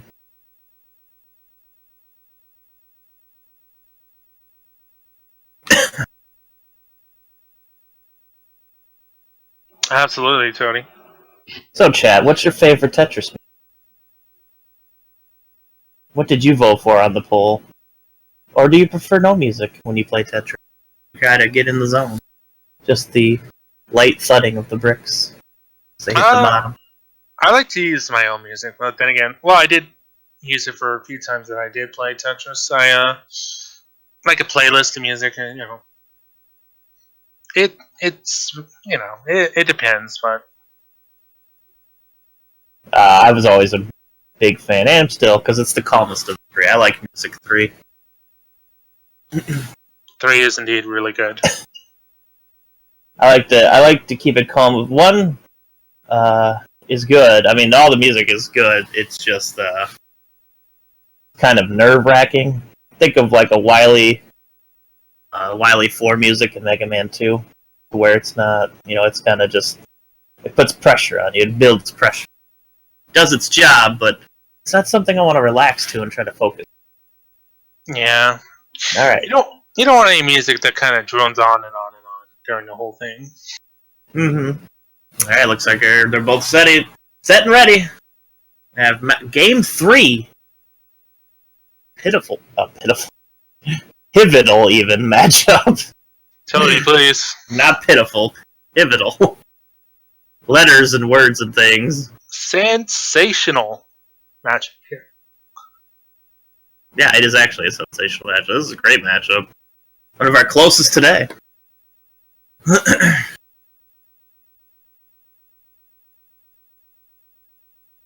All right. Just about to start. Yogi No. the block against Cat Kanuchi. Yogi the block. All right, here it is. We have officially started Game 3 of this matchup. We Quarterfinals. go. We go. Yogi keeping with the same strat, building his tree not too high up. Trying to maintain some Yeah, he's going for the mid tree again, as Cat is just going for her tower. She's building wonderfully here. Sorry, maintaining height here. I'm trying to say. Hand control, more room to play with, so to speak. Mm-hmm. Solid tower here by Cat.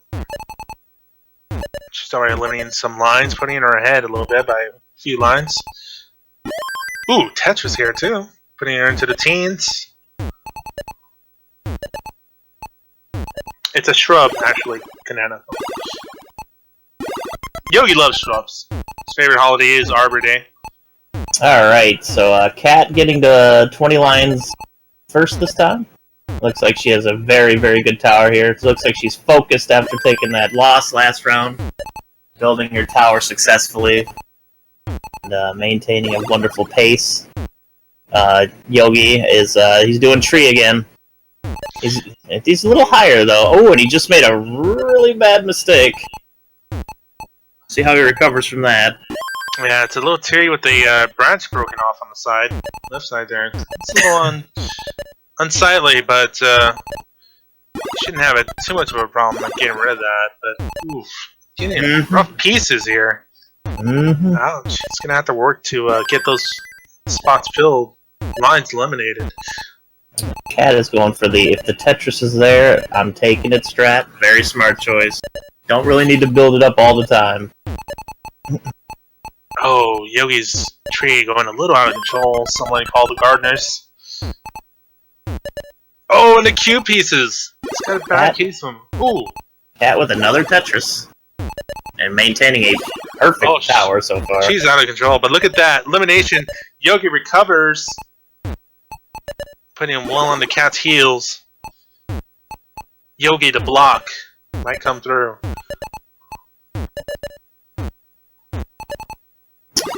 He just might not. I don't know. We are tied on lines right now. Absolutely. Very close matchup. And Cat running a little bit of trouble with the tower, while Yogi is kind of broken his tree completely at this point. And just kind of filling in holes where he can. Yeah, the tree's a little, well, it's a little Not so much ingrown. a tree anymore as It's not so much a tree anymore. vines, but it's It's a working jungle well. tree. There you go. It's a jungle tree. It's a rainforest tree.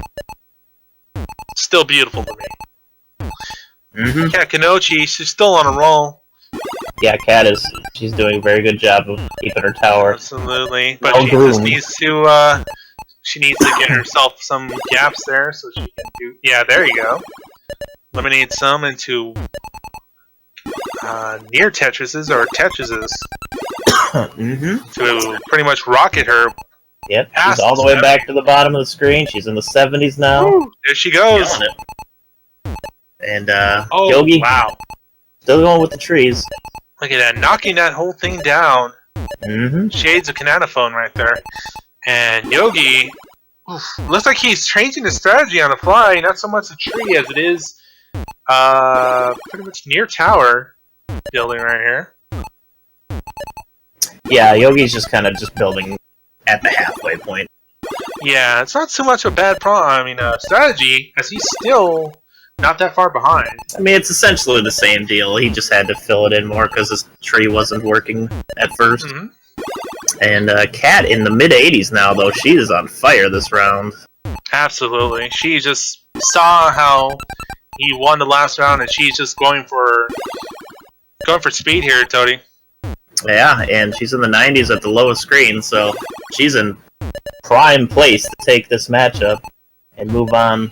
Oh, and it just might work out for her. Move on to the semis.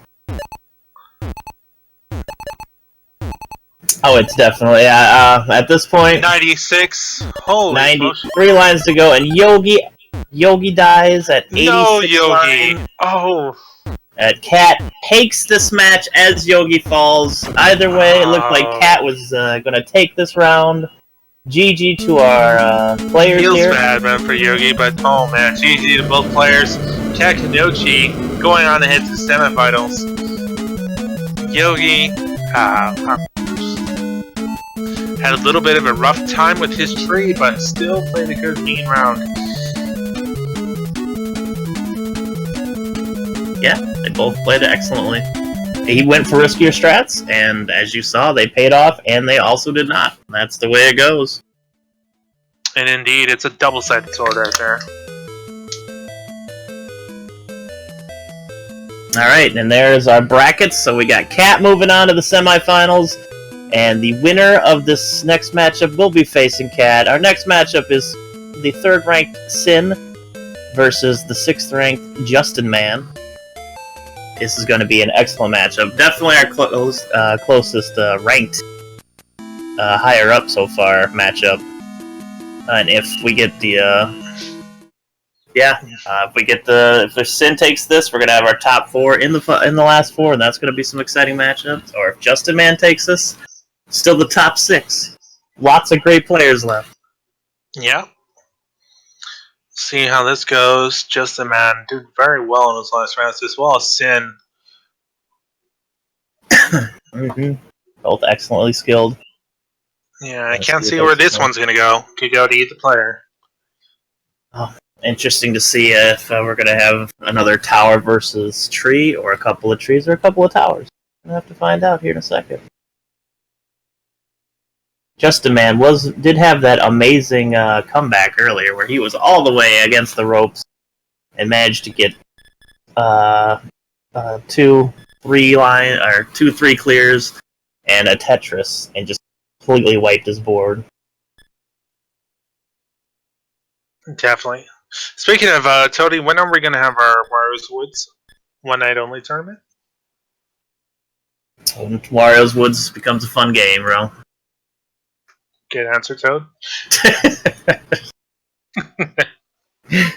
Fun 15, Mario's Woods, concerned Froge Face. Alright. Should be an excellent matchup. Competition here, the skill is high. You can feel it in the air, it's almost electric.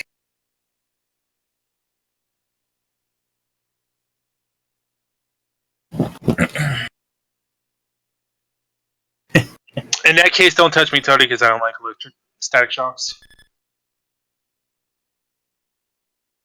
I'm just excited. It'll be another amazing matchup. Oh yeah, this would be very good. It's unpredictable here because Sin and Justin both have some great matches there. Mm-hmm. That is the truth. So it's just like that. It's like we're going up the roller coaster right now, and you can hear that chain clinking over and over again, and we're just about to hit the top.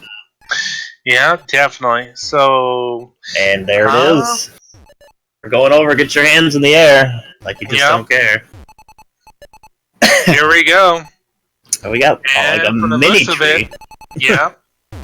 Very mini tree versus just straight tower building. So this should be. We'll see. Justin playing what he knows. Sin going for the tree this time.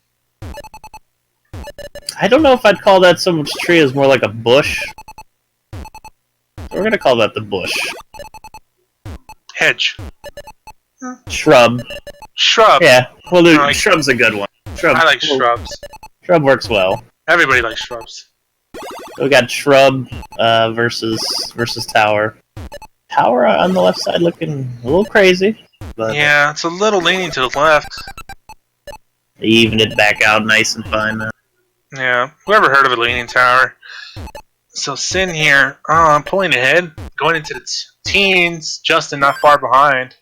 Sin has a big line advantage right now, but the thing is Justin has the tower building, and once you get a couple of Tetramedes in a row... Speaking of which... Yep. But Sin is being very smooth gameplay, right? Their gameplay. Just consistent lines, knocking them off here and there. Absolutely, Sin keeping his shrub down, while Justin also maintaining the height of his tower.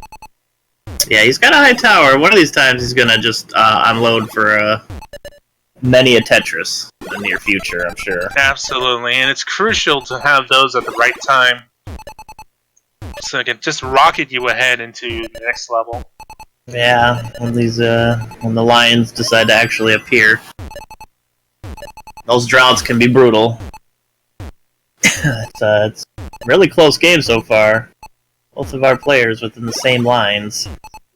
Yeah, looks like Sin spreading out. Ooh, good amount of line eliminations right there. Sin going well into the 40s. Justin, solid tower there. Yeah, the tower's still looking good. So is the shrub. Not a lot of clutter all around the place, which is good. Yeah, these two are pretty close because same amount of elimination on those lines. Very well done stuff right here. These strategies are paying off very well for these two. Justin dealing with the scariness at the top again. We saw it before in this tournament. You can deal with it, and you're seeing it again here right now. Oh, there was a shrub Tetris over there for Sin. And a Nice. bit of a middle. Putting Sin a little bit near the 60s now. Mm-hmm. So a very different strategy, which is this shrub strategy. It's very much a safer thing than the tree, but Yeah. it pretty much has the same advantages in a way. It's slightly faster than just using the overall, I think, tower strat perhaps. Yeah, ground up. Mm-hmm. It's interesting. It's working out for him. Can't Absolutely, he's eliminating those lines right there, working with what he's caught.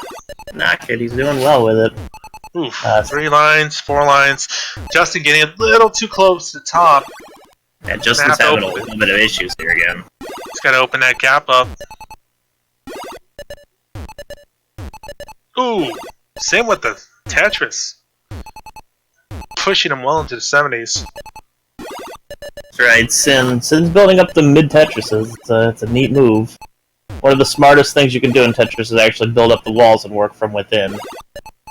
It's a lot safer than overall just building up one side, because if that one side crumbles, kind of SOL. Right. Jesse having a rough time getting these pieces. What? Oh wow, there he goes. He's There becoming it is. And Justin, like that, skyrockets into the lead with the Tetris. Holy smokes! But Yep. then Sin comes back. They're one line away in both of the 90s. Ooh, this could be very close. This is an incredibly close match. 96 to 96 now. 97 to 97. Oh my god, No. Justin takes game 1 Wow. Out by of nowhere. 5 seconds. Woo! Justin with the comeback at the end with those Tetra. Wow. That was intensely close. That was an GG incredible the match. players. That's wow. There's both of them sub 5'd on that one. Missed it by this much. Yeah, Wow. that was incredible round.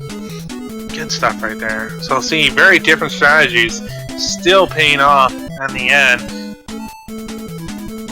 So you see Sin with his constant eliminations on the shrub, but Justin with the big plays on that tower.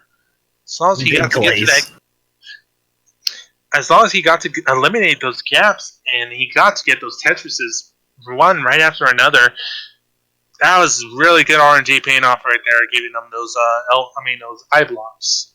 That was excellently played at the end there. Justin sticking to the tower strat, and it worked out very well in the end. The shrub coming up just short. Maybe Sin will go full tree this time.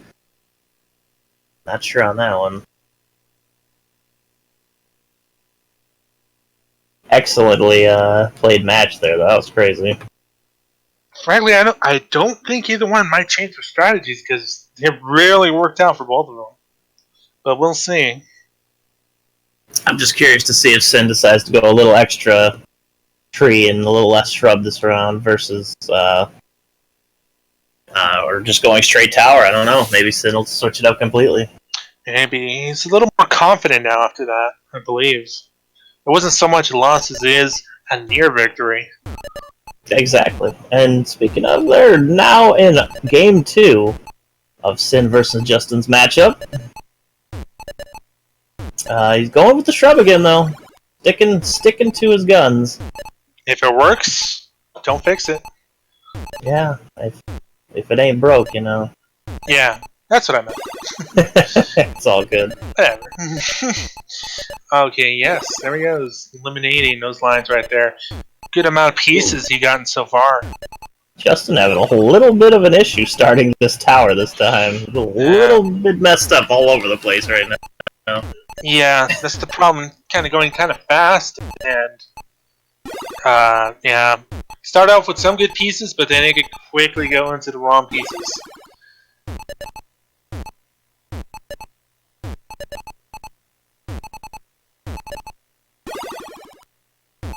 And Sin, yeah. Yeah, he's going a little full tree here. Looks like his shrub grew up a little bit, but he might be trimming it now. Oof, there we go, recovering some space there. You don't want that tree to get too close to those power lines. That was a nice L block maneuver there by Justin, keeping his the top of his tower smooth.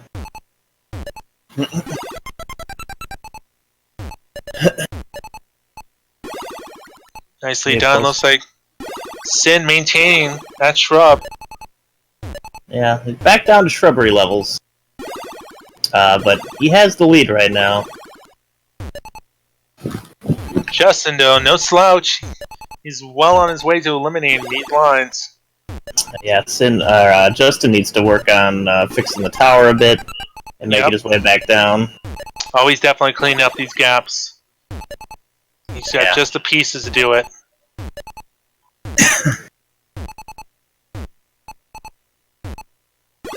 Decent shrub trimming over here for Sin. Yep, Sin having some good RNG with these pieces.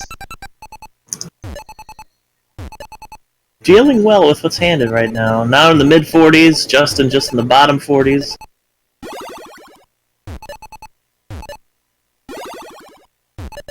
Line extravaganza going on here right now.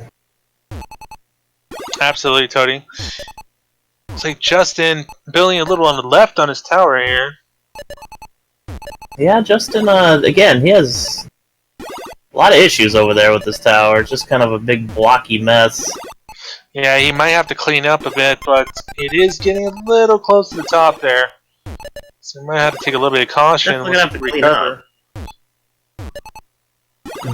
Sin shrubs looking kind of nicely. There we go.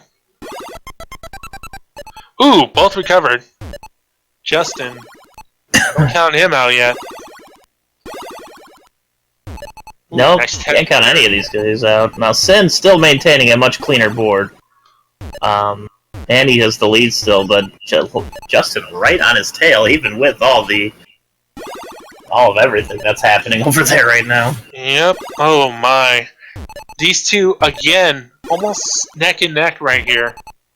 Sin going into the 70s, Justin not that far behind. Sin's playing a clean game. He is on fire at the moment. Yeah, Justin's had quite a few misplaced blocks this round, but again, still keeping pace too. Remember, his tower is a little bit taller even than Sin's, and with that Tetris now, they are tied. So there you go. The recovery for Justin again is real. Unbelievable for Justin. makes a few mistakes, but he just recovers so well. Alright, the shrub coming up, becoming a tree again. Justin, Oh, yeah. He's going into the 90s, Tony. Yeah, they're both in the 90s. Again, they are exactly where they were last match at this point. Oh, wow. There it is again. It's gonna be tight. 94 for Justin, 93 for Sin. Oh, Justin only now 3 more running for into Justin. the 90s. Holy smokes. Can Justin take this one? Justin, huge eliminations right here. There it is! Wow, again! 452 versus 459. Wow. 7-second difference. Justin takes it. Justin. Woo! With Justin the comeback clutches it out again. at the end. Yeah. Justin clutching it at the end again. That is such insane gameplay right here. Unbelievable stuff. This match has been unbelievably this awesome. was insanely. Twice in a row, both runners got sub-5s, and both times, and both were in the mid-90s at the same time, right at the end. Justin just being the one coming out on top. Congratulations. Well played, Sin. That was an incredible matchup. So, alright.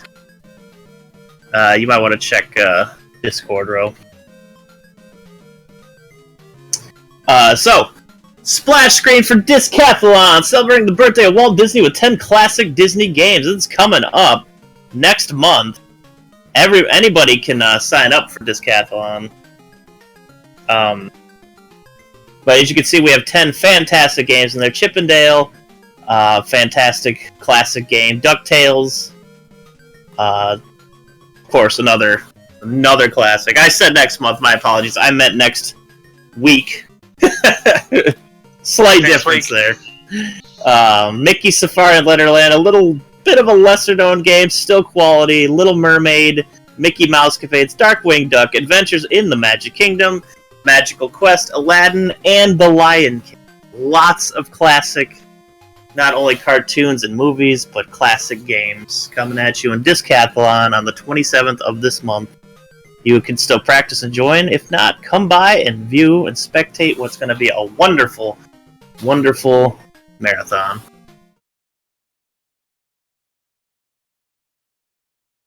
Is it too late to add the newly acquired licensed games? Maybe. Oh, right. Now look at the screen there, Ro. We got Yes. the Atari 26 coming early 2018. Ro, you want to talk about this a little bit? Oh, yeah. The Atari 26, people. We're not going to announce the games yet, right now, or anything like that, but the Atari 26 is going to be the Big 20 of the Atari. What that means is there is going to be a showcase of 26 Atari games that are some that are hidden gems and some that are more well known. And this is going to be an incredible, incredible marathon. And for you who are Atari fans, whether it be emulation as well as console itself, yes, I encourage everybody just to be hyped for this. There will be more news in the future. This is intense. This is going to be awesome, and this is probably the most for me most anticipated thing right here. Tony, any words on it? Oh, absolutely. The Atari 26 Atari games back-to-back in marathon format. It's going to be an interesting experience because the Atari doesn't really get too much love around here in marathon form or any other form. So if you're a big fan of as retro as can be when it comes to the Atari classic home games, you're going to want to see this. You're going to want to join this. There's going to be 26 games. There are going to be a lot of short goals, probably a lot of point-filled goals. This is Atari we're talking about. Absolutely. Go ahead, Tony. I'm pretty excited about this. I love the Atari, and I like to see it get its day in the sun. And this is a good way to go about it. Absolutely. 2600 for 26 games for the 2600. Absolutely, Tony. You know, we stream a lot of NES games on RGL and things like that. But this will be very unique marathon. I think you would agree, right, Tony? Mm-hmm. Because this is going to be a lot of, very much arcade-ish action, and get your joysticks out, everybody. I mean, this is going to be absolutely awesome. You think 2 buttons is too many? Let's go back to 1. Atari 26. That's Early all we need. 2018. Just one.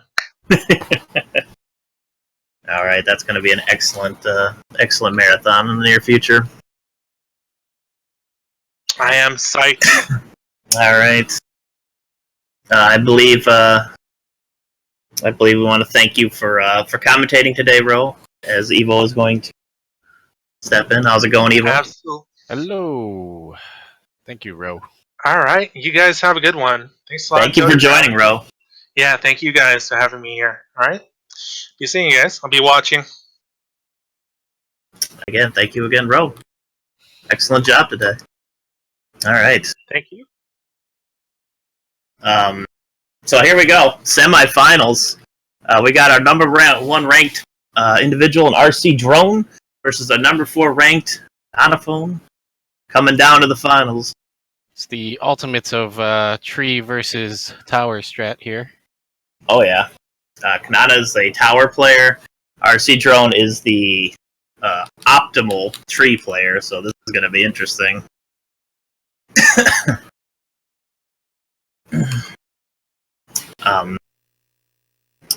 In RC Drone's last matchup, his 2 times were 422 and a 419, which is far and away the best so far I believe we've had in this. If he can maintain that kind of pace, I don't know if anybody can stop this beast. But Kanana is quick with his towers, and you never really know in the world of Tetris what's going to happen. And Kanana's been very consistent as well. He is a consistent individual. Yeah, it was not 2,600 games. I meant 26 games for the 2,600 is what I meant to say. I don't make it sound like we were playing that many games. Does Atari even have 2,600 games? Well, I mean... It does not. It doesn't. I don't believe it does. Yes. Semi-final match versus number 1 versus number 4, and we're gonna see the ultimate in tree versus tower. We got tree on the right here with our number 1 seed drone. We got tower on the left here with Kanana phone, drone and phone. Wonderful. Kanana having to close his gap early. Yeah, he can't. And he misplaced a Z block there, so he has a lot of space already. It's almost like a makeshift tree he's got going on over there. Not too hard to clean up right there. He's got pretty much most of it out. Yeah, the only problem now is he has the one gap in just about the worst possible spot. But I think he's actually using this to his advantage. Like a tree strat. Yeah, he's building up on top of it, so give him that shorter distance to drop those pieces. For sure, for sure. Oh. You gotta be careful, though. Alright, RC Drone is just tearing it up in this tree strat, though. Like, you're not gonna find a more optimal tree strat, and he, doesn't always go for the big ones. Takes them where he can get them. And coming out to the lead. Two line clears, just give himself a little bit room.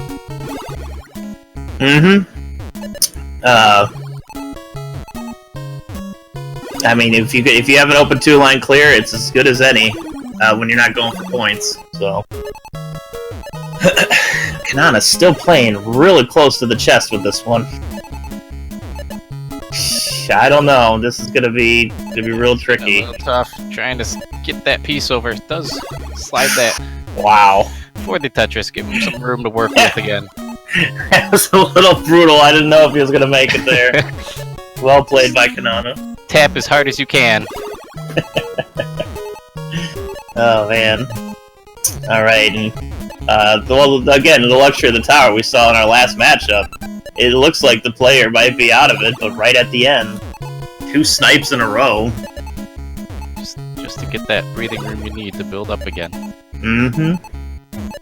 Alright, and RC Drone is maintaining a pretty perfect tree here. He likes to build on those edges, keeping the middle clear, so if anything happens, he's got room to move his pieces away. It is absolutely the smartest way to play Tetris, especially in this kind of format. Alright, we see Kanana has rebuilt his tower. Nice and perfect again. He has recovered. Reopens that gap. Mm-hmm. Gap is there. But RC Drone is just wheeling out those line after line after line after line. Yeah, you don't see much hesitation out of him. You know, he sees the pieces, knows where they want to go. And that's the advantage of using that tree strat, if you know exactly where you want to put those pieces. Mm-hmm. He does favor those L2 line clears with a little gap, which is they're fairly interesting, because it looks like he sets up for those all the time. Mm-hmm. Yeah, it's not often that you see somebody actually set up for something that isn't a Tetris in Tetris. Right. So setting up for the two gaps is definitely working in his favor right now. He is 10 lines ahead, and it's not like Kanana's having a bad game at all either. Just a few Tetrises to catch up, but Drone's got nothing to really clear, so he's got to start building back up again. Mm-hmm. And Drone has hit the 90s, so we are down to our final 10 lines. See how he maintains the tree here. And there's another 2. 5 more to go for him. And like those line pieces just won't come for Kanana because he gets 1. Well, he got him, but enough. Too little, too late, as Drone is gonna take first match. Congratulations, Drone. Kanana, 27 versus a 433. Wow, what a match. Wow. That's another... See, there's the tower again. Right at the end. Tower tries to come back. But RC Drone just a little faster than what the tower had. They're excellent. Some of the games later have been amazing. Oh, I agree. The Tetris play is on point today.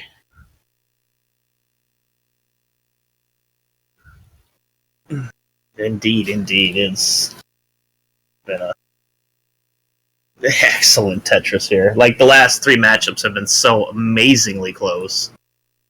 I am surprised we haven't seen more Game 3s. Yeah.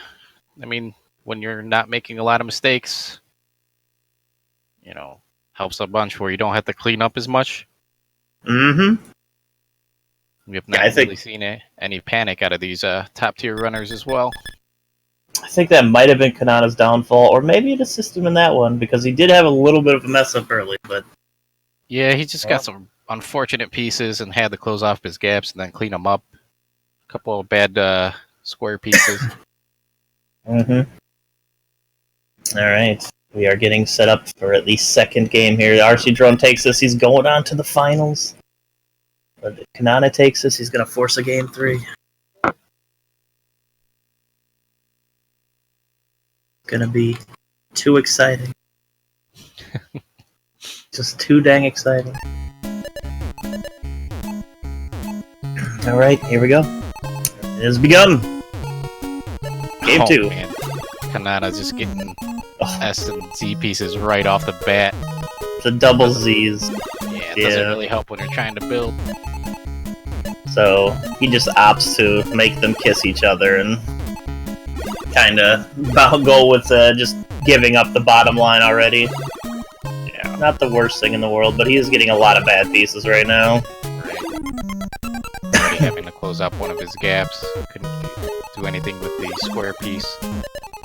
I think that's a major benefit to Drone, because Drone doesn't have to worry about perfecting a tower. Drone just has to worry about building up 2s as opposed to 4s.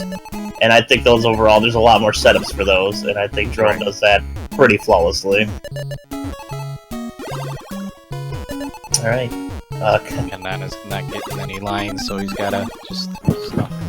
Kiss in the sky again. Yep. Do them all, though. Clear 3, give himself a little room. Mm-hmm. We'll see if he takes another Tetris or he just decides to keep building. And block it off again. I almost think he's doing it, yeah. He's doing it intentionally. Yep. He's keeping it this high so he can get lines. Pretty good move. It's tree, but in tower form.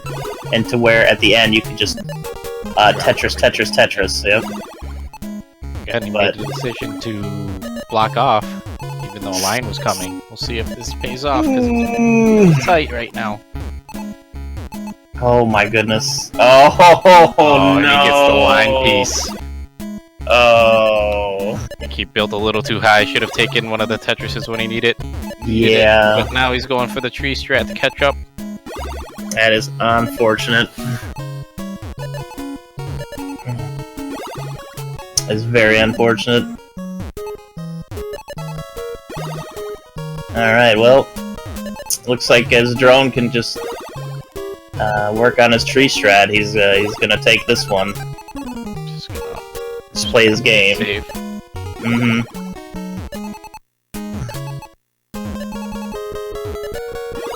And then I having to build a little branch over there. Didn't have enough to fill that left side gap there.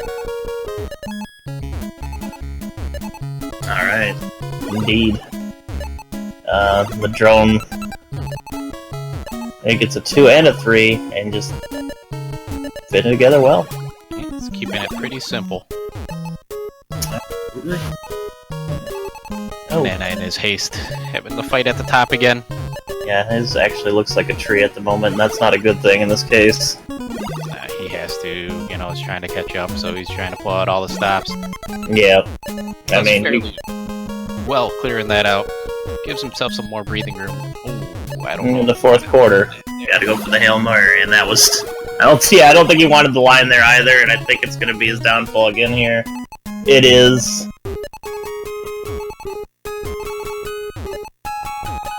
Drone running out of pieces, just putting him at the bottom. I think Kanana is all but going back to his strat here. Has to bank on RC Drone making a mistake. That is was a rough thing to bank on. And RC Drone only 20 lines away. Gonna take this one.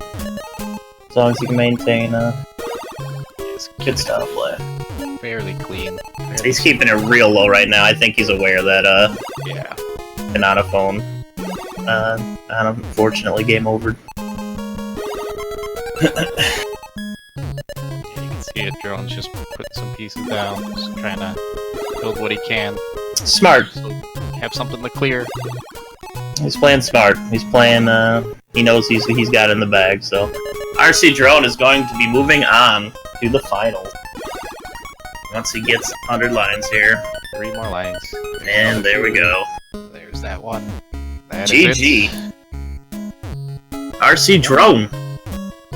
Going on to the finals! Number 1 seed! Well played. Well done. See, Drone right there at the end, just kind of chilling. Just trying to clear what he can, cut his tree down in half. Yeah, he went straight to just, any lines he could get. Good smart play by, Drone. He still finishes under 430. Yeah, that's crazy. RC Drone's having a great round anyways. Played it safe. Moves on to the finals, and we're going to move on to our other semifinals match, which is number 2 overall seed Kat Kunoichi versus number 6 seed Justin Man 114. It's going to be another amazing setup here. Another amazing matchup. Who takes this one? Justin kept it pretty tight there with Sin there. Justin has some of the most anxiety-built towers I've ever seen in Tetris. Hey man, some people are just good under the pressure, you know?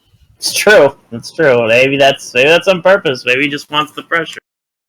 I don't know. Playing at the top kind of brings out your A game sometimes. Mm-hmm. And it does. And of course, the winner here goes on to the finals and faces our number 1, RC Drone, who's been playing at a horrendously great, consistent level. And here we go. Perfect. Game 1. We're going to do 2 tower strats here. Yeah, getting the Z piece early, just not really helpful. I don't know if he was trying to slide that piece in or just missed, but shouldn't be too big of an issue. No. It's just the one on the bottom. He'll go back down to that point at some point, probably at the end of the game. End of this current game. Yep. We'll see. Cat doing just getting lines, just going full out and getting lines right now, not even building up. Clearing them early. Just playing a little safer. Not a bad idea. Well, kinda has a gap there, but she's going to fix it right away, I think. Justin's getting back up to that top again. Doing a little cleanup there. Taking his Tetris. Start building up again. I think he's one of those mid-game tower players. And that's the anxieties. Runs up when you're this high off the ground. Makes things interesting. Oh, it's great. It's great. I love watching it. Gets that perfect 3 line. Mm-hmm. I mean, I don't think Justin is game over at all. It's just, every time has been such a heart-wrenching experience. Cat keeping her stack low. Technically in the lead by a line. Mm-hmm. Just a little bit. It's a close one. Well, Justin skyrockets at that Tetris. And Cat coming back with a 3. Yep. So there's going to be lead changes all over the place here. We'll see if that strat pays off, trying to keep it clean, a little safer. But do you blame her? No, not at all. No. Not even a little. Using some nice L strats there. Just using like the little end of the L for a line, but also building the tower at the same time. It's a good strat. Always a way to get more out there while cleaning out the line. Mm-hmm.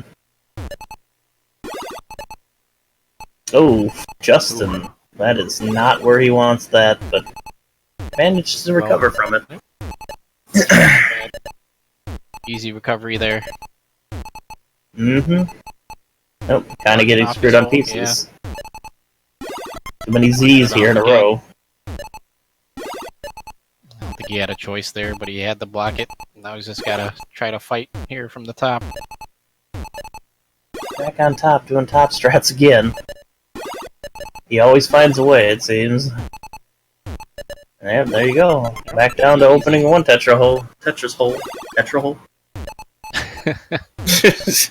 Sure. We'll go with that. There we go. Right. Gets that cleared. Yeah, he's back on and in the lead so far, and has the taller tower. So I would say Justin right now is in the lead. Just based on tower height versus what the actual line is. Right.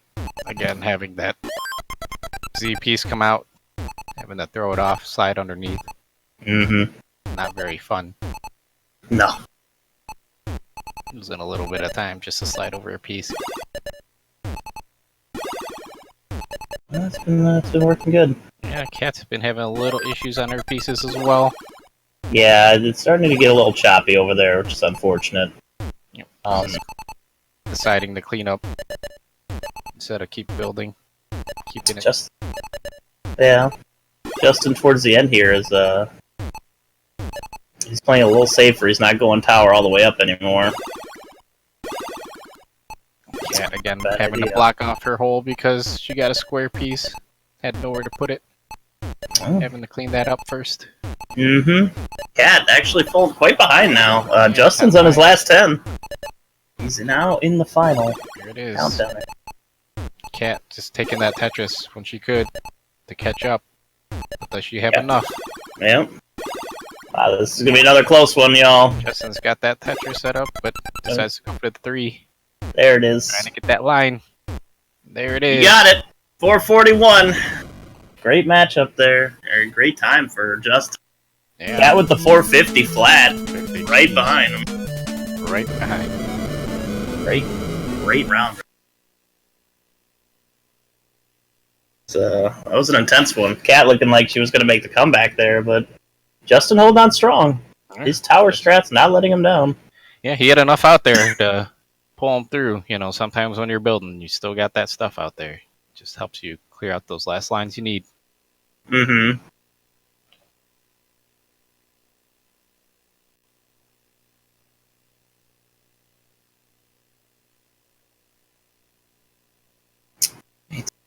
Ready for game 2 here. Can Justin Man pull off another upset? Technically, he is the lower seed here. Yeah. 6th seed versus the number 2.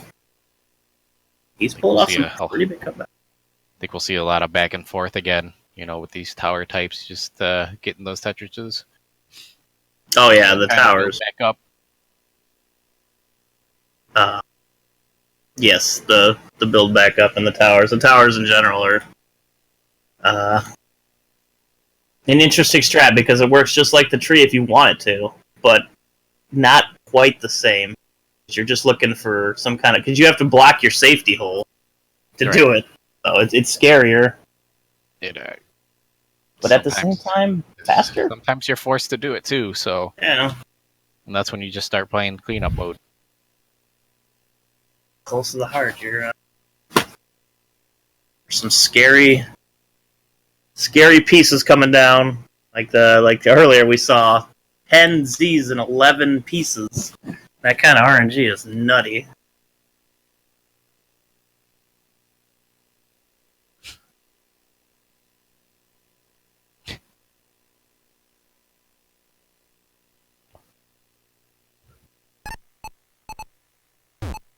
We'll see if the Z pieces and the square pieces are the bane. Oh, there we go. Yep. I already started with some crappy blocks. I feel the tower has... Justin got the reverse. He got the line first, and then the Z piece. Well, Cat got the Z piece and then the line. Mm-hmm. Yeah, I feel the tower is much more dependent on Tetris piece RNG than the tree is. Yeah, because when you're playing that tree, you just take what you have and clear. Mm-hmm.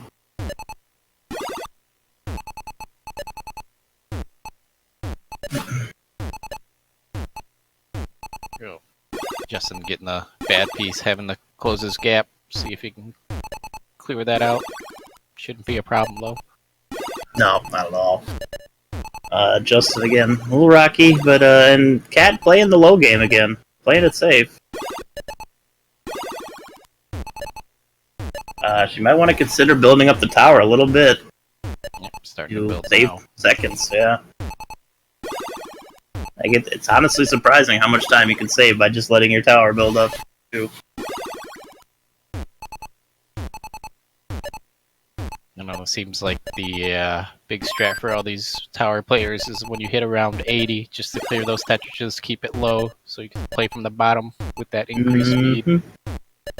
Mm-hmm. I know we've seen that repeatedly through this tournament. Just gotta go with the fastest, comfortable strat. Justin getting the J piece, was it? Yes. Just didn't know where to put it. Closing off again there, Justin. Closing off. And Cat is also closed off as well, though. So sometimes you just get those pieces. You don't have a choice. Close it off, clean it up. Get some 2s and 3s in.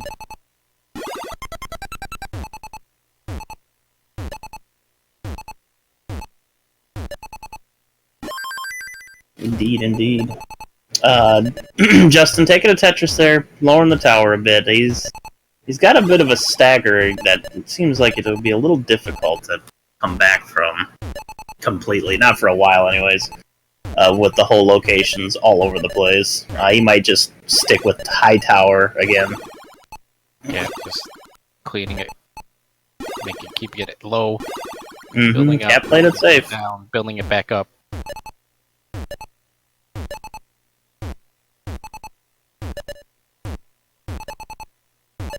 So it looks like whenever Cat gets an opportunity to take that Tetris, she will. Uh-huh. Yeah, she's playing absolutely to finish. Regardless of what happens, she's playing to finish. Gonna have And to block it off with the squares. Squares, a couple of 2 crappy squares in a row, yeah. It's the worst when you stagger it just enough to the point where you don't have a flat surface of 2 in a row, and then you just get a bunch of squares. Terrible. Same thing just happened to Justin. Having to throw that square into the corner. I've never heard them referred to as O-blocks, I gotta say. I don't know where that term comes from. But I don't know, I'm not on the Tetris scene. Justin has a pretty comfortable lead right now. Well, if you associate each block with the letter, it would be an O block. Yeah, I guess so.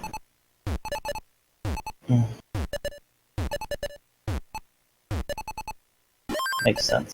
Cat's able to clear her gap out, start building, take that Tetris. Justin takes his Tetris. Clean tower on the left again. 81 to 84, 86 to 81. Yeah. Justin's not so clean, but he's still in the lead, so... Yep. Again, that high building tower is important. In tower versus tower. We'll see if Cat can get enough to push ahead. We're looking at an upset here. 5 lines to go. 4 more lines to go. Coming down Could to the be it. wire. Are we looking at our final? 2 lines. Can't find he a gets piece. the block. There it is. There it is. It throws off the piece to get the 2-liner. Yep. Looking for the 2-liner. And Justin takes it. Going on to the finals with a 442. Cat finishing out strong with a 454. Not enough, though. So congratulations, Justin, man. Well played, Cat. Both did an excellent job, and that was a very fun round. That was Yeah. good. That was good stuff from both of them. Mm-hmm. We got our finals all set in place now. That was a good round. And Justin, man, 6th seed. The 6th seed is going to go on to the finals. I think this might be one of the lowest seeds we've ever seen in an ONOT final, so this would be an interesting experience. I wonder if Cat's strat to keep it low hurt her a bit just because she didn't have enough to build at the end there. I'm gonna say, yeah, that is probably what took Cat out, is that she just did not build her tower up enough. And it cost her too much time. Still, well played, Cat. Both sub-5 finishes for Cat as well. Just a little bit quicker. What is this we have here? Retrothon. Coming spring of 2018. Submissions open January 29th. As you see on the screen there, Retrothon is going to be a massive celebration in retro gaming, period. This marathon is going to consist of every retro game and system that you can think of. Again, submissions open at the end of next month. If you speedrun an Atari game, you can submit that. If you speedrun an N64 game, you can submit that. It's going to span all of what RGL would consider, retro by our standards. Anybody can submit. It's going to be one of the biggest marathons I think we're ever going to put on. So actually, we get to see more TurboGrafx 16 games because everybody loves TurboGrafx 16. That's right. TurboGrafx is allowed. Any off-the-wall system, retro system that you run and you want to showcase, feel free to submit it to Retrothon. It's seriously going to be amazing.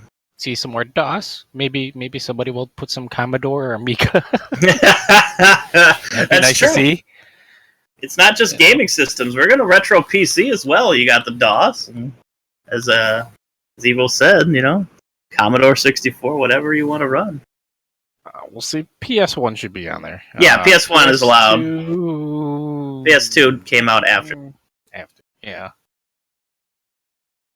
PS1 and N64 are basically the same time frame, so yes, they are both allowed on here. So you can see your Metal Gear Solids, or your Final Fantasy 7 through 9s, or your Mario 64s, kinds of amazing games. Again, every single retro console, including PC. I just want Shema and Kavik to submit Civilization. Good old Civilization. It is borderline Thalfin, but it is allowed here. By the retro standards here on RGL. So yeah. Spread the word. Anybody could submit to this. It's gonna be seriously something special. So if y'all have something obscure, Submit it. submit it. Celebrate it. Alright. So, we have our finals match here. We have our number 1 seed on the left side, RC Drone, with the red border. And on the right side, we got the underdog taking out number 2 and the number 3 seed, Justin Man 114 on the right side with the blue border. I can't wait for this one to start. It's gonna be amazing. Red corner, blue corner. Are we gonna do a Michael Buffer? Do we have to pay for that? I think we might get sued. Yeah.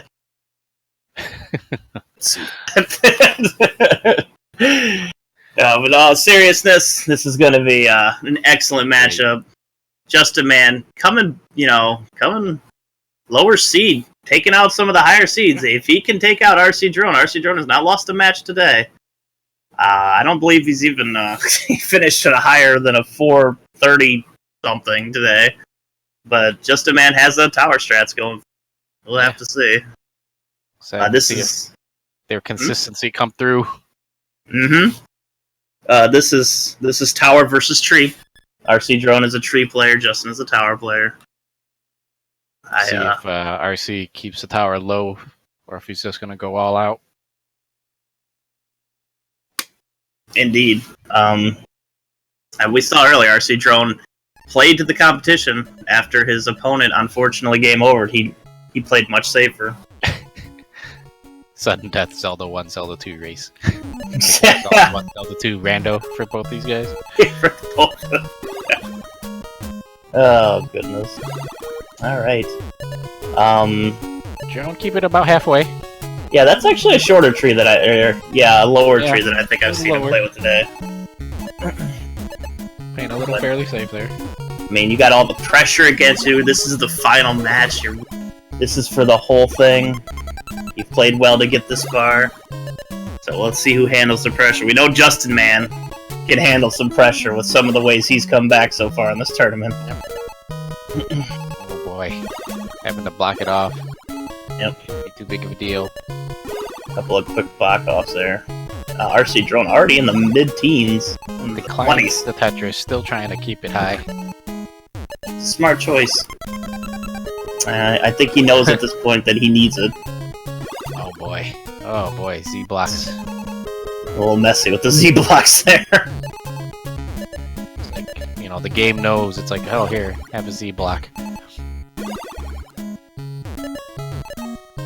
Oh, very nice. Nothing Justin can't handle. No, he came back just fine. And RC Drone is flying right now. Going into the 30s already. Yep. Justin not that far behind, considering he's got those, he's got the Tetris in the bank, decides to use one. Mm-hmm. Yeah, he's got the pocket Tetris. So, you cannot downplay that. That has got him 2 wins earlier. Yeah, Joe, with answers is one of his own.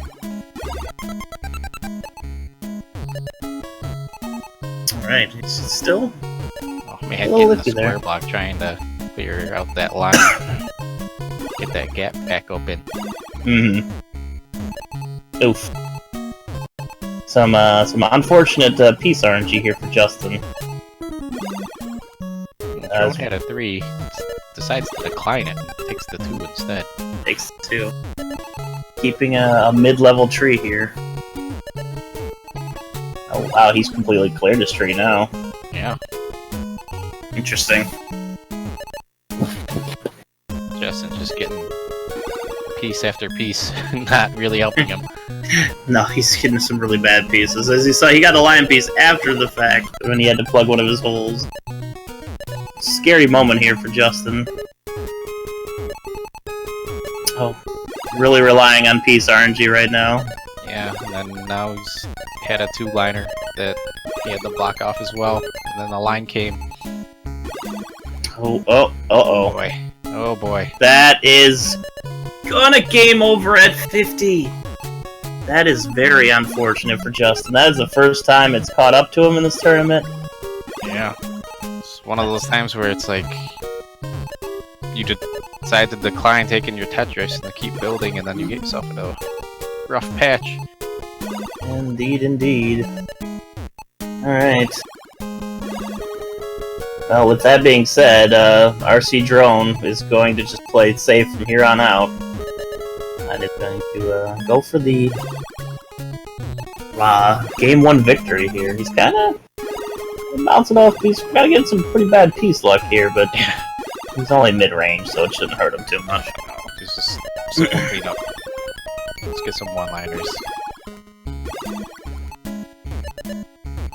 Yep. Alright. It's almost in the 90s now already. You see, hitting close to the 90s, starting to lower that tree a bit. Alright. Plugging in some gaps. Oh, there's a 3. And is he gonna get the sub 420 here? Displays. We'll see. Doesn't have enough pieces. That right No. side's a little hanging. Yeah, it is. Gone past that at this point. And And close it oof. off to get something. Ooh. This man is a 427 machine. I swear to goodness. Every finish is a 427. GG to RC Drone taking game 1 of the finals here. From the Tetris One Night Only tournament here on RGL TV. He's just continuing. Oh, he went for the 111 lines. Yeah, I want to go back. I want to go back and check the logs and see how many 427s Jerome's had today. Just spitting them 427s out. Incredibly skilled player, what can you say? Plays his tree strat to a T.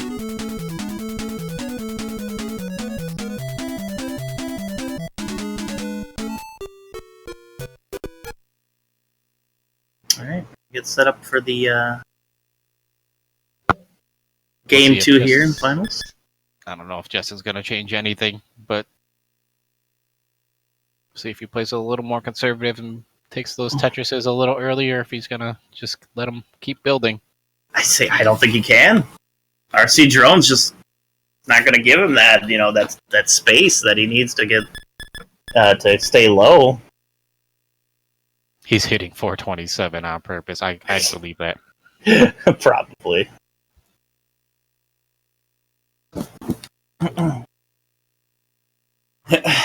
Yeah, he's going to have to be as aggressive as possible here if he's going to make the comeback on RC Drone. And here we go. Game 2, the finals. Tetris One Night Only. I gotta say, this is probably one of my favorite ONOT to watch. Yeah, it's been great. Justin going for the tree strats, but gets some nice little Z blocks to throw in the middle. Wow, and here we are. Justin going tree, a completely different kind of setup here. What he's been doing for the entire tournament. Interesting play. See if it benefits him. Yeah. He's done pretty good at panic play, so, sometimes playing at the top, you just don't think you react and it just works out. That's true. Yeah, besides last game, he's been very clutch. Yeah. Just got 3 lines to clear off to the side. Building a little tall for my liking, but nope, a little hesitation. Ooh, that is not a place you want to put an O block. It's a shady situation, but he does manage to get out of it. Well played, Justin. That's pretty close so far. Both in the 20s. Good recovery right there. Mm-hmm. RC going into the 30s now. Throwing things off to the side like he usually does. Keeping the Mhm. middle fairly clean. Oop. I mean, that's a lot of strats for a lot of puzzle games, since you die in the middle, so you throw off to the side. Mm-hmm. And Justin got a very lucky line block there to keep him low. That was getting a little scary there. But yeah, they're only 3 lines apart here. This might have been a wise decision for Justin to give him the opportunity to come back in the finals. Yeah, I mean, just gotta pull out all the stops being down a game. Yeah, you can't hold back now. It's Hail Mary time. both the drink and the Good pass. pieces. Both of them getting fairly good pieces, but Drone just being a little cleaner. Yeah, Drone, the thing with Drone's play is he's just so consistently fast, and that's what's getting him such good times every time. Yes, no hesitation. I thought Drone was gonna do another 2-line clear with that, but decides to just take the 1.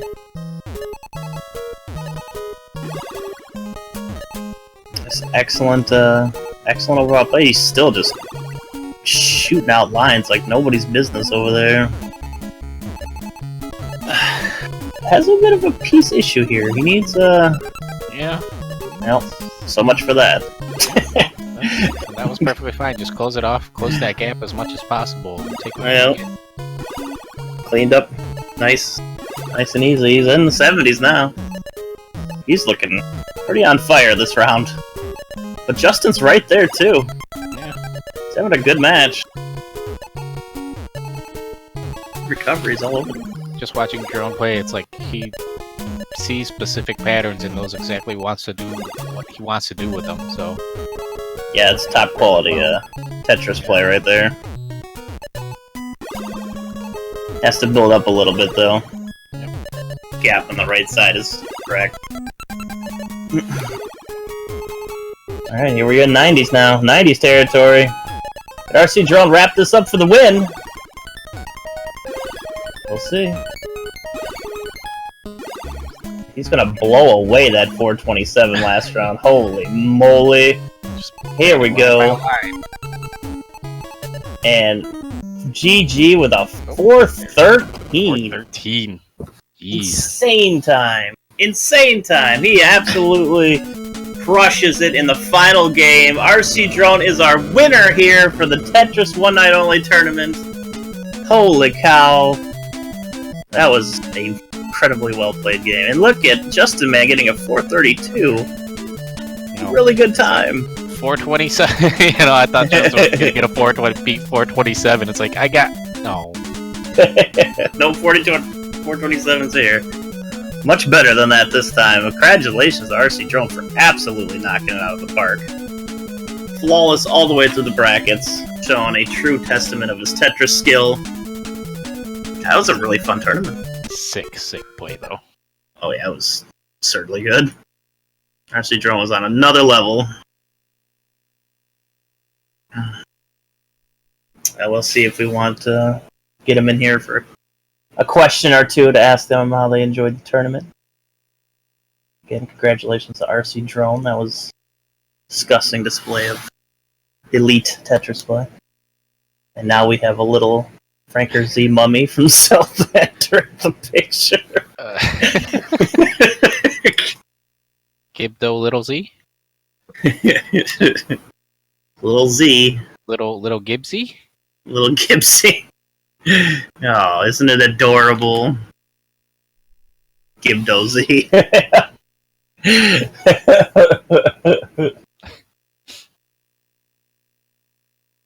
Oh, goodness. But yeah, Justin Man, beating the number 2 and number 3 seed, just played amazing down the stretch, Yeah.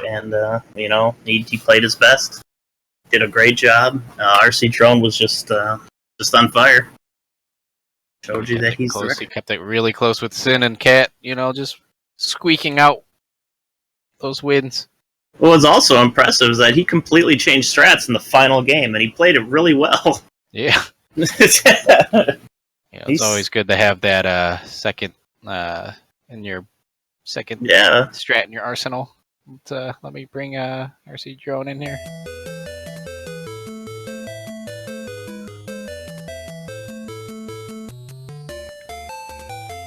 All right. Welcome, RC Drone. Congratulations. Hey, your mic is muted.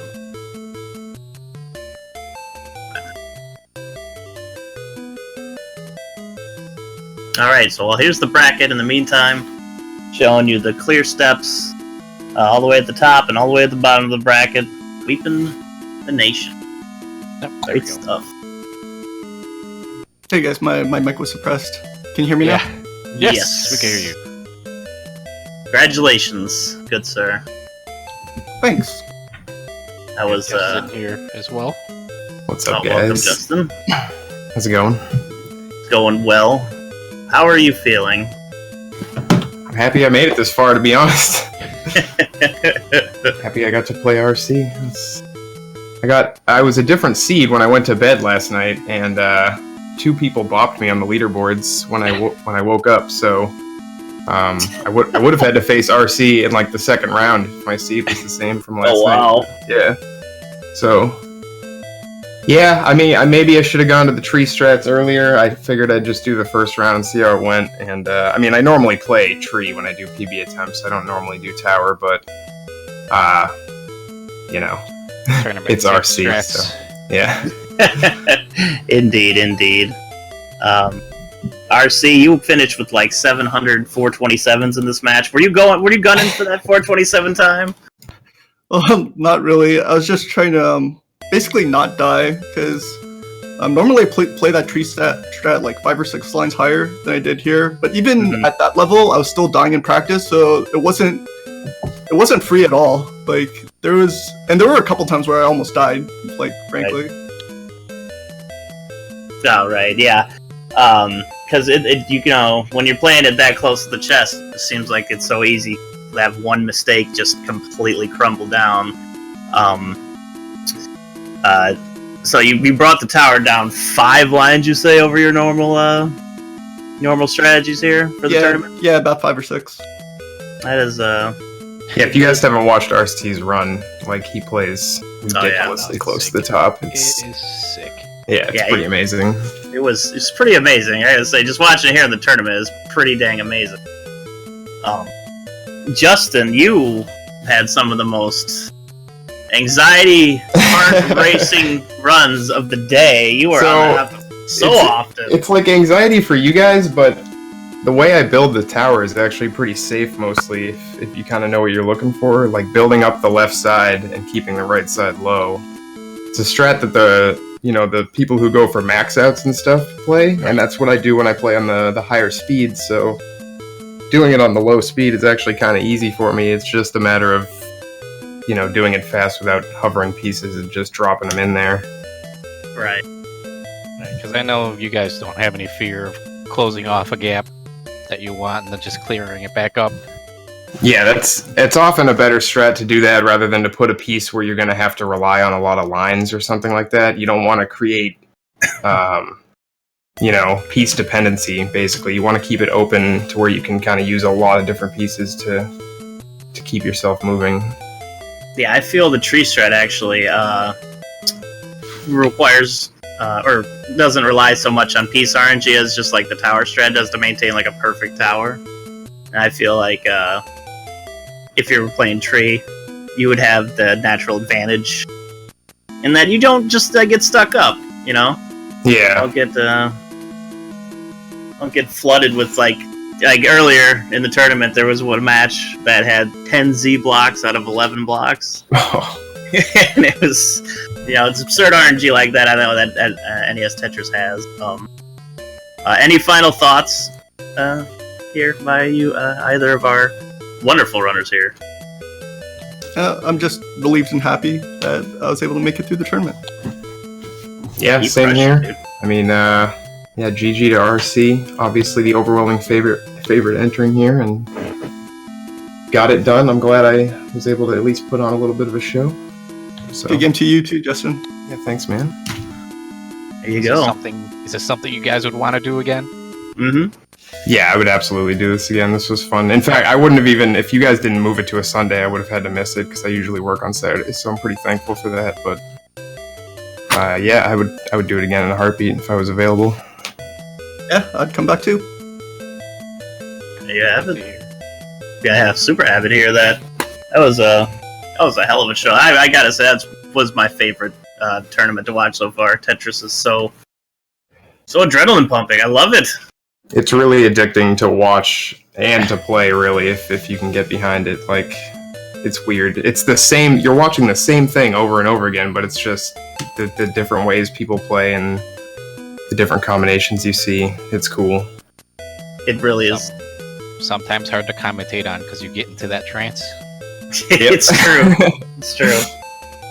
All right, Yep. thank you, gentlemen, and congratulations again, RC Drone. That was wonderful, wonderfully played.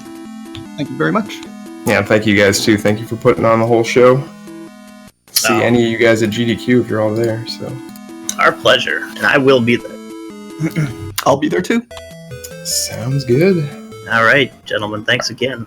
All right, take it easy, guys. Later.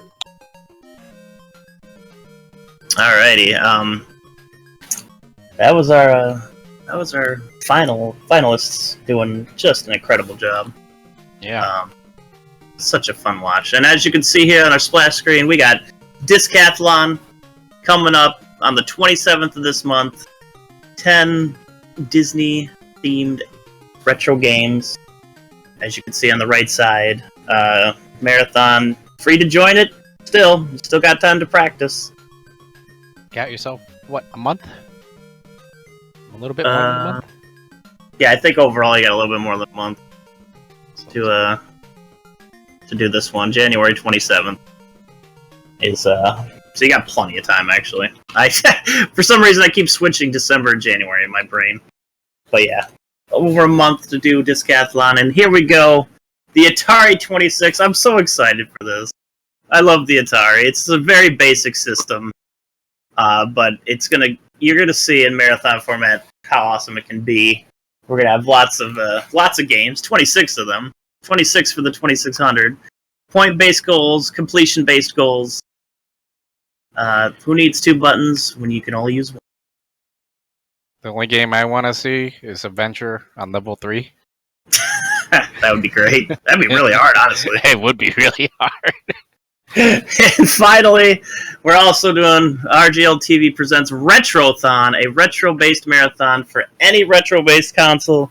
If you run any game from the NES, the Atari, the TurboGrafx, the Super Nintendo, PC, you got your DOS games, your N64, your PS1s, it's all going to come together in this one big marathon that we're hosting here on RGL coming up in spring. Remember, submissions just shortly after this Discathlon ends are going to open up at the end of January.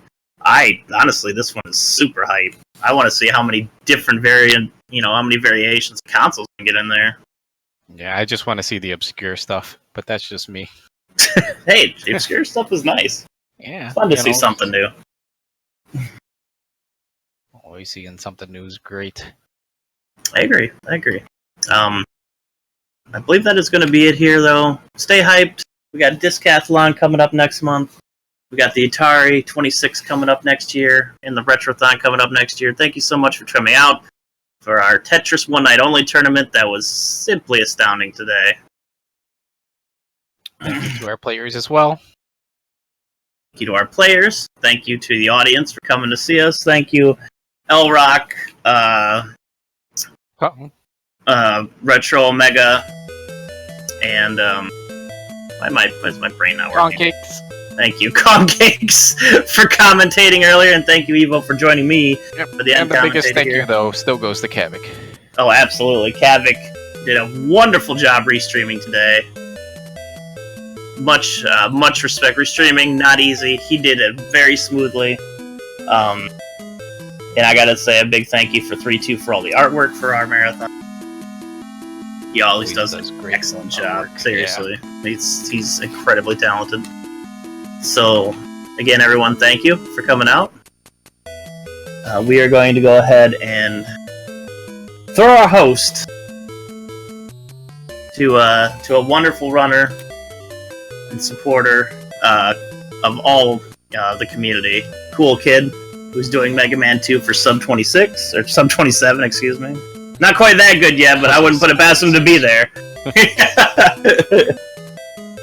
But sub 27 Mega Man 2 attempts. So let's go say hello to Cool Kid. And once again, thank you everyone. It's been a wonderful marathon, and we will see you next time.